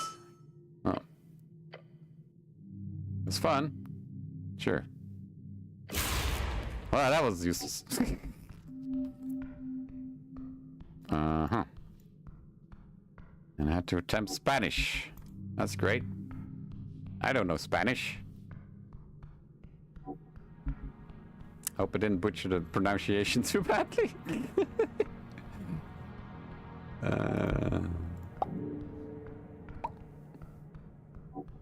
I'm just going in fucking circles. How do I get down? Fucking hell.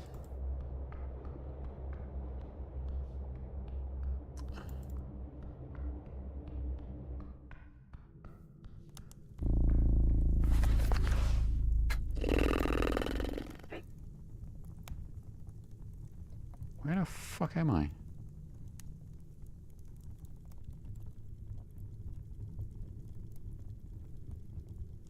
It's not even on the map. Okay, I see.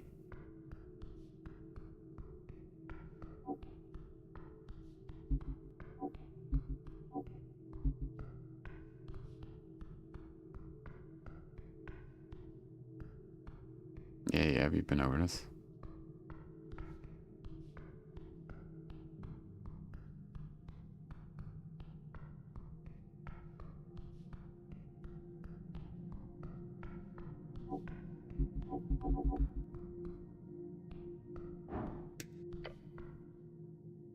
Circular stone slab. Whoever has worked this survey site in the past has attempted to place it in its natural position. It reminds you of a copper calendar, but far, far older. Okay.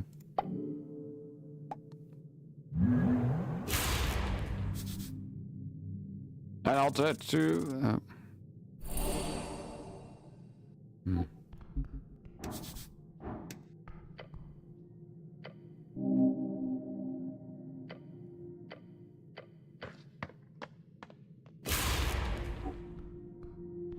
Anything here?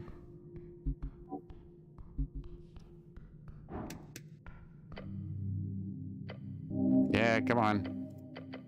I have to do it every fucking... where do I go, though?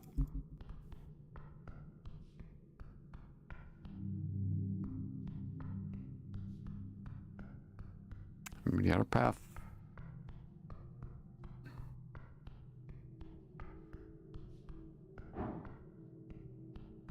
Let's do lights in case I walk into, wait. Is this door a thing? Oh. This door's just closed, and I can't interact with it. Amazing. Mm-hmm.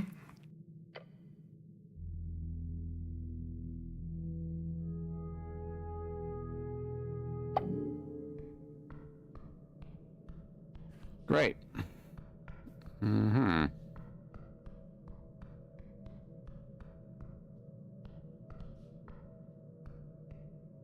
That's the book place.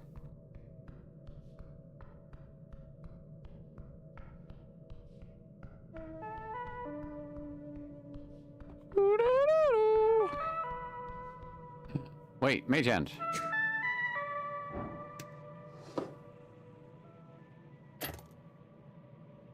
Mage hand quickly grabs the torch and flies it through the gel towards you. Hey! Speed of it is clearly faster than the cube can react. Nice! It lands in your hand. You feel the rough and gel-covered surface stick to your glove. With the torch in your hand, you feel the esoteric tingle. Turn off the torch. The click reverberates through the cube. Then it shudders. Oh god, it's getting bad! You see the gelatinous cube shake more violently for every passing second. It is searching for heat. Within the cube, you see what could only be described as cracks. It appears to be falling asunder. Flopping and jerky, the many pieces of the cube are flung across the chamber.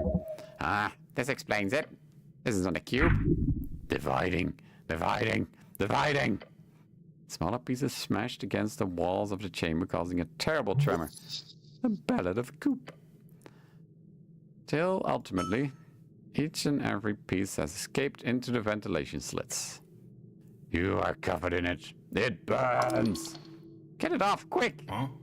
The goblin carefully steps up to you, looking around. Didn't expect that. Seriously, great job. You see the last pieces of goop slip down into the cracks in the wall.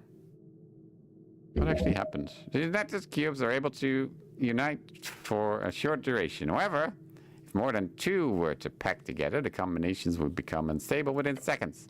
What happened here was obvious. A multitude of cubes all came together to enjoy the endless heat coming from the rune torch. The heat, or perhaps due to the cosmetical chance, the unity of cubes found an equilibrium, which was then disturbed once you turned off the heat source. The cube sure dropped a lot of stuff around the place. Let's see if there's anything interesting. You hear excitement in his voice. Related to the tea shop, it is. The goblin wants some loot. Who can blame him? There are pouches spread around the chamber, perhaps magic items left behind by previous victims. Okay, well, I have a torch now. Oh, it's an accessory. Okay. Aha!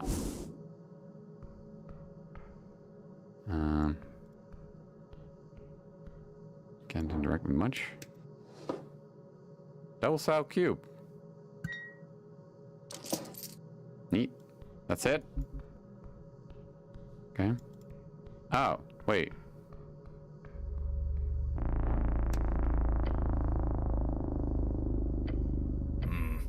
Still dead. Uh-huh.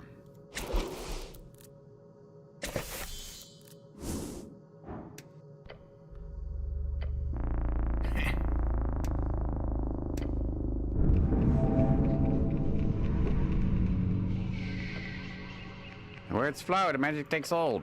Skull's jaw begins to move. Clicking, scraping. The dead man's ready to answer. 5 questions. Okay, this is creepy. What is your name? The jar clicks open. Johnny Longcock. How obscene! Surprisingly common among adventurers. All named after a certain famous pirate, Johnny Longneck. Okay. How do you die? Lost there is darkness. As you suspected. He died slowly, alone in the dark. What were you searching for? The trove of dragon's gold. Legendary hoard. He was a treasure hunter. Failed one. Oh.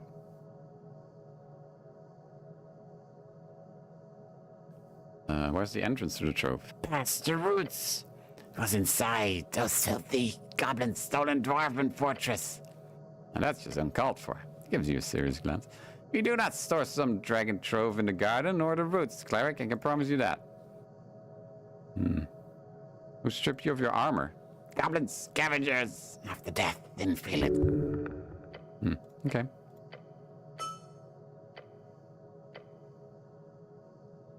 Trove of Esoteric. Interesting. I'm more prepared than he was. Useful. Okay. Cool. Cool. What's this?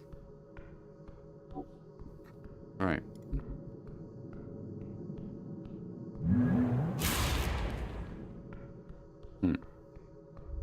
Already did that. We back at the fucking sewers. God damn it. How do I go down? Is it the staircase that's broken? Do I just have to go to the apple thing?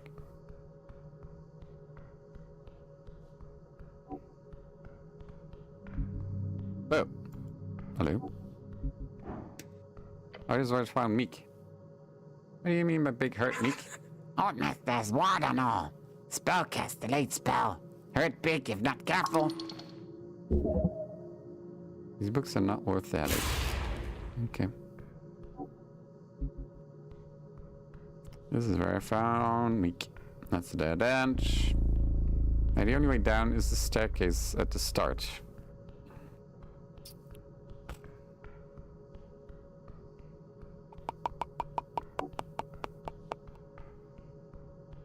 This is a crypt?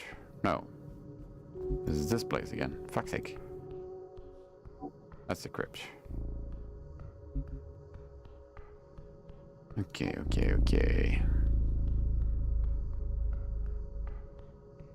Yeah. Can we go? Could you move?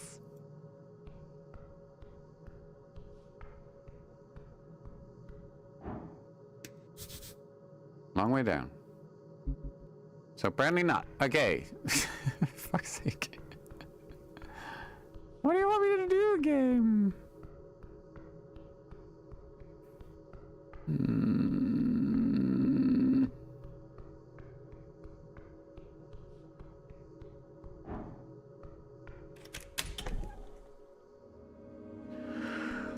I'm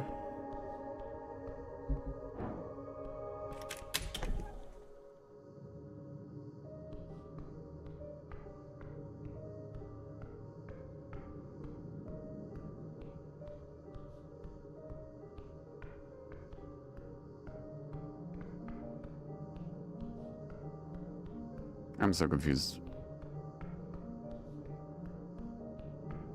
Hey, maybe she knows about the treasure.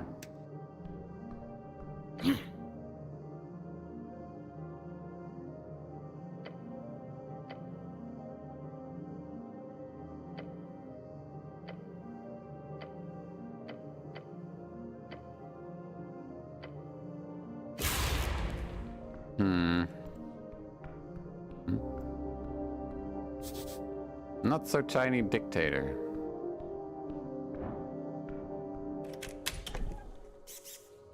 Squeak, squeak. When the angel shows up, goes down, and then just expects me to go down as well.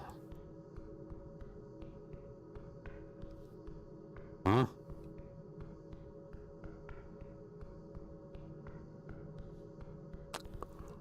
Which was...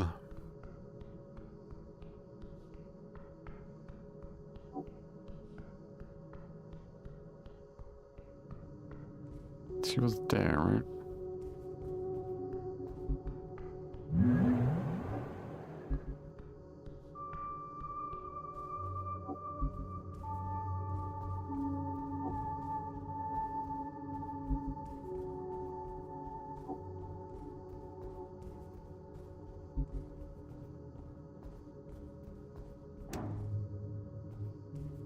Like going in fucking circles. The angel is here as well.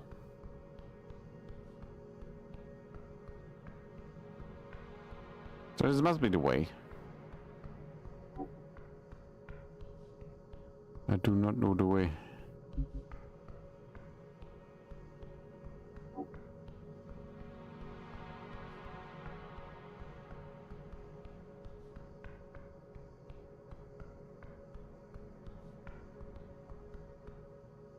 Funny, there was a map of this place.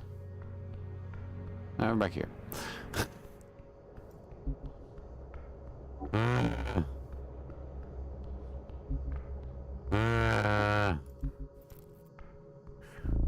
I don't get it.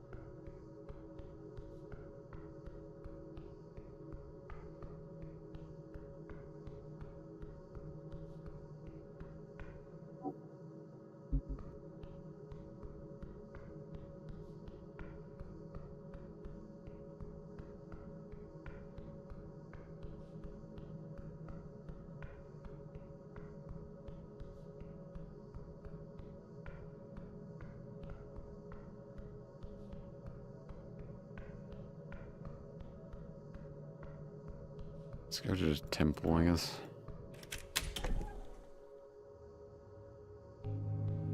This is confusing.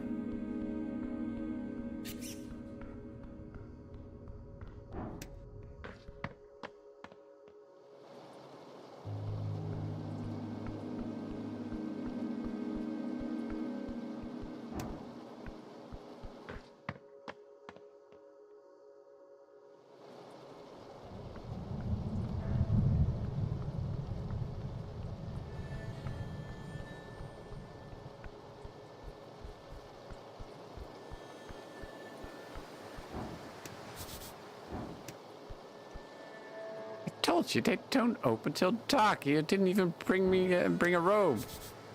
Man's drenched to the bone. It's acting porn. Great date, guy. Great date.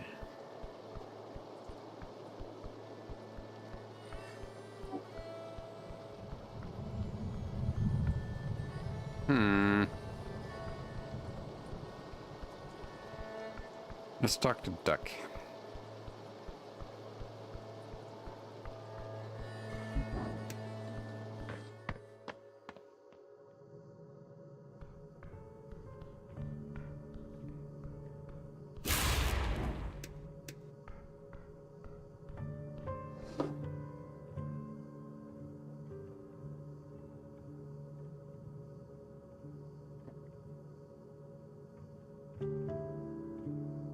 Oh, I could just steal his key, of course.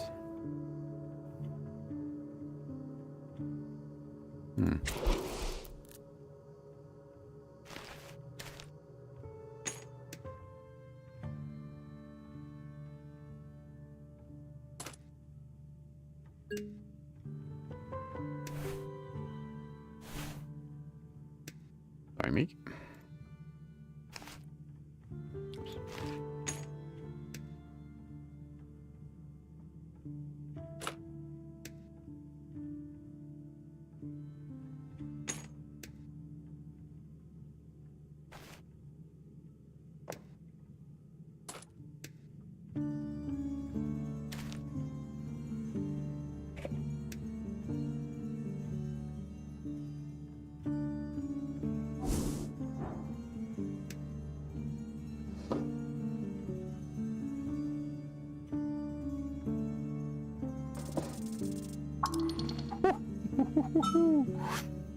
Okay, well, we got the key.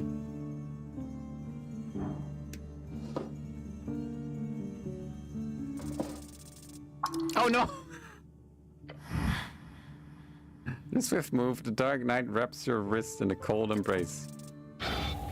You hear a cracking sound as he squeezes hard around it.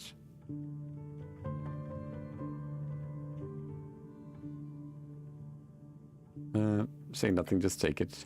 He lets go of your wrist. Saying nothing, just turns back, looking into nothing. Ow! That hurt!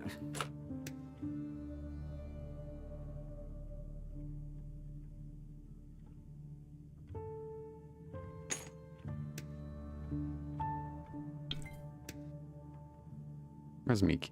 That's Meek.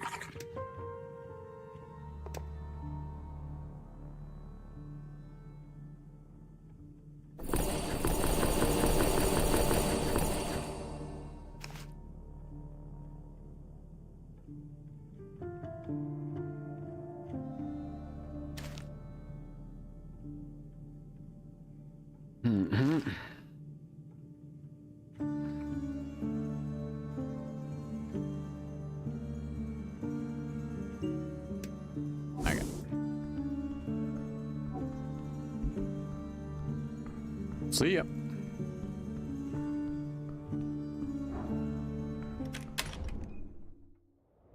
Hopefully.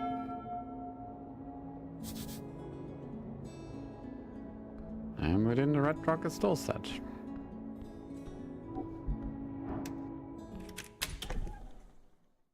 Is this the way? Oh, this looks ominous.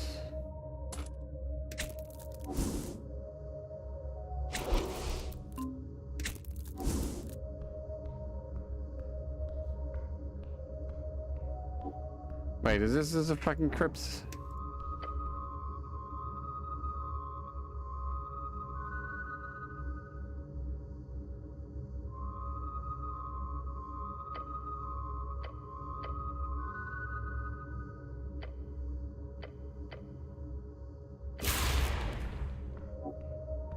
This is not even new.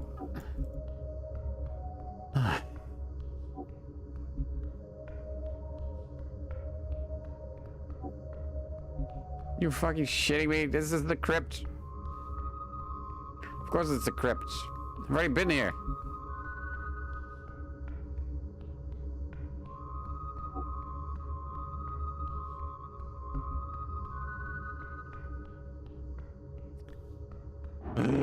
How do I go down? What the fuck?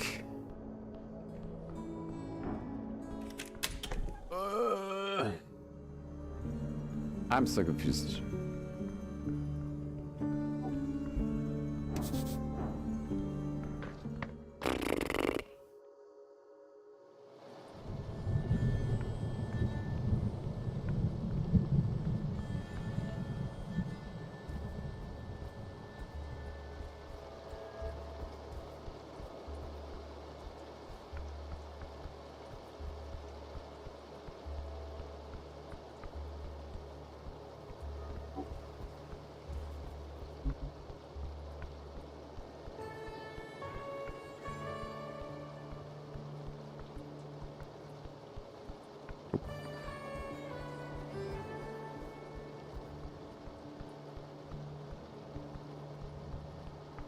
I have no idea where I'm going.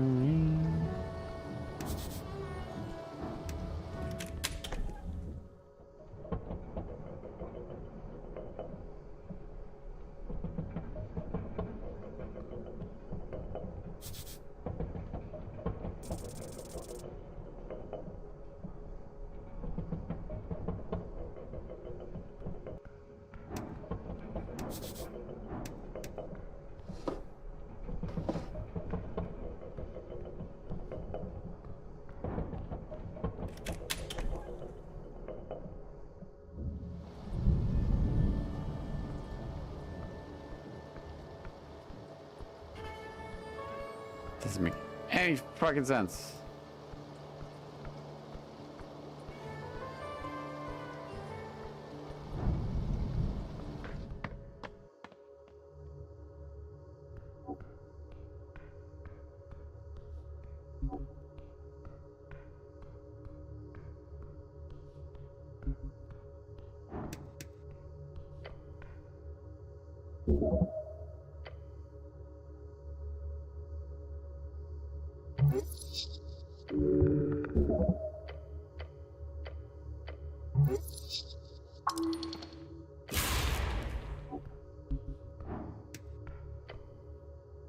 You spot an indent in the wall. Something is here.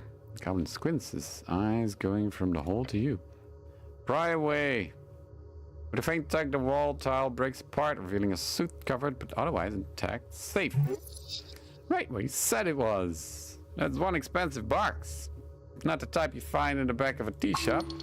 Let's see what the Birdman's got for you. It could contain important evidence. Force it open. You're gonna bend solid steel? Just input the combination. Come on, the Birdman told you. The safe is covered in iron studs, having been reinforced by a highly skilled blacksmith. There's a rotating handle at the center, its position used to input the entry code. Fine craftsmanship. Enter the safe's entry code. You rotate the handle around it in the correct position, and the safe opens with a metallic scraping noise. A layer of soot falls off. That's the contents are revealed to you. Yes, well done. Well done, cleric. Now let's see what we got. Okay. Grab. Oh, sorry. Grab the coins. Solid container. No. Nice. Snorted. It is not drugs. It is magical enhancements. Drugs will not be allowed at the tower. No cleric can take such substances. But this, it's not good for you, no. But it could be useful, and more importantly, you are allowed it. The Birdman was into some dank stuff. This'll keep you alert a bit longer. Nasty sledge, enjoy it. Grab the spell scroll. Detect poison and disease. Okay.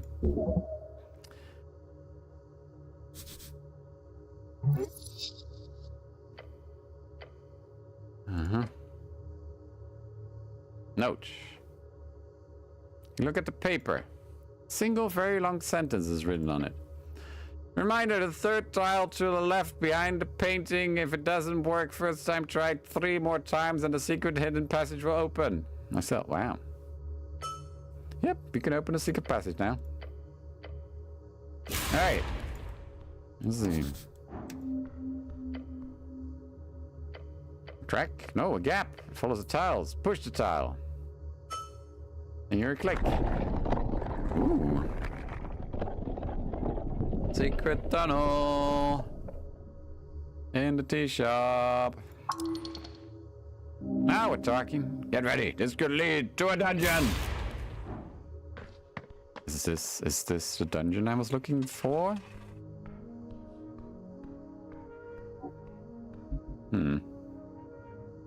Hey, buddy. Lever on the wall. Sure, pulling random levers has never ended poorly. And it's probably connected with with opening an entrance. Modality! Eh. Come, let's have a single sound and he just takes a step back. Welcome, welcome, how are you doing today? Oh. How are you doing? Why didn't it say? Oh, Final Fantasy XVI. Don't know what the XVI stands for.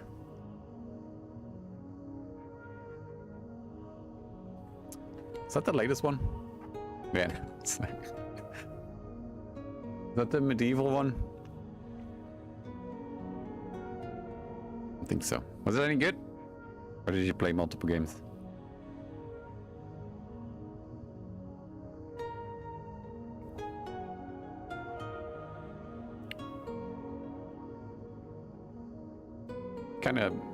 Kind of went away without a fuzz when it came out, so I don't know if it was memorable. Everyone's it's very grim, dark, and everyone's an asshole. Huh. So like House of Dragons.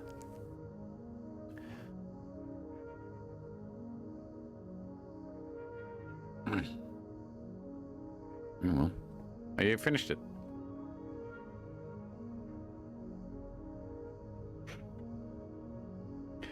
Good, good. Oh, I pressed the fucking calculator button. Oh, Meek knows this. Meek knows this. Pull lever will open secret door. That's how old masters always put it. Lever equals secret door.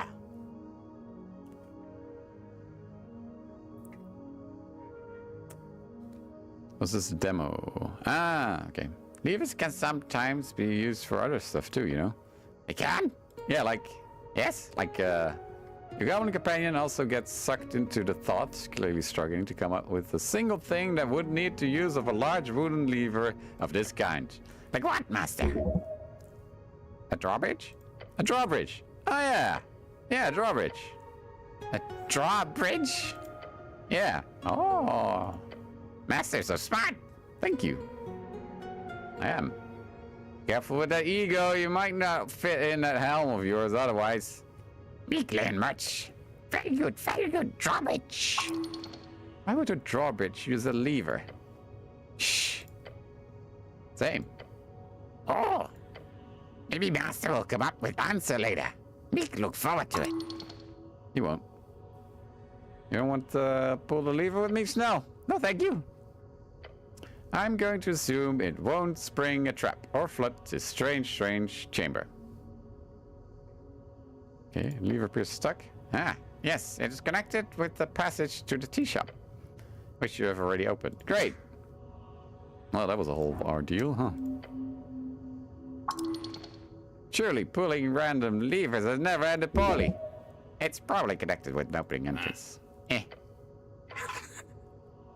Wait, or it's the thing. Sorry. Help. Help, I'm stuck in a conversation. Help. I keep clicking things. Oh god, I did it again. Okay then. Sorry. Pick it up. Ooh. Adamantine Warhammer. Not as good as my sword though. But pretty good. Amazing piece of dwarven craftsmanship made in extremely expensive and terrifyingly tough metal. This warhammer feels light as a feather in your hands. That might be a problem, actually. Hitting anything with it with this just causes the hammer to bounce back. Why would anyone make a hammer out of its material? It's rubber. I've got a rubber hammer. Great. That son of a bitch. You got a whole horde back here. Son of a bitch. Turn undead. Oh. Okay. Check inside the crate. Potions, several layers of them wrapped in Ritzian newspaper. Someone has written with big letters on the inside of the crate, spoiled potion, but do not drink.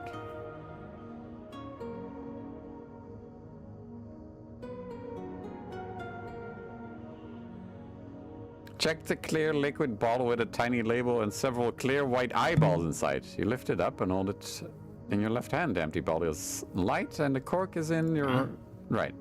You okay, cleric? No, this is wrong. What? Look at the empty bottle in your hand. The bottle is fully emptied. Label says potion of amnesia. We don't have to start over, do we? Please don't say we do. That would be the worst. You drank it, but the weak spoiled potion only took away a few seconds of your memory. Ah, I see. So you're okay? I lost a few seconds there, but I'm fine otherwise. Ah, right, spoiled potion. Weak effect. Let's just not drink random potions from now on, okay? Check the date on the newspaper.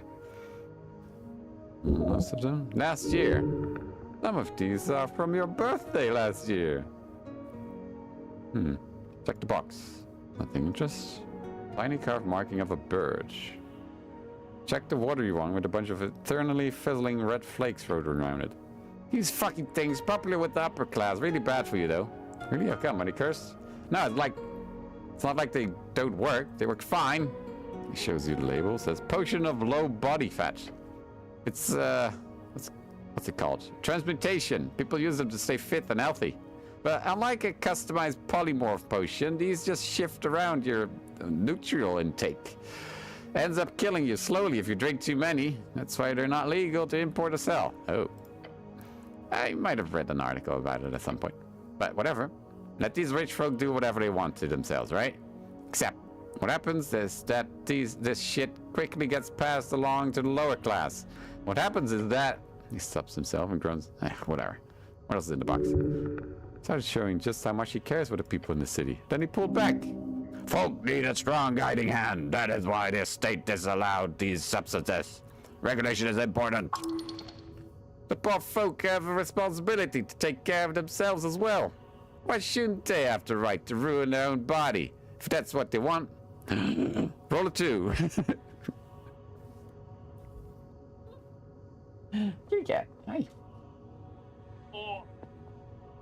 Oh, I gotta get. Oh. Do not.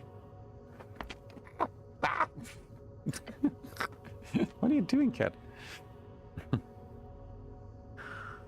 Check the one that glows faintly yellow at the bottom half and faintly purple at the top half. Bottle is long and slender. It weighs quite a bit in your hands. The label says potion of masculinity, femininity. Ah, gender swapper. They're sure popular these days. You have heard of these. They are not interesting to you. If this was actually functional, you could have sold it for a couple $100 crowns. Expensive stuff. Oh, yes. These are capital P, popular. Do you want to drink this? You have thought about what it would be like to be a woman, though it is not something you ever actively sought out.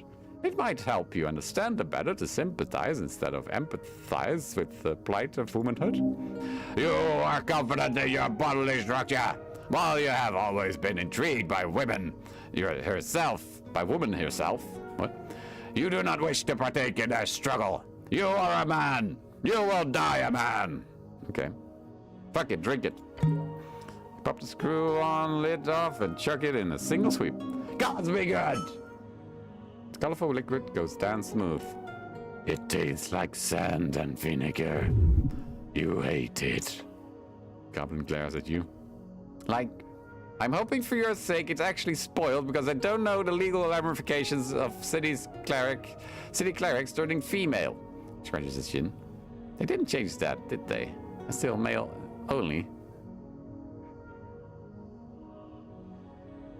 For Earthguard, yes. The goblin looks you up and down. For a few seconds you hear a sound. Your stomach, it squirms. Beyond that, nothing changes. Yeah, it was spoiled. Snell raises his eyebrows at you. Say that again? It was spoiled, Snell. Nothing happened. Wow.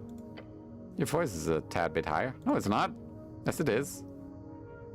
Well, I don't hear it. Well, I do. Most people probably won't notice. And it might wear off in time. I've heard that spoiled potions can give some weird temporary effects, like rolling the dice. My voice is deep and dark, Snell. Manly. Sure, Mr. Peepsqueak. Anyhow, I'll stop mentioning it. This is a disgrace. This isn't so bad. Okay. Who brewed these? Maybe it says Hex Brew. Hex Brew, blah, blah, blah, blah, whatever. Huh. Okay then. What's this? Oh. Fizz-Ka ginger drink.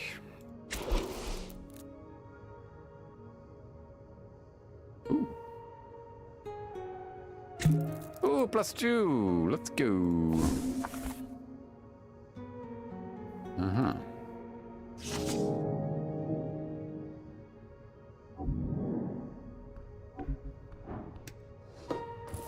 A lot of potions. Ooh, how much? Bag of holding. Is it holding anything? Grab the bag and look into the void within. It's light, very light. What you found here is very popular and extremely useful magic item. Bag of holding. Oh, Meek knows this. It's a hole that eats all and then spits out. Old Master had one with teeth. Very rude one. Huh. What's interesting is whoever left this behind could definitely have stored a bunch of cool stuff inside. It could be anything. Expensive magic items? Relics of divine might. Messages from lost people and their culture. The doom of our existence. Fancy clothes? Oh yeah! But more importantly, it could have a hoard of crowns. Try and grab the contents. As you do, the bag shivers in your hands. The usual trick of just turning it inside out or holding a hand in front of it while thinking of the thing doesn't seem to work. It's broken? Or cursed? Damn it. How will I get the potential stuff inside them? You could always try for that. Oh god.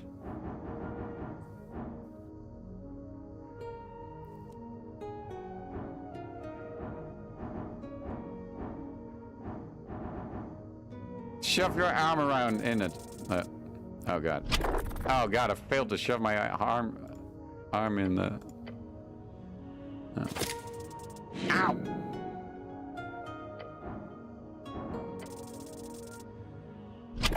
God damn it. Am I failing everything? Nothing interesting. Carefully stick your hand inside. What are these rolls? You feel around the rim, but when you do, something sticks into your hand. Pull out, pull out! I pull out. You do so, causing your hand to snap back out of the bag, hitting yourself in the face. Ow! Jesus. This is not going well. God damn it. You think about it, nothing really comes to mind. Strangely enough, you're usually very creative, coming up with all kinds of strange solutions, questions, and activities, but this time, nothing. Your mind is empty. It's almost peaceful. I don't think I will... Okay, can I do the your thing? Oh. Help. Scrolled up. Come on, you can roll a 13. That's a 2!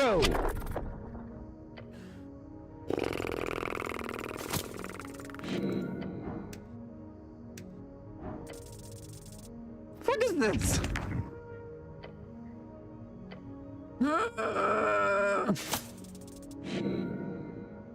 I'm dying to a bag.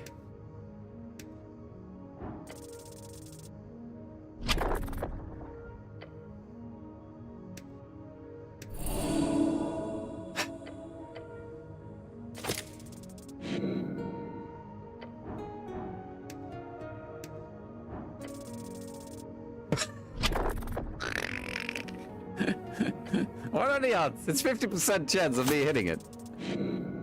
Fucking hell.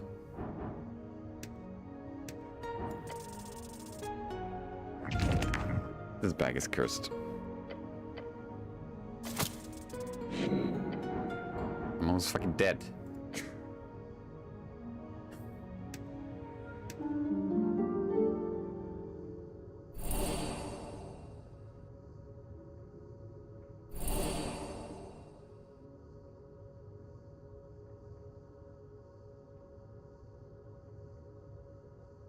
Stupid bag.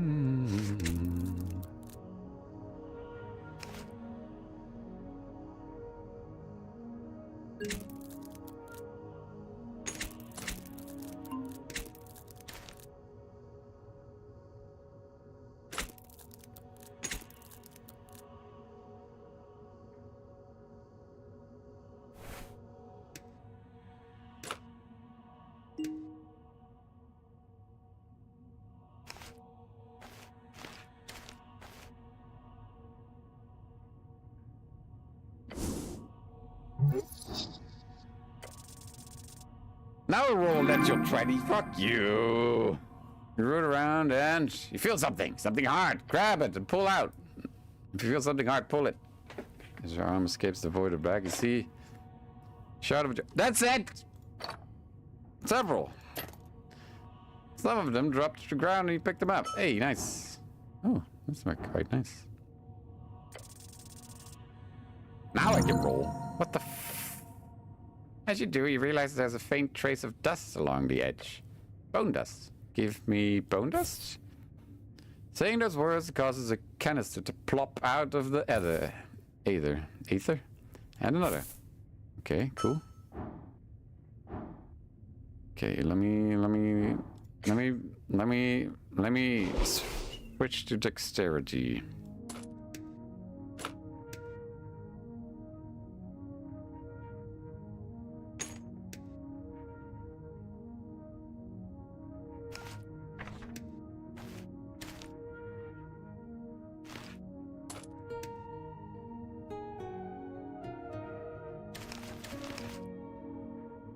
This bag, it intrigues me.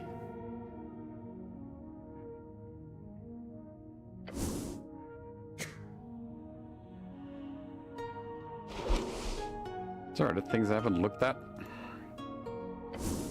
Okay. Let's go. 19. 27? Jesus. With some finesse, you feel around the rim and of the void within, and there you feel it. Pull something out of it. Ah!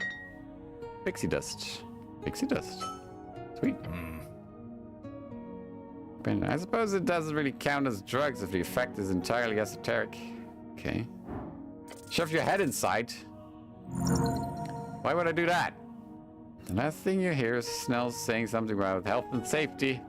Then you shove your head in a bag, and inside you see darkness. Close your eyes and feel. Something inside reacts with you. Something near, something close. Your stomach grumbles. Yeah, I'm pretty hungry, actually. Hungry for one thing. One thing. Apple! As you speak the word, your vision becomes clouded in pure red. A wave of apples smash against your face in the void. Plop your head out of the bag. As you do, following your head is a stream of apples. They fly all around you. They spill out on the ground, all around, like red treasures. First surprise, your companion expresses soon turns to weariness. Of course. What did I expect? You may begin. Pick up an apple. Pick up an apple. Pick up an apple. Pick up an apple. Pick up an apple. Pick up an apple.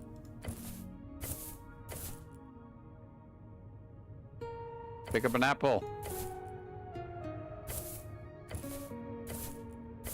How many apples can I have?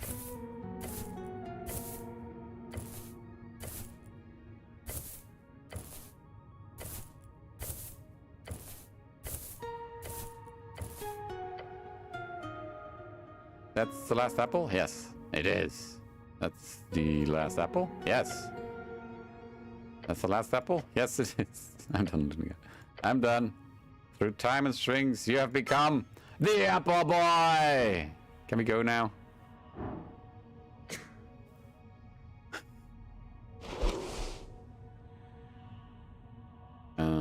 Wisdom?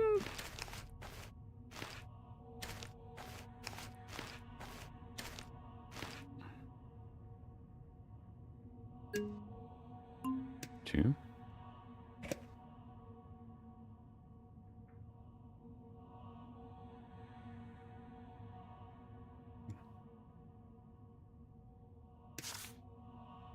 I mean, it's all one.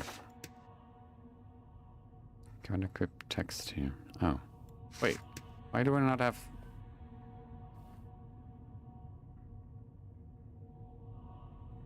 It's just an item that gives me stat boosts. Okay, good to know. Do I have any hats? Give me wisdom.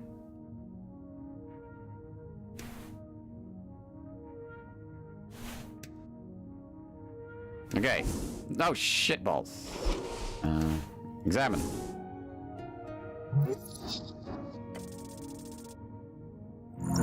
What's with all these rolls all of a sudden? You think about it. Usually languages and words lie within the blue one's expertise, but this is not so much a knowing as much as it is intuition. And interestingly enough, the only word that comes to mind is one that is not so directly interesting, a broad term that exists in every tongue. Money! Try some! Okay. Raha. Mongo. Benigar. Money. Oh. Money. Argent. As you speak, a flow of coins appear out of it. Oh, a lot of them. Many. Oh, gods. So many grounds until... eventually, it ends. Wow. That was, what? 1 month's rent? Almost? Almost, yeah. Nice. You did work hard for it, picking up all those coins. Quite nice. Even if money is not everything, it is quite lovely to have it to give to those less fortunate. Okay. Oh god, the charisma 25 though, that's gonna be an issue. Uh-huh. Put on that one. This one doesn't give me charisma, no. Oh, that's the hatch, never mind. Any literature that gives me charisma? Nope. This one gives me.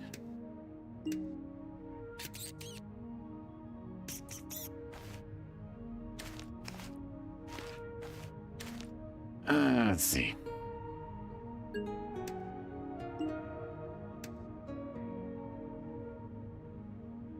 One.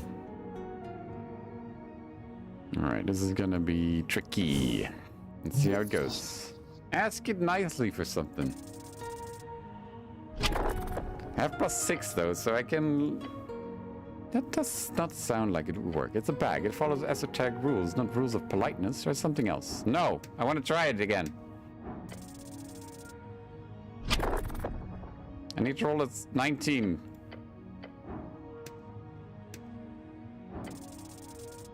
No, that's worse.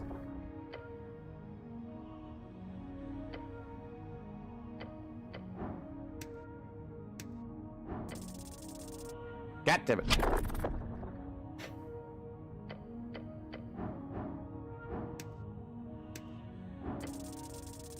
Damn it.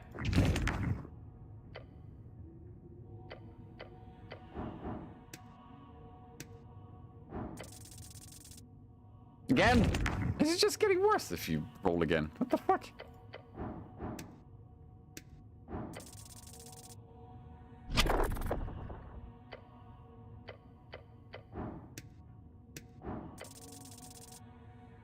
Ooh.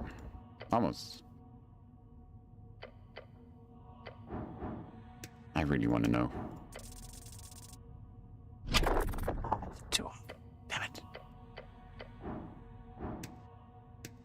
It's probably not the best resources to use this on, but we can try this later again. Nope. Okay. Okay, one more, and then we leave. Also, I need to pee. What time is it? Oh, it says past 7. I need to end. Ah, so close. Okay. Let's deal with that later. Let's see. Meek, where are you at?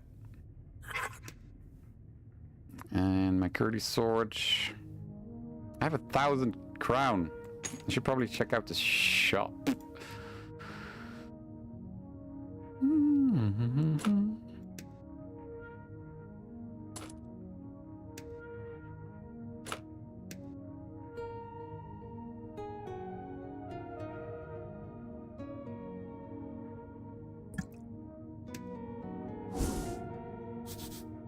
Says Joanna, CEO Maya Quam Illus Rex. The Drake Slayer. Whoa! Gauntlets of Ogre Power. Fuck yeah, let's go. Also, how much? 30 intelligence. Add it down. Button on the wall. Sure, pressing random buttons is never ended poorly. It is probably connected with these strange stairs leading to nothing. The goblin lets out a single sound, then he just takes a step back. Oh, mix doses. Push button will open secret door. That's how old master always put it. Button equals secret door. Buttons can sometimes be used for other stuff too, you know. They can, your goblin companion also gets sucked into the thought, clearly struggling to come up with a single thing that would need the use of an ominous button of this kind. Like what, master? An elevator? An elevator! Oh yeah, one of those. Elevator? Yeah, it's like, goes up and down. You press a button to make it move. Oh, master's so smart. Thank you, I am. Careful with the ego. Oh, this is very, You won't. Press button. You do so, putting a fair bit of force on it. As you do, a groaning sound fills the chamber. The passage opens at the end of the stairs. Logically, this would lead to the Temple of Urth. Great. Okay, what does the stairs go to, though? Oh. Are we... Oh, for fuck's sake.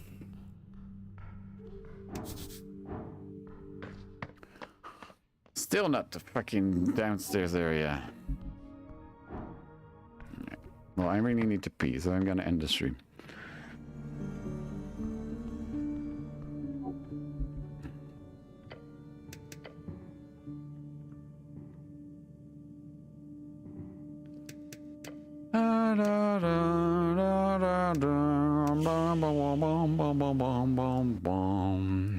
Whew. Well, we made some progress, but I still don't know what to go. Yeah. Anyway, thanks for the rage. There's an ad right now. No, I'm just gonna end the stream. How about that? See ya. Oh, I need to be. Okay.